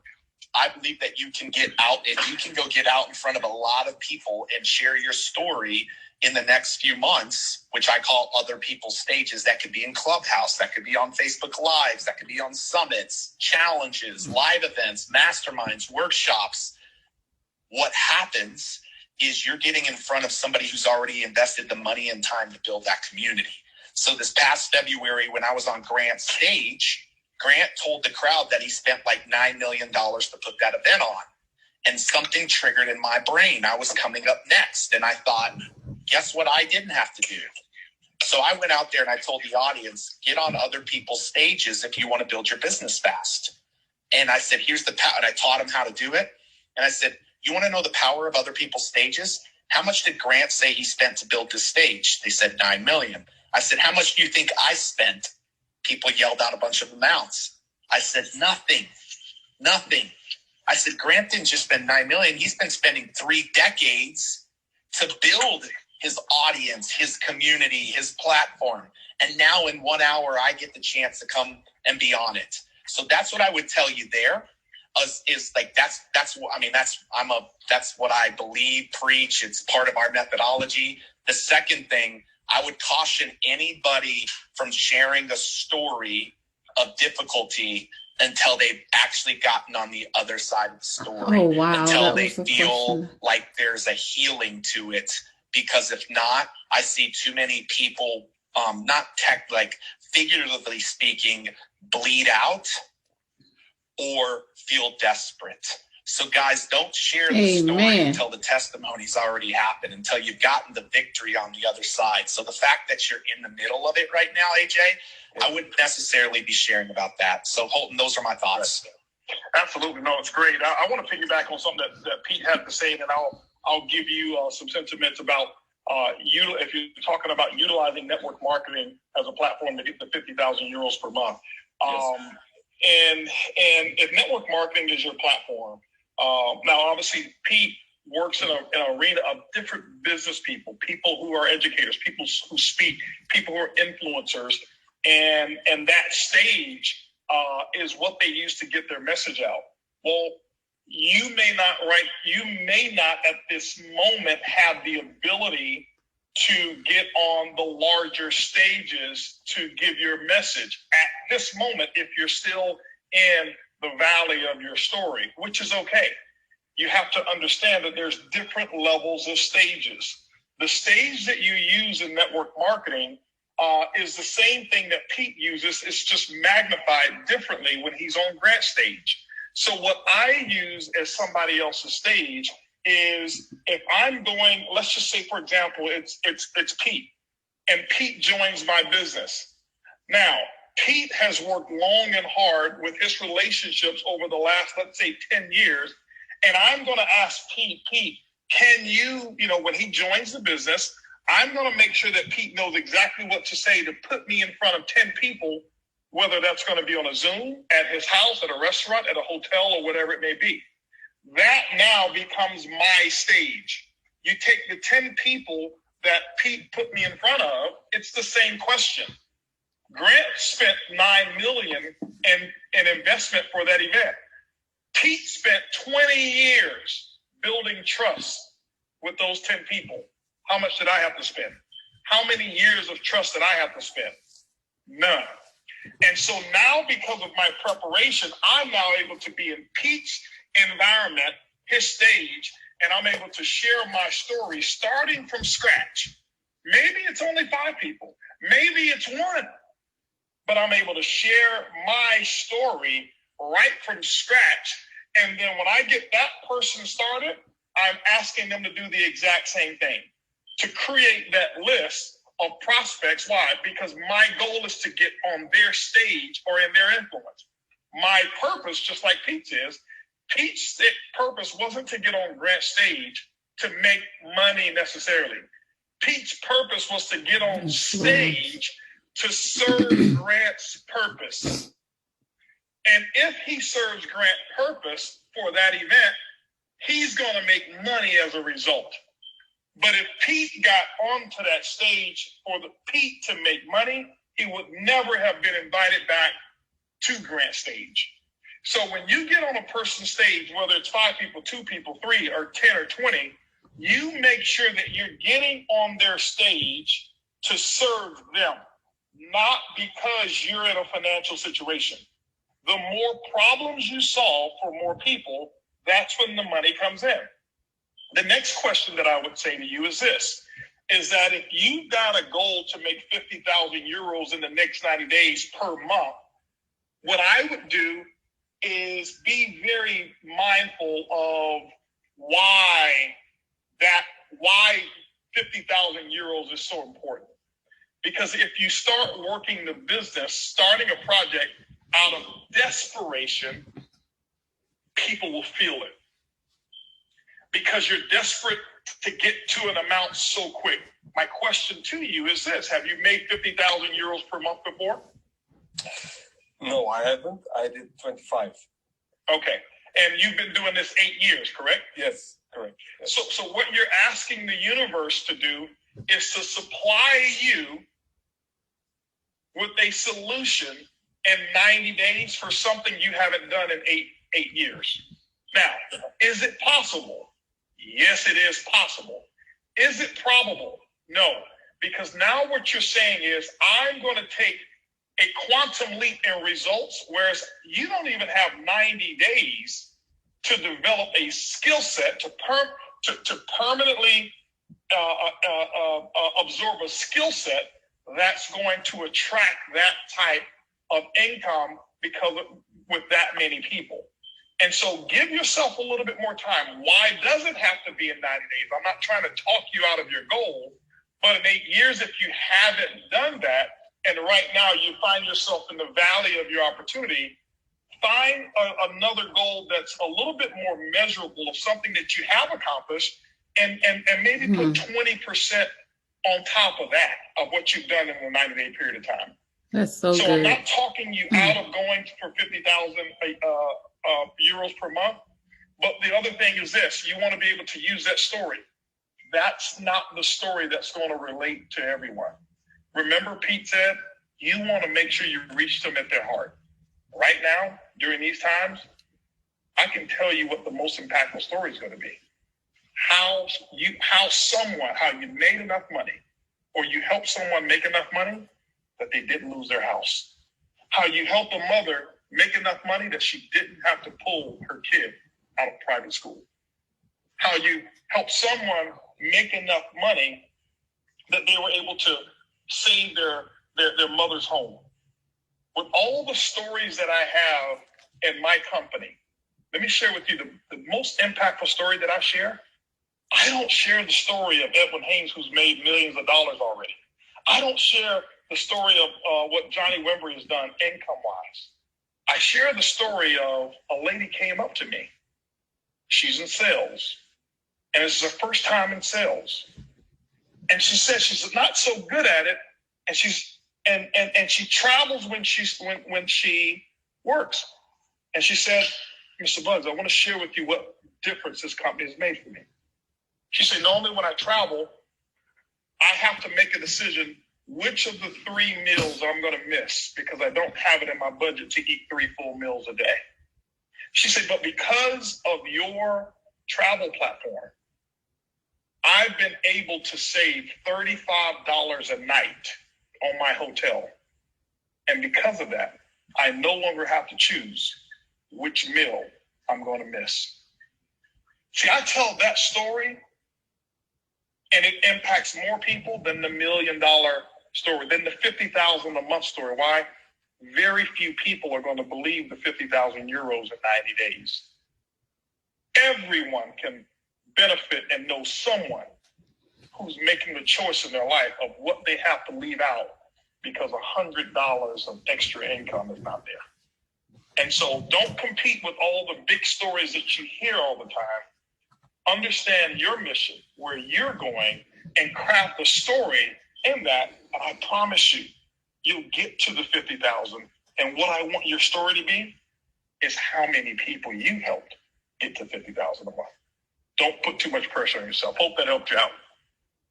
Thank you, definitely. Thank you so much. Thank you. Absolutely. Last question we have is going to Elsid Atta. Now, Elsid, I want to say that Elsid gave me my first invitation last week, and he invited me again this week. He says, Mr. Bugs, man, we're doing this Clubhouse, and I'd love for you to come on. And I saw my message 2 hours later, and I texted back. I said, Elsid, I'm sorry, man. I didn't see your message. He said, no, it's still going on. So I jumped on and participated as a speaker on the Clubhouse that he was moderating with some other people, some very powerful people. And I see that he's learned the art of getting on other stages as well. So Elsid, you are the last question that's coming on to the Clubhouse here. And I am going to unmute you, and you are now in the Clubhouse. Elsid, what's your question, and who would you like to answer it?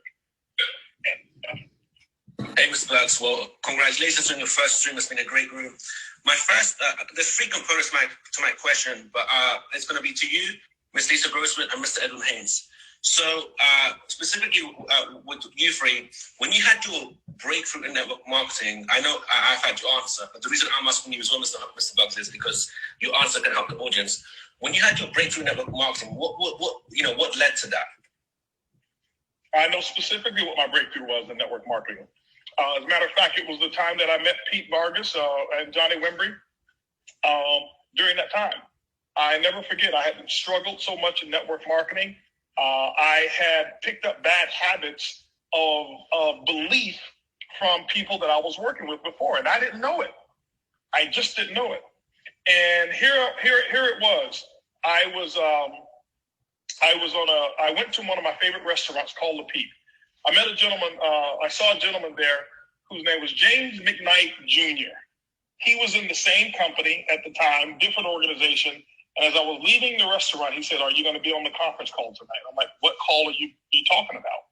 He says, the call. He says, the CEO does a call every Sunday night. I said, I've never even heard that the CEO does a call. My upline was not plugged into that.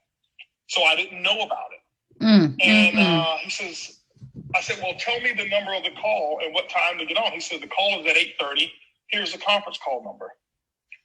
8:30, I'm so excited I couldn't wait because I was a person who just loved information. I'm jumping on the call. I get on the call at 8:29. Why? I'm not going to miss it and miss out, because back then we had conference call bridges and they only had a certain number of lines. And if you don't get on time, you don't make the call. I jump on the call and I hear the CEO speaking as he was wrapping up. And he says, thank you guys for an incredible presentation. And now I want to introduce you to some people who are really making things happen. And I'm sitting there thinking I missed the entire presentation because the call actually started at 8, not 8:30. It was the best misinformation that I could have ever received. Because when I got on, I got exactly what I needed. And here's where the difference of HB that you know now and HB before happened. I jump on this call, and this is all that I hear. I never hear a presentation. I never hear anything about the company updates. I never heard about the compensation plan or anything that all of us think that we have to become experts at. what I heard was about 12 stories. I never forget how those stories went. I can hear them in my mind right now. Hello, and Pete can probably remember this as well. Hello, my name is Joe Reed, and by profession I'm a pastor. And my first 30 days I made in excess of $30,000. Hello, my name is Gwen Winters. I'm a stay-at-home mother of 5 out of Utah. I made over $50,000 my first month in the business. Hello, my name is Jay. I'm a professional baseball player. I made over $30,000 my first month. Hello, my name is Paul Gravitt. I'm a professional network. I made $75,000 my first 30 days in the business. And then the big one hit me. Hello, my name's Troy Mott. I've been in the business 5 weeks and I made in excess of $112,000 my first 5 weeks. That's all I needed to hear. And why? For me, it gave me permission that I could unshackle myself from that $500 mentality that I had. And Elson, here's what happened. This was a new company I was in. I had been in that company for 3 weeks. I had made somewhere around about $1,500 the first 3 weeks because of fast starts and stuff like that, which was more money I'd ever made before. Elsie, guess how much money I made my first month in that company? 3 weeks, $1,500. I ended the month with $13,000 in income, which means I made over $10,000 within the next week. It had nothing to do with me getting a new skill set. It had nothing to do with me knowing the compensation plan better. It had nothing with me knowing the product better. It had everything to do with my belief going to the next level and knowing it's permissible to go out and make this type of money. My actions and activities became incredible.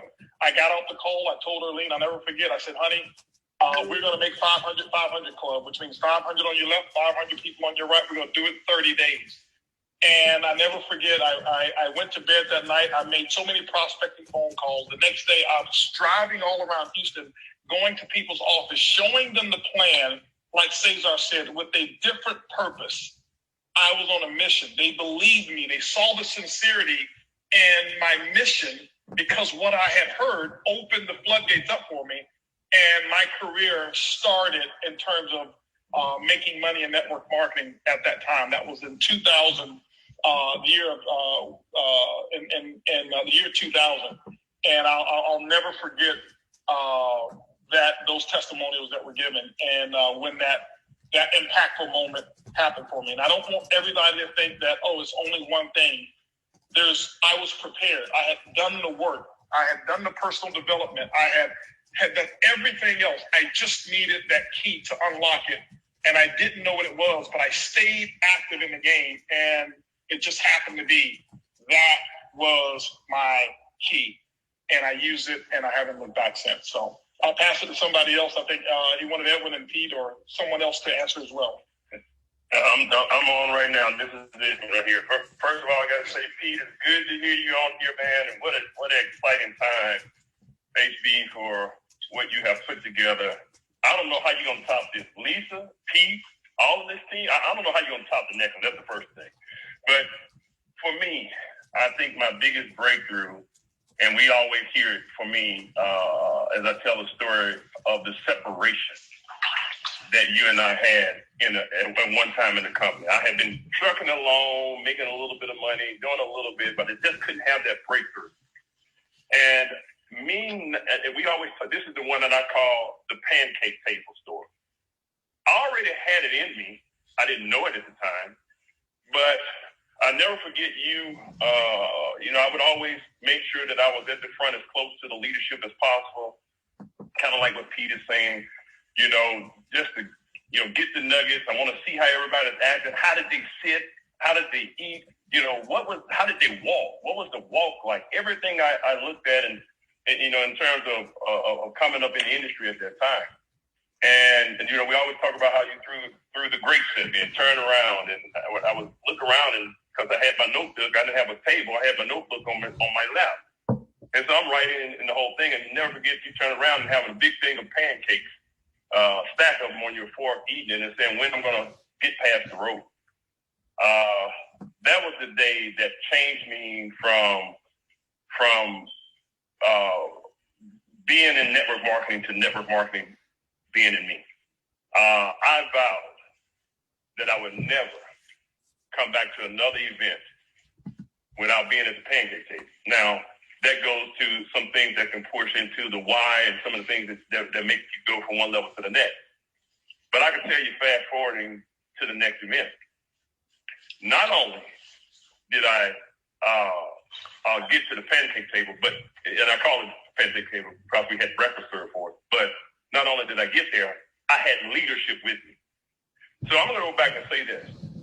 It's already within you to accomplish what it is that you need to do. I wasn't about pictures. I didn't care about, some people I look at nowadays, more people about being seen and the pictures of life and trying to again go, as we say, skip some of the steps. I made every call. I went and spoke to anyone that I had to speak to. It was just all out massive action with following the results. Also making sure that as we keep saying, some undercurrent or some consistent themes, or staying plugged in, making sure that I was accountable. All the things that we've said in this call is what got me through that year to perform. And it's like a rubber band. Once you stretch it out, it never goes back up to the same shape. As a person, as a man, as a business person, as a network marketer, I have never gone back to that same shape. And here's one other thing that I tell you is this. I guess some people at one time would call me Mr. Fundamental. I got used to doing the left turns in life. And what I mean by the left turns in life, the left turns are just like a racetrack. If you're racing, people make millions of dollars from making left turns all the time. They do the basic things and to win that race. I'm the left turn guy. So I don't look for what's new necessarily, what's hot, what's the most exciting thing. Successful people get good at things that are boring sometimes. And sometimes you going through that same process of developing yourself and reading the books and going and putting into action and calling on the people and doing the prospecting and getting the customers and all that stuff. It seems like it could be mundane. It seems like it could be exhausting. But just like anything else, if you never, with your body, if you never exercise the muscle, you never strengthen yourself. And that's why I got good at going through the mundane, if you will, of success and taking those left turns. But I can tell you that point of being separated from someone that I wanted to run with and me going out there to make the strides to better myself to get there is what changed me from the person that I was slowly progressing to having what some people would deem as, some major or decent success in the industry. So that's my point of change that I felt. And also, did you want me to answer that? Because you called me. Yes, Lisa. I was about to call on you on that one. But what Edwin's really referring to as well is the power of friendship. You build relationships, and people will do whatever they've got to do to be with you because of the relationship. They won't do it for the money only. We tend to think that we put out these promotions about money. And I don't know who said it, maybe Lisa said it, that if a person was going to build this business to be debt free, nobody would have any debt. But we don't do it, but we'll do it for the relationship. And if you build a right culture, people will do whatever they got to do to be with you as a leader. And that's what will fuel your income. And Lisa, go ahead. I'd love to hear from you on this one. I can't go into my whole story, but a lot of you know it. But I was a little bit different because I had a number of breakthroughs, but my biggest breakthrough was in the year 2001. I made $1 million that year, but I've been making $200,000 a year for a decade. So I became an overnight success after 11 years. And that was with the first years making no money. But network marketing was always here for me. And during that process, through a family business, I ended up spending a year in federal prison. And when I got out, I came back to network marketing. Who was I going to get a job with? All the people in the who's in Dallas were judging me. I was not of myself, and I was humiliated and didn't know what to do with that. And I got some advice from a pastor when I was in, and she said, when you go home, you know, your job. Well, actually, she told me that I had made a mistake all my career, that I thought I was in a sole proprietorship and I didn't know how to ask for help. And really, I was in a partnership, and I was the junior partner. And my job was to get up, shine up, shower up, show up with belief and a commitment to having a smile on my face every day. No matter what somebody said to me, I was there to make their day better and do my best to do that. And if I did it, my senior partner, whomever you choose to believe in, you know, the Lord would take care of the rest. And it sounded like a crazy plan, but it was better than the one I had. So I came back to network marketing because they would have me, because I had met people that would help me. And in 2000, I started working in a company. And it's odd that you should say this, Holton, because one of the people that I met along the way was Troy Mock. And we were friends. And I called Troy and I said, you know, I don't know how to go out there with this story. And he said something to me, and he said, nobody tells your sins like you. And nobody likes a story that doesn't have something that they can relate to, kind of like what Pete was saying. So here's the one thing I would say to everybody, and this is when I had my biggest breakthrough. My business started to explode when I realized, A, it wasn't about me, and B, the humiliation and the shame that so many of us carry, the disease of terminal comparison, that belief that we are unworthy, that makes us feel like our story isn't good enough and our struggles can't inspire anybody. The very things that you are ashamed of or feel less than because of, those are the things that give power to your story. So I told people, this is where I was. This is where I am. This is where I'm going. I haven't found anything in the world that is remotely close to network marketing that will help me get there. Maybe you want to go too. I started with one. It became more. And I've told that story now all over the world on thousands and thousands and thousands of stages. So here's the next piece of advice that I will give you. Don't ever let anybody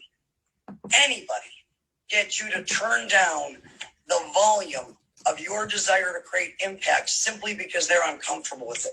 Don't turn down the volume of what you can accomplish because it makes other people uncomfortable.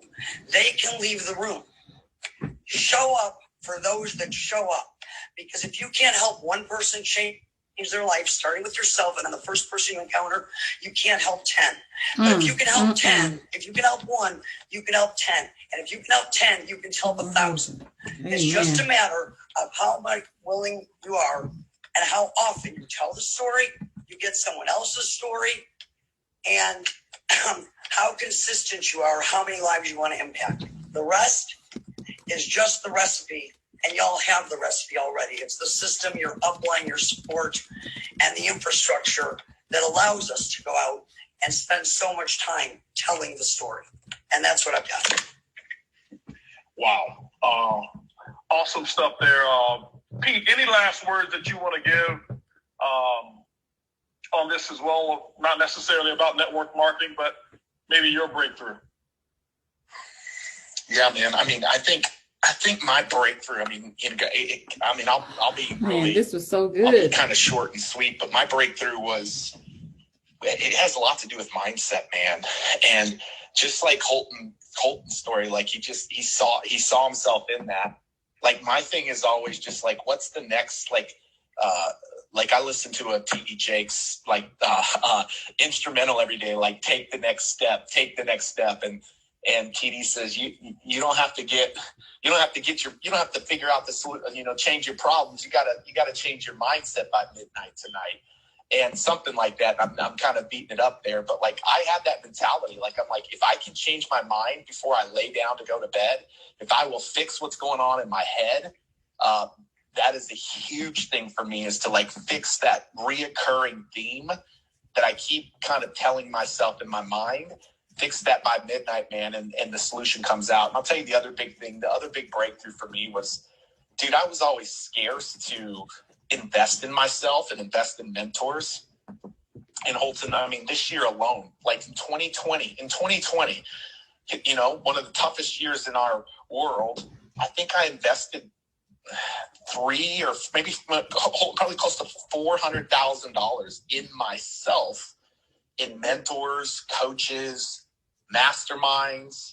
And I think that's been a huge breakthrough for me, man, is that I am my greatest asset. Like, I am the greatest asset. I'm the one who can, be the one inside, for all these people listening, like, invest in the mentors, invest into yourself, but invest in yourself through investing into mentors. So I think that's all I would say to that, Holton. I think Lisa, Edwin, and you nailed it on it, man. Well, first of all, I want to say thank you to Lisa for coming on here. And Lisa's just always been a huge support, and I can always count on it, even when I don't even know she's looking. She's always looking, and so I appreciate you, Pete. I appreciate you for coming on and sharing. I can tell you made an imprint. Both of you have made an imprint on all of the listeners and participants that are here. All of our moderators are diamonds who are here. Many of you who just because your name is up there, you actually made an imprint and showed people the power of listening. It wasn't about what you had to say, but your contribution was being a listener, teaching people that it's okay not to have the microphone. And for those of you who chimed in, obviously you made just as much of an impact as well. And so I am grateful to have the people that's on here to have participated through your questions, through your what I know is going to take place from the information that was spread and how it's going to impact people in your lives. I just ask that you find an opportunity that you can implement, something that you learn here immediately.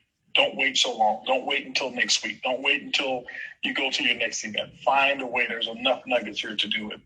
And as we said, we didn't know where this was going to go.